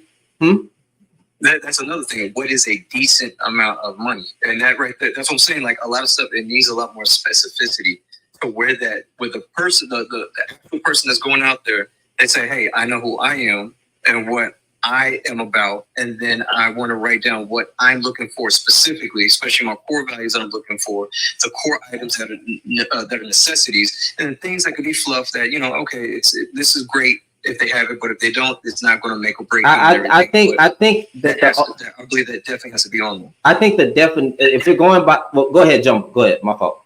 Because I was going to say, but go ahead. No, you good. So I'll break it down because I make curriculum too. So I'm gonna break it down. Vanity, hold it down. I'll be right back. I'm gonna break it down in a curriculum type conversation. The first thing that I would throw out is, should women lower a basic standard, or should men meet a basic standard? Because what we're talking about in terms of good is technically what's basic as far as standards inside the nation or the place you live. Basic for men and women are both, you should be doing something that's legal, because illegal is supposed to be bad, not good. You're supposed to be educated on a basic level, at least 12th grade or GED, and then it's considered based on our society good. Your gender preference. Everybody does not like the same thing. So you have to know what you like. Not abusive, verbally, mentally, or physically. These are all standards. Financially, we even have it because everybody lives inside of an area to where it shows you your median income level. And if you are below median income level, you can't support yourself. It also shows you the median income level for a family all the way up to a family of 3. So if you're considering those things as being good, I have to hit all of those parameters in order for me to determine if it's good. If I'm going to break down something in terms of vetting and say it's a process, well, vetting a good relationship does not mean that we align 100%, but it does mean that the majority of the things that I'm vetting have to align. Our likes and dislikes should align the majority of the time. Our dreams and our goals must align the majority of the time. Our family, friends, colleagues should be able to function on a basic level and be supportive the majority of the time. Our decisions of the direction of our relationships, because what I got together with you on is not going to keep me with you.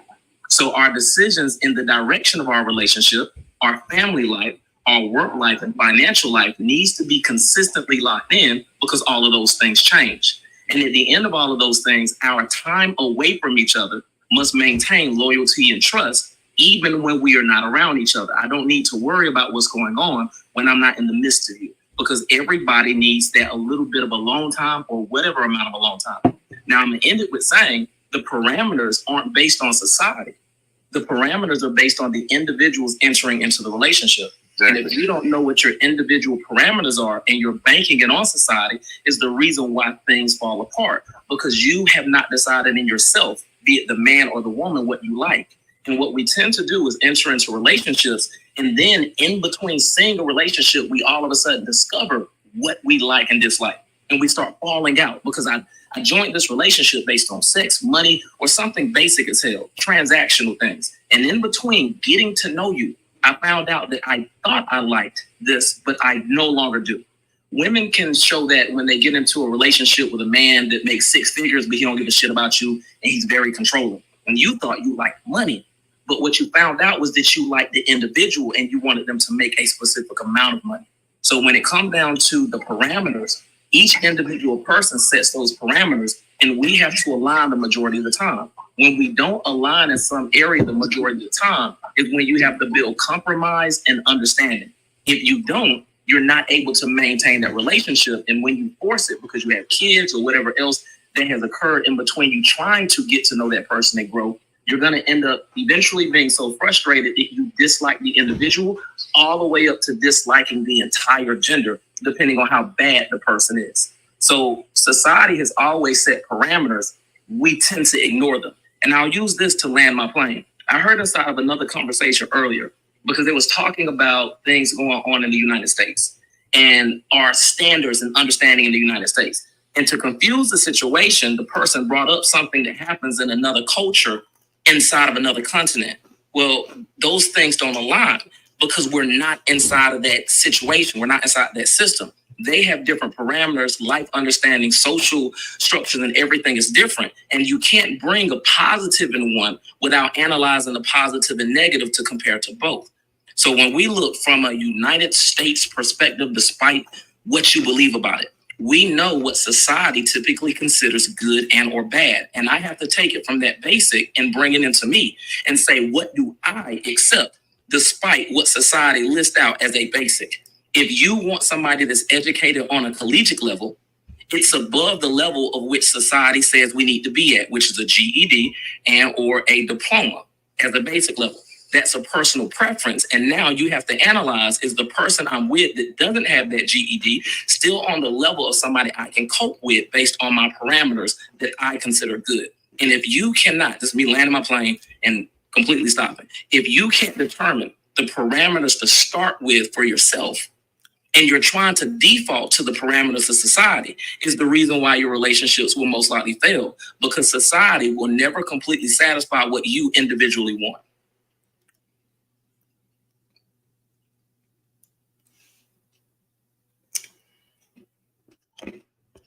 I got my mic muted because I don't want to chew on anybody. So whoever next, y'all handle that for a second. You gonna make my misophonia act up, and I sure would hate that. Thank you, Jumbo, for all of that. Because again, when we get to a rubric on good versus not good, bad versus better, and all of that stuff or whatever, you can't set because life is ever changing, right? And this is just period. It has nothing even to just do with relationships. I mean, just in relationships, period. Whether it's an intimate, intimate interpersonal relationship, or whether you're just dealing with people or whatever, circles and things like that. But to think and believe that there's going to be one set rubric or there's one foundation that is honestly built upon somebody else's thought process of how they view the world or what they think of the world, right? It's hard to go and tell other people that they have to go and sit and be with this particular frame of thinking, so simply because this is what I learned, and because I've been, learning this is what means it's right for me. We are autonomous human beings, right? So good is always going to be subjective.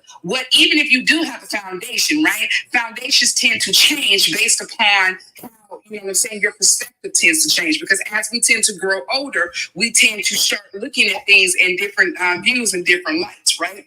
Even as babies, when you come out, most of the time you don't have to be told to be a good person, right? You can have some guidance.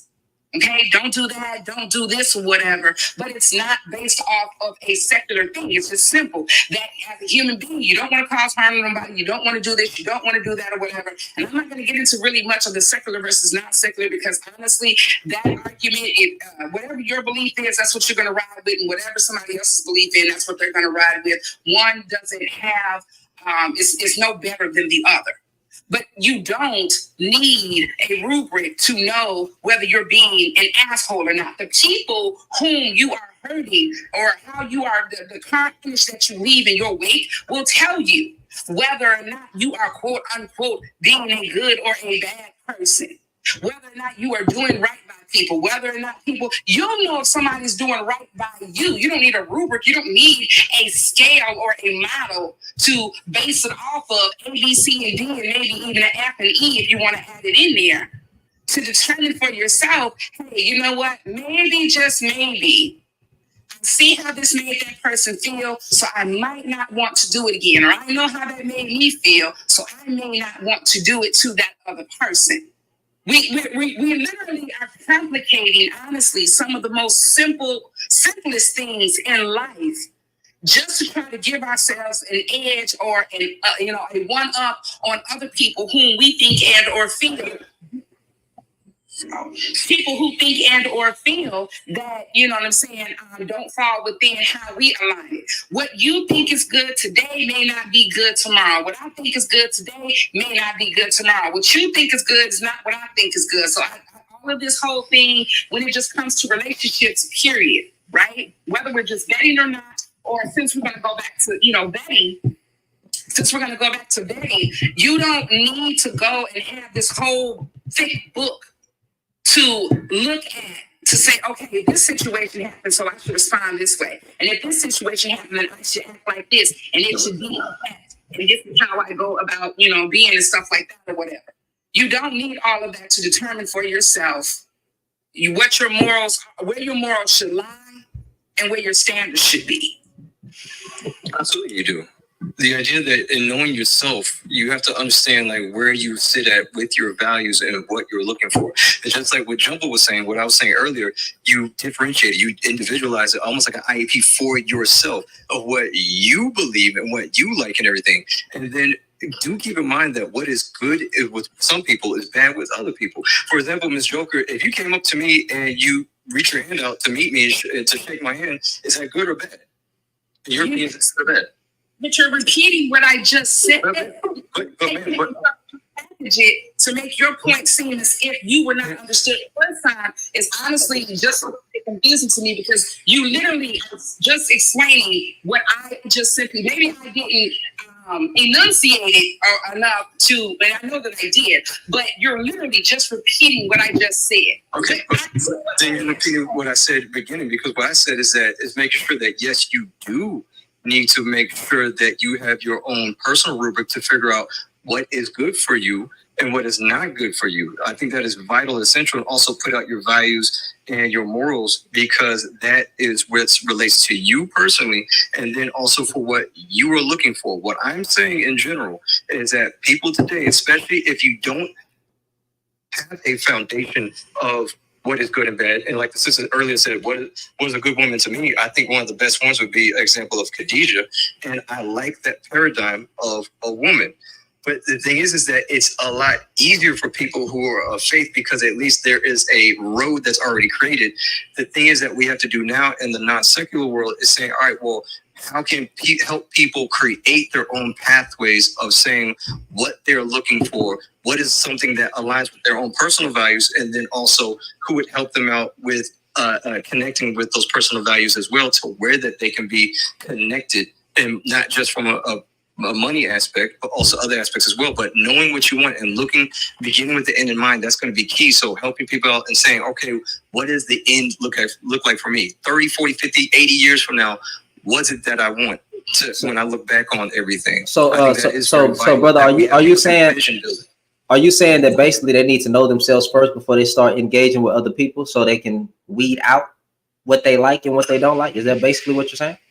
Okay. Not just that. I mean, yeah, know yourself, and also, of course, if they know whoever you're looking for. But the more you know yourself, and then it helps you out in understanding what you're looking for. But at the same time, it can be with yourself, other people, because there's people that help you out with blind spots you may have, or help you out in understanding yourself even more. But I'm just saying that yes, when you have written down who you are, and then also what you are looking for, and then writing that out and saying what are the core values of that person, what they have to have, was it that they would have would be great, but may not be, it's not essential and everything. So I'm saying, like, beginning with the end in mind, I think that really helps out with helping people out and vetting what they're looking for. But unfortunately, since people aren't doing that, it's hard to go out and say, okay, what kind of tools I want to use, or assess I want to use to figure out, do they meet that criteria? Because people lie. They'll say, oh, I'm looking for a person that's that loves Jesus. Oh yeah, I love Jesus. They bring the Bible in. There's people that lie and everything. So figuring out what you're looking for and everything else, and then you can figure out how to go about and assessing in an authentic way of, does that person meet what I'm looking for? Okay, so Joker, I'm gonna give you a chance to respond, but I got two other guests I'm trying to what's up, Mo Better? What's up, MJ? But Mo Better's first. Good evening, good evening, good evening. What's up, twin? I see you down here. Delegation. And let's go for the win. So listen. First of all, let me just say. Hey, y'all tap the screen, get the likes, or get the engagement, or support the panel. I'm done. The jig is up. I knew it. I've been had told y'all. I've been knew it. That vetting shit that they been thumping us over the head with. I knew that was bullshit. I knew it. All that is on these lives with these men is big old lick back sessions on the women who allowed them to run the game on them, where they say, I don't know what went wrong. Well, what's your vetting process? Okay, well, this is what you're doing wrong. Well, this is what you're doing wrong. You know nothing about it. How are you able to make that assessment? To say that you are now her vetting process advisor.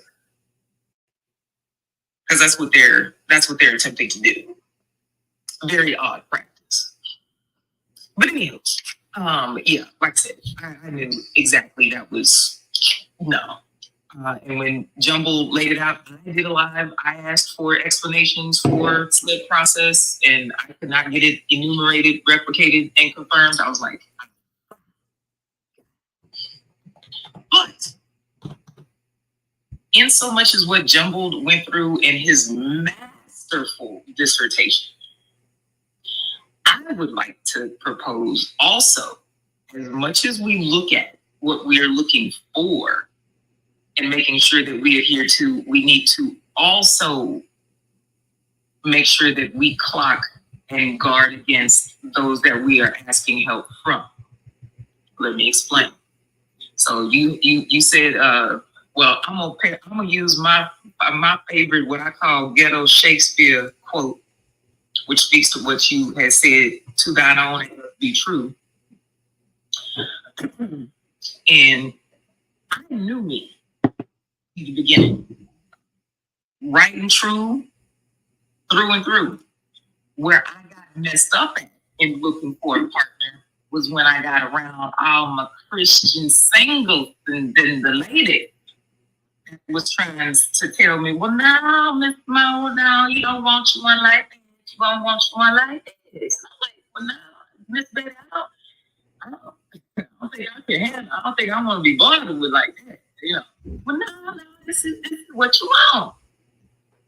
So instead of following what I knew of my internal compass, I shifted to align externally and ended up in a following calamity.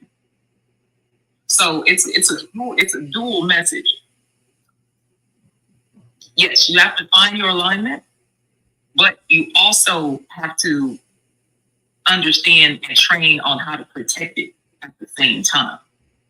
They are both equally important, and they have to be done in tandem.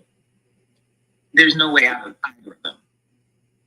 And then lastly, for that whole 50% of single women are going to be childless and whatever, we ain't so concerned. Because these are the women you didn't want. So is this a weird influx of empathy, sympathy, prostrate by proxy? No. That ain't what it was. I'm still not understanding. Actually, I didn't want to interrupt. Go ahead. It's just very curious thing, but yeah. So to close, as far as for me, knowing me, and you ain't laughing at none of my earlier shit, so I'm gonna try to bring this one home. And if you don't laugh at this, well, I don't know about you. So anyways, so recently, I'm like watching a whole bunch of more movies or whatever. I've never watched Deadpool. Very peculiar. I watch all kinds of stuff. Anyway, and I've been working with a therapist and love coach and la la la la la. And they always ask me, hey, list out who you're looking for, what characteristics, and da, da, da. And that's a list I have struggled with, and da da da da da. Got it. Deadpool. My perfect man is Deadpool.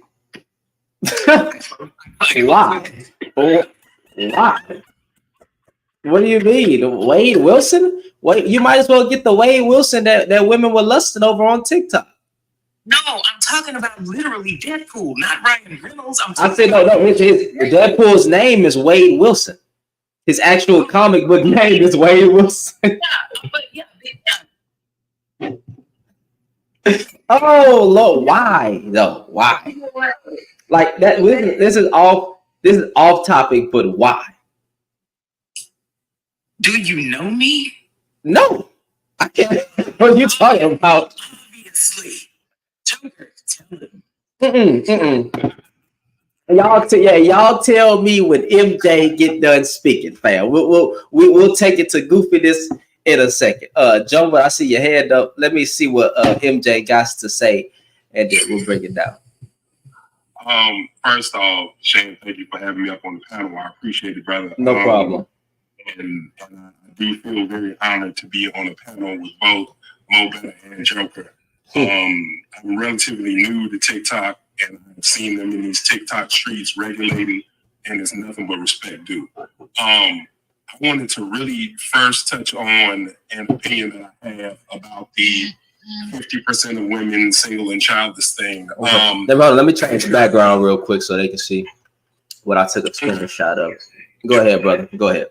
Patriarchy has taught women that the only value that they have in society is to be wives and mothers. So this is supposed to scare women. This is supposed to get them to bend the knee in reverence to what men have as being present as living beings or whatever the fuck. Like, it's stupid as hell. And women nowadays are not finding themselves as terrified of this concept of not having children or not having a relationship that's not of any value to them. And men don't know what to do with themselves with these women who are not terrified by the things that may have terrified these same basic broad-ass men that terrified maybe their great-grandmothers and so forth in a society where marriage was the only way to survive. That's not the standard anymore. So that's why that nonsense keeps floating around. But that's just my take on it. I'm always open to hear other opinions. But to your initial prompt in regards to sorry. But in regards to your initial prompt, this concept of vetting is absolute goddamn madness to me. Because to be able to vet another human being, you would have to be able to see their mind and read their soul, and it ain't goddamn possible. You know what I'm saying? Like it's the concept of trying to figure out what an ant wants. You're never going to know. Because again, humans are capable of lying. I can talk to every single person that you know, Shan. You can talk to every single person that I know about me. They will give you their opinion of me and their interactions with me. That doesn't mean my interaction with you is going to be the same. You see what I'm saying? So the concept of vetting for a man or a woman in a romantic sense is preposterous. You don't have anybody who's going to be able to, any of someone's exes can tell you anything about them. That was their particular perspective, their particular circumstance. Like, strangely as it may be, a number of abusive men have not been abusive to every one of their significant others. They've been abusive to some and not to others. And to the ones that were not abused, they will go, I don't know how that happened and everything. I didn't see any of that when I was dating him. And then the ones who were abused were like, he's a monster, and you'd be well advised to stay 3,000 feet away from him. So it's impossible to vet because you can never know a person's actual intentions. You can only know what they present to you, what they say to you, and what their actions are doing in that exact live moment. So the concept of vetting is preposterous. It's just another thing that men are trying to present to say, oh, well, what happens to women is women's fault because you picked him. Not what happened to you is his fault because he lied or her fault because she lied. It's never giving culpability to the person who did the wrong. It's basically excusing the debt so that they themselves can have the free reign to potentially be scummy individuals and say, hey, how did you not know that I was a scummy individual? You saw me in my TikTok post. I had a car selfie picture. Everybody knows that the guys with the car selfie pictures are trash. You know what I'm saying? Like, how can anyone ever possibly know it? I land my plane there. I'll say it like this. Though I may not agree that you can. Actually, I agree that you cannot vet a person because that person can switch up. I do think that it is wise to court this person and see this person, time. Don't be so quick to give them your time, your energy, your legs, whatever, men or women, right? Or you can get got. So I think there still needs to be some type of, dissecting whether this woman or man may be good. However, I understand we live in a world where people wear masks. Every day's Halloween, but there still has to be something. You know what I'm saying? You can't. Well, I say you can't. I probably would advise against it. Don't just give any and everybody a chance to fuck you over in friendships, relationships, no matter what it is.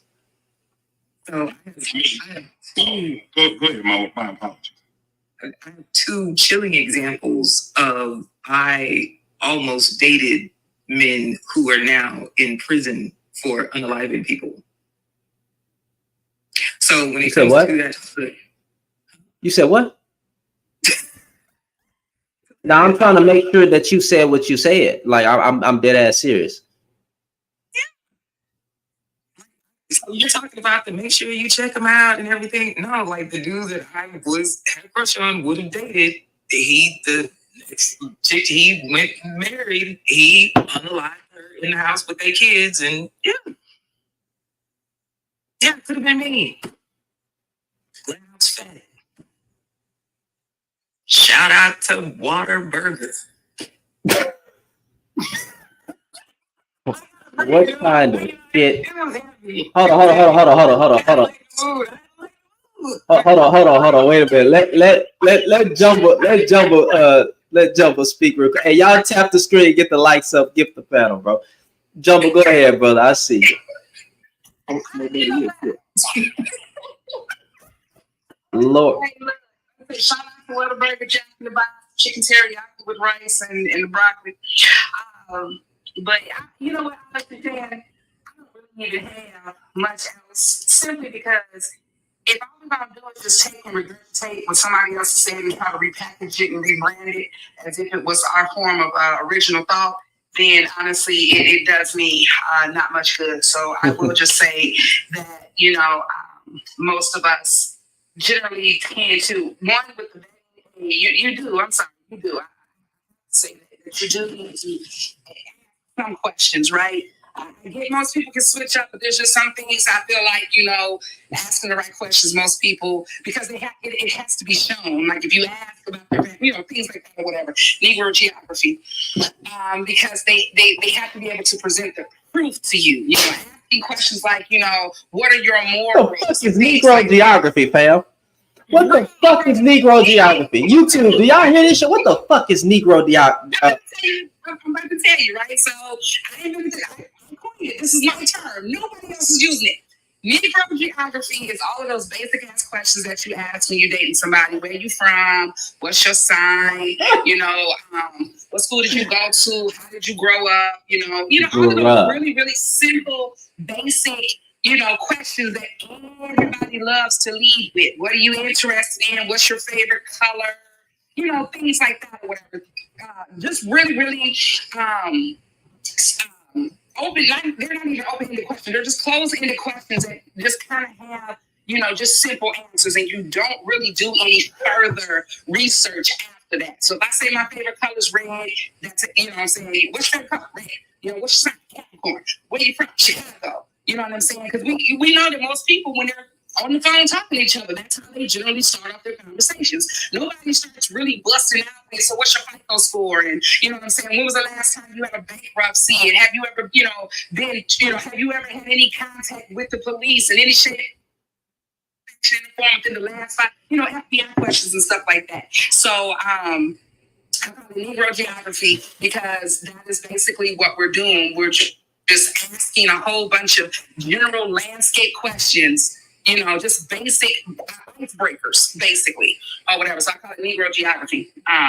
So, you know, most of us just don't really go any further into, you know, detail or whatever and stuff like that. So I feel like most of the time, if you ask questions where people have to be able to present the proof, because if you ask me what my morals are, and I know I don't mean you no good, I'm going to try, especially if we're doing online dating, because most of us love to try to tell on ourselves. You know, I'm a respectable, homebody, loving woman that loves to go out and loves to joke and fish and, you know, and cook for my, you know, and not, that would never be my profile. But however, I'm just saying, but you know, when you put that in your profile and stuff like that or whatever, so people like, what are your morals, right? Oh, I like to go to church. I like to go to church too. Now I'm hooking you in because I can go, dang, really? What was you doing? And this is not about church, y'all. So please, please, please, please. Okay, I'm just simply saying, you know. And then now we find out that, you know, oh, well, now I gotta kind of switch up a little bit because I may be Dastardly Daniel, but now I can't do Dastardly Daniel things or Daniela things simply because you told me this, and I want to get you into my web. So now I have to align with what you say, right? There's ways to ask questions and stuff like that, and you have to figure it out for yourself. You can come to my class for $74.99 and you can figure out questions. Dr. Self-Advertisement. Oh, Lord, Dr. Self-Advertisement, bro. Y'all tripping, bro. I'm kidding. I don't have a class, but that's how relationship coaches and stuff like that be or whatever they all be talking about, you know. But I mean, like, but for $74.99, you can come to my class and I can give you a whole handbook on questions that you need to be asking when you're out there dating people and stuff like that. That's how silly that be sounding when they be doing it. So $74.99, you can hit me up in the DM. I accept my cash app. It's hashtag, you know what I'm saying, resiliency, hashtag honest cash miracle. You can send $74.99 and I can send you all the questions that I have to help you outbeat Negro geography and actually learn how to vet these people. I'm just kidding.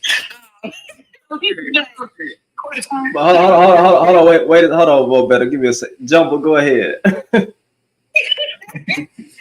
Like I said, I still firmly believe that, we literally sit here and we complicate some of the most simplest things, right?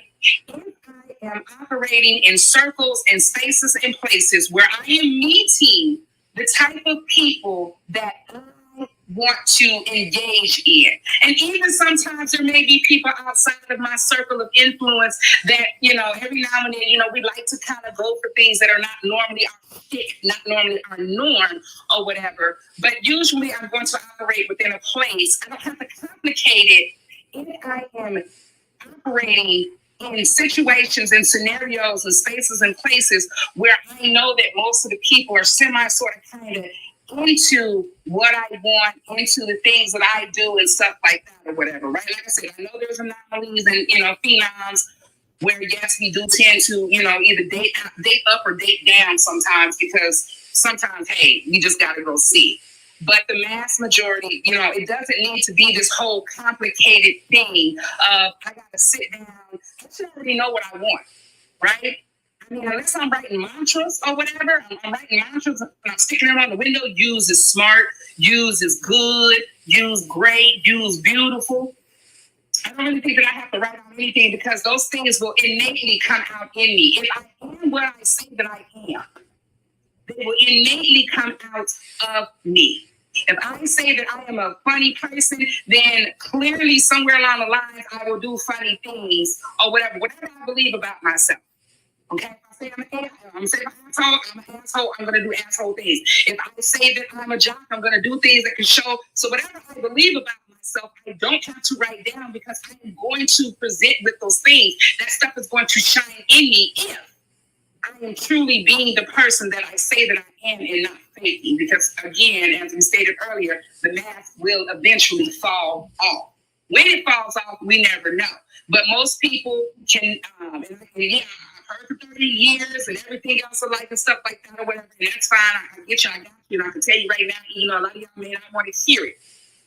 30 years of somebody faking the funk, you miss we be missing the signs, y'all. Like, I'm sorry, we really just have to be honest about a lot of the times when we see those small, subtle signs. Those people say small, subtle things, and we take it and we brush it off because it's not this huge, big red flag. Your spouse coming in and telling you, I don't know why you eating that Twinkie, but you looking kind of fast. And then you keep, and they come and pinch your butt and be like, and they laugh it off, right? We be running red lights all the time.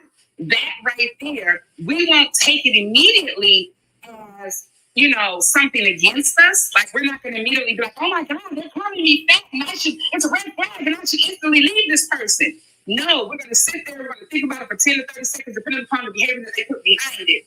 And then we'll just let it go.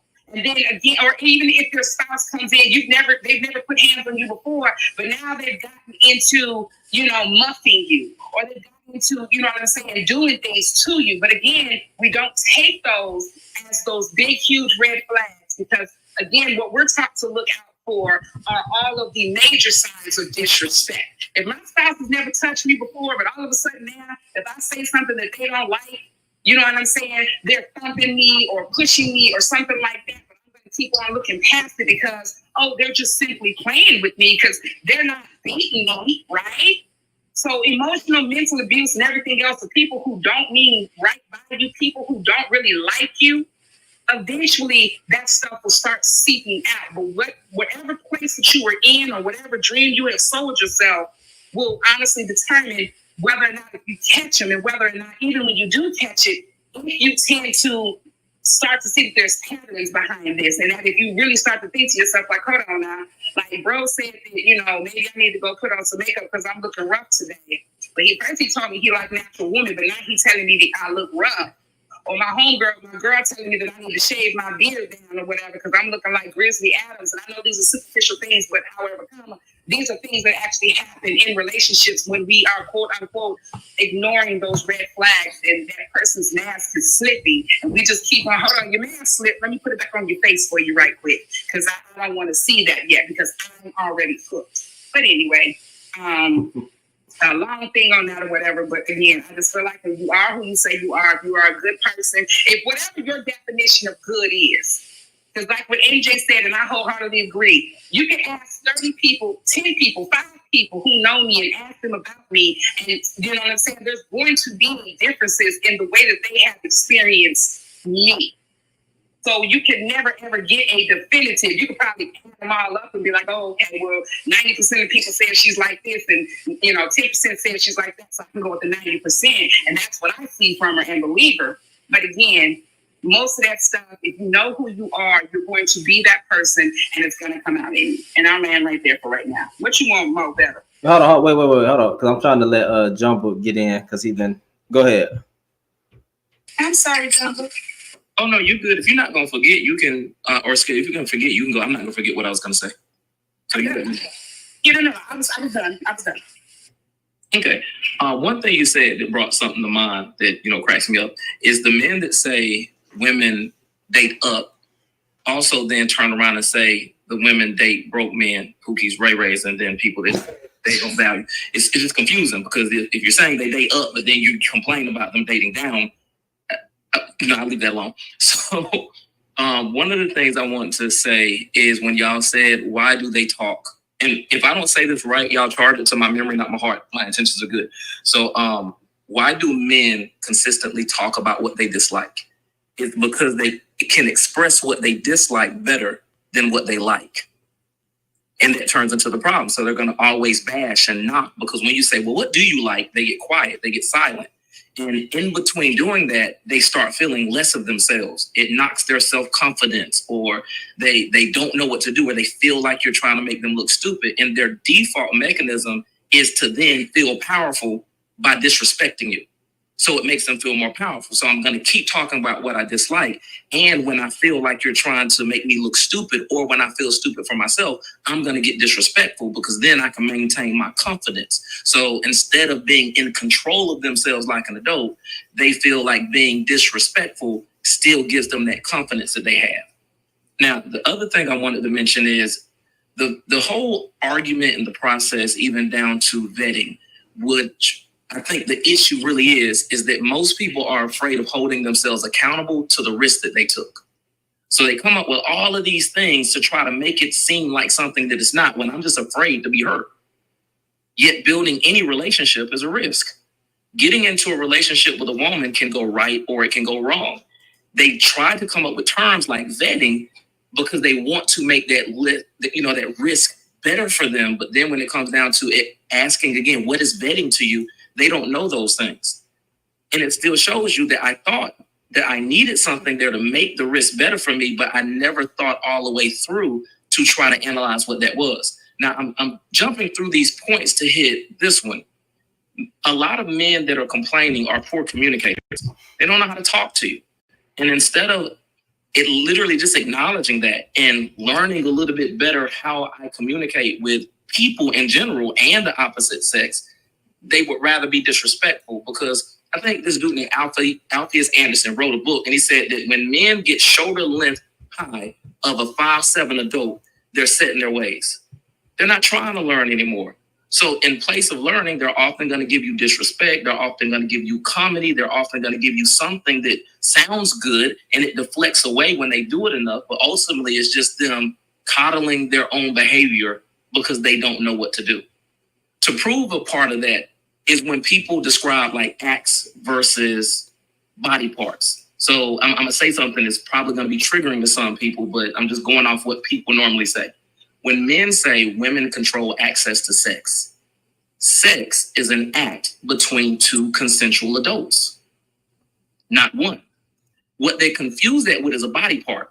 So is a vagina sex? No, it's a body part that does different things, but they think you control access to sex because of the body part when sex involves two people. I'm giving you access to sex with me, you're giving me access to sex with you. But getting them to understand that in that method, they double down and they want to fight against it because they want to be right and they don't want to change. Another aspect of that is when they say men control access to marriage. Marriage is a union between two people. One can ask, one confirms, both go into the marriage, not into the person. That can also be proven when you start thinking about arranged marriages. Well, if men give access to it and it's an arranged marriage, who the hell gave access to it? Neither of the man or the woman. So a marriage is between two consensual people, not one. But again, explaining that and showing them, hey, you got to step up your communication game. You know, go back to middle school, literally learn adjectives, nouns, pronouns, adverbs, commas, colon, sentence structure. In between the 7th grade, they began teaching you how to summarize what a person says and how to paraphrase it in your own words. That's taking the words said that they use and using a different word that you can resonate with, or at least listening to them long enough to where you gain an understanding and you can still summarize it back. That's also how you know they felt the math problems when it was a word problem, because it's not just the numbers there. I got to read and understand what the numbers represent or figure it out. Now, I'm saying all of these things to say, most men that are talking about vetting and coming from problematic perspectives just don't know how to communicate. And we always know that because when it comes down to having a conversation with them or getting them to explain a point a little bit deeper, because you're the expert giving me the information, instead of explaining it, they then get disrespectful or they then deflect away in a number of different ways. That always is something that makes you not want to deal with them. And I think Joker, said it earlier, or Mobet, I can't remember which one. The issue mainly is that they can't come to terms with the women you are trying to get do not like you as an individual. Instead of being a better individual and finding the woman that does like you, or being a better individual so that more people like you, they want you to settle for them below the bar. And that's why I would say like the HNIC, I think, is saying like, what's the parameters of a good person? And what you'll notice when you start setting those parameters for yourself, most of the people that we're talking about that say the things they say don't fit the majority of the parameters. And where I'm gonna land my plane is that majority thing is very important, because too many people on TikTok take a toxic or problematic or manipulative person saying the truth about one thing as if the person is good. And they have to start understanding that good people make mistakes, give them grace, but bad people can tell the truth and do charitable works. Know the difference in between the two. Some people are taking screwed up people and saying that they're good people because they did something good, and then you see them doing screwed up things. And then we're hard on good people that do something that can be considered as bad or a mistake, but hold themselves accountable, and we treat them like they're horrible people. That's why I land my plane. Points were made. Points were definitely made. Y'all tap the screen, get the likes up, get the engagement up. Follow the panel. Definitely follow Jumbled. If you want more interesting lives and a balanced individual, follow Jumbled. You might wanna follow him. Go ahead, Mo Better. Yeah, that was like I heard like Kendrick Lamar in the background as he was talking. That was simultaneous education and drag of those brothers. But okay. Anywho, last I have to offer, as Joker was explaining the communication thing in dating, and I'm not out there, I'm not doing that. So please confirm. Are y'all really first 48ing each other these days? Like it's not even like truly conversation. Like it's just, what's this? Where you at? Where you from? What you did it? I'm not. I listen. I am married. I don't know what the piss pool look like. I don't know, and I don't care. Oh, okay, Jumble said yes. Okay, so here's a suggestion technique. Again, I'm not dating. I do this just because I know people love to lie. Anyway, I call it a story to tell and a question to verify. So, and ladies, men love to talk about themselves. So this is really easy to pull off. So, beginning date, easy to pull in question of, hey, where are you from? Oh, what do you do? What inspired you to do that? You got an easy 30 minutes with all kinds of nuggets of informations and things in there and questions that you can ask along the way of, oh, well, I grew up in da-da-da. He's baby, you may not eat for the rest of the night, depending on how they play out. Go ahead, I'm The sorry. point of it is, as you get the little things along the way, because he's gonna say, you know, something happened, you know, and oh, I love that truck. That was my favorite truck. Oh, what color was it? Oh, blue. That may be his favorite color. So when then the question verified later, because then, you know, because he's just gonna remember he told the story. He had a good time. So you can ask the question later, hey, what high school did you go to? And that's what you verify against the story and information that was dropped in the story. If he's a liar, they're not going to match. And you can dump him immediately. But it's a method that you can use and repeat over and over again just to make sure that things correlate and things, you know, butt up to each other. Yeah, people don't understand the power of conversations, and actually getting to know a person, and I guess they just skipping that whole part of dating instead of going straight to fucking. We do have to keep in mind that in the past 20 or so years, since we focus a lot more on testing and they've got rid of recess, they've got rid of a lot of socialization in schools, and it is known that a lot of kids do not go outside in the past 15 or 20 years. So when it comes to socialization, especially after COVID, a lot of them, from what I've noticed, when it comes to teaching, when it comes to interacting online, their communication skills in person, especially in conversational skills, is very much lacking.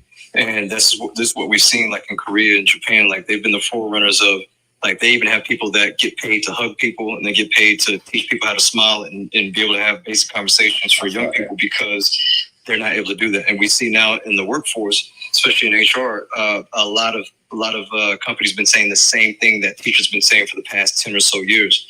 So this is where we have to say, hey, you know, we don't want to curse their darkness, but we want to help light their candles to where they say, hey, you know what, you may want to try this, or you know what, here's something that's actionable that you can do to help you out in your communication skills. There's money in it, and also there's good in it when it comes from a social aspect and everything. But I would like to say, you know, many times, like, man, why are these kids, they can't even look people in the eye and everything. I've experienced that while I was in the Middle East teaching. I've experienced it here teaching, but unfortunately that's what it is. So now we have to make an extra effort making sure they know how to be able to communicate, because if not, then we'll have what we have that's on TikToks spill out into the streets even more. And we've seen what's happened with rise of fascism, quasi-fascism with young men, and then on the other end, rise of like communism and everything.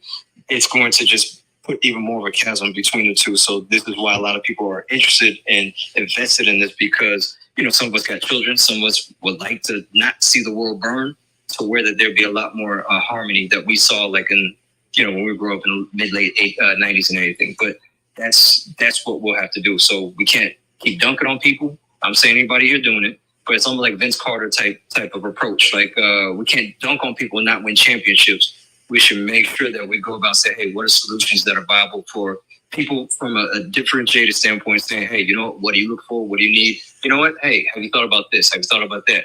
You know, just like with Joker saying, hey, you know, if I say the same thing, like, yo, if you're a nerd and you're looking for a nerd, go to nerdy places where nerds are fine. Yo, go to an anime tournament, something like that, you know. Or if you're looking for something that you've written down, or you know that this is what you're looking for, someone that's religious, all right, go to, you know, mosque, go to the church or something. Ask other people to help out as well. And that should also be a part of the process, where more research is saying that more people are focused so much on using technology to find someone that they like, and they've got rid of using family, friends, the church, or religious institutions to help them out finding people, even work. People aren't even using work or anything to help find people. So this is where we have to say, hey, I'm a married man, you know, I'm still trying to get my two homeboys married and everything. Or, you know, if I know somebody, this is a good person right here, yo, let's hook this person up with someone else as well. So we got to step out of our comfort zone for the people who are married, and also people who are just, you know, wanting to help. We do have to help out, because if not, then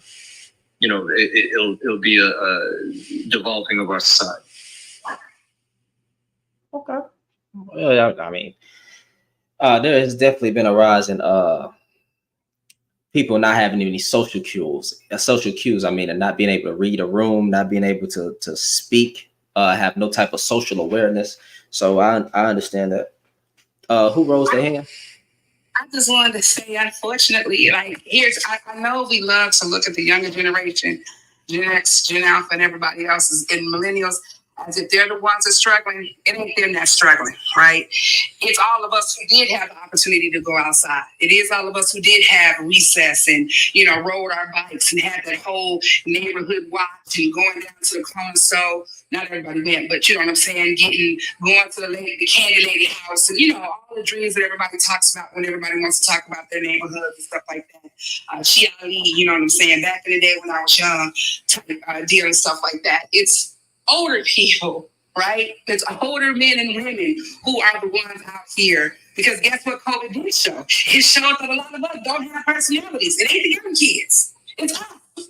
It's us that don't have personality. It's us that don't have these communication skills. It's us that don't know how to look people in the eye and shake hands and, you know, have just a regular conversation and actually, you know, lack comprehension skills and ability to engage in a conversation and actually listen, process, and then synthesize, and then, you know what I'm saying, go ahead and respond. It's us. It's not even these younger kids. They're showing us. I mean, yes, granted they have social media and everything else, and we get to these kids, yeah, when they get together, right, they all sit around because, I mean, hey, if I could just, you know, not say what I want to say out loud and talk on the, you know, text on the phone and stuff like that. So then we tend to think that there's this huge gap between them and between us, when in actuality it's us. We're the ones out here fighting for our lives, for relationships.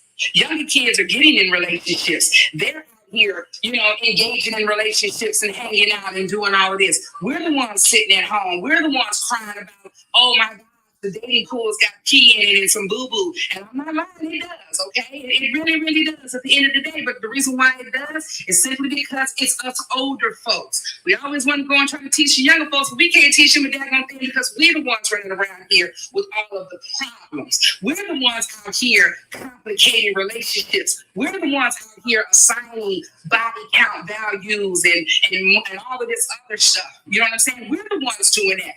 The younger generation, hey, they look, I like you, you like me. They actually kind of doing it how we used to do back in the day. You like me, I like you. I get your number, I get your Snap, I get your Instagram or whatever. Because you want to know why they're going in looking at Instagram so they can actually see what we're doing. They literally go on there and they be looking up each other's pictures and videos and everything, right? They can see if you got a boyfriend and the whole thing. Things that we didn't have access to, which is fine. Right? But they're still engaging with those people. So I like you, you like me, and hey, you know what I'm saying? We're going to get a meetup. They actually go meet up with their friends and stuff like that. So now it's a community meetup. So that way I don't get unalive because I want to go hang out with you by myself. Now, I'm not saying that there are children that still don't do that because they do. We clearly see it. But it's us running around here getting hemmed up, getting robbed because we want to be trying to sneaky link out in the daggone hood and stuff like that. 3 o'clock in the morning, trying to run down some little young hoodie or whatever. We the ones out there getting robbed. We the ones out there getting the game ran on us because we want to walk around older. So therefore, my experience trumps everything when we've had no experiences. We're the ones that are closed off. Younger folks, they be out there, they open with one another. They not out here discussing body count. I mean, there are some. I get it. I teach high school, so I'm very well aware. And I used to teach pre-K and kindergarten, so I taught elementary, I taught 8th grade, and I'm teaching high school now. So I have covered down on all ramps, right? So I know the conversations that these kids are having. I know what they are doing. Like I say this all the time. I tell my kids, they're not growing up on me, I'm growing up on them. Because again, as older people, we want to complicate every little thing. We are the ones that don't want to accept change. We are the ones that are holding on to the good old days, the 1950s, you know, and stuff like that or whatever. We're the ones wanting to do that, not the younger generation. But we don't really have to teach them much of anything because we can't even teach ourselves that. They're no longer operating on, well, my daddy wasn't there, so I'm going to come out here and act a whole ass because my daddy wasn't there, you know, because daddy wasn't there to teach me to comb my hair. You know, we don't have to do that. We don't have to do all of that. They're like, hey, no, my daddy wasn't there. My mama wasn't there for me, so cool. I went and I found a community and family somewhere else. I'm going to go do this. I'm going to be better. I'm going to do all of this stuff. Us, we walking around dragging ass. My daddy didn't teach me nothing. My mama didn't do nothing for me. And that is what we're doing right now. We're dragging ass about somebody who hurt our feelings in high school. We want to talk about, you know what I'm saying, half of us haven't been in a relationship, quote unquote, and I don't know how long. because we too busy trying to still hold on to whatever it is that we think is going to make us still hit and hump and everything else. So it ain't the younger kids. Sure, you can sit with the younger kids and learn a lot. It is us older folks. Again, we're the ones out here confusing the conversations that really need to be had. You can, even if we want to go and look at the STI rates and stuff like that, yeah, if all of us older folks know that we should be strapping up and getting tested, why is there so many of us still out here getting caught? If we are supposed to be the ones that are, leading the way and we know everything, why are we still out here trying to define relationships, still trying to define what a traditional woman is, what a modern woman is? Them kids ain't worried about what we doing because they didn't even like how the hell we were living. So they want to set their kneeling and sliding down the wall like freaking Fantasia over some dad going, you know what, you are simping, or you out here pandering. Hell, Simping Ain't Easy came out with Boys to Men in 1992. But yeah, here we are in 2024 still talking about Simping Ain't Easy. Just silly stuff. So I was glad with y'all and the young kids. We might need to go look at them and maybe take some points and views and maybe stop complicating the easiest things. Because if I like you, if I see you and I'm interested in you, and you see me and you're interested in me, then maybe we can have a conversation. And if we don't like each other, then we can part ways. It's that simple. See how we always refer back to likability. See how we always refer back to what you like and what you don't like. I love how she is not letting him make it in this conversation. Well, who you talking about? She is just not letting him make it at all. What you talking about? Y'all goofy. With that being said, Vanity, I'm finna restart my live. Because I'm finna do like I'm finna just start it over. Because we finna have a chill live at this point. I'm gonna refresh everything. YouTube, I appreciate y'all for coming up and hanging out with me. Y'all have a good night, stay safe, be blessed in Jesus' name. Hope y'all enjoyed the conversation. Oh.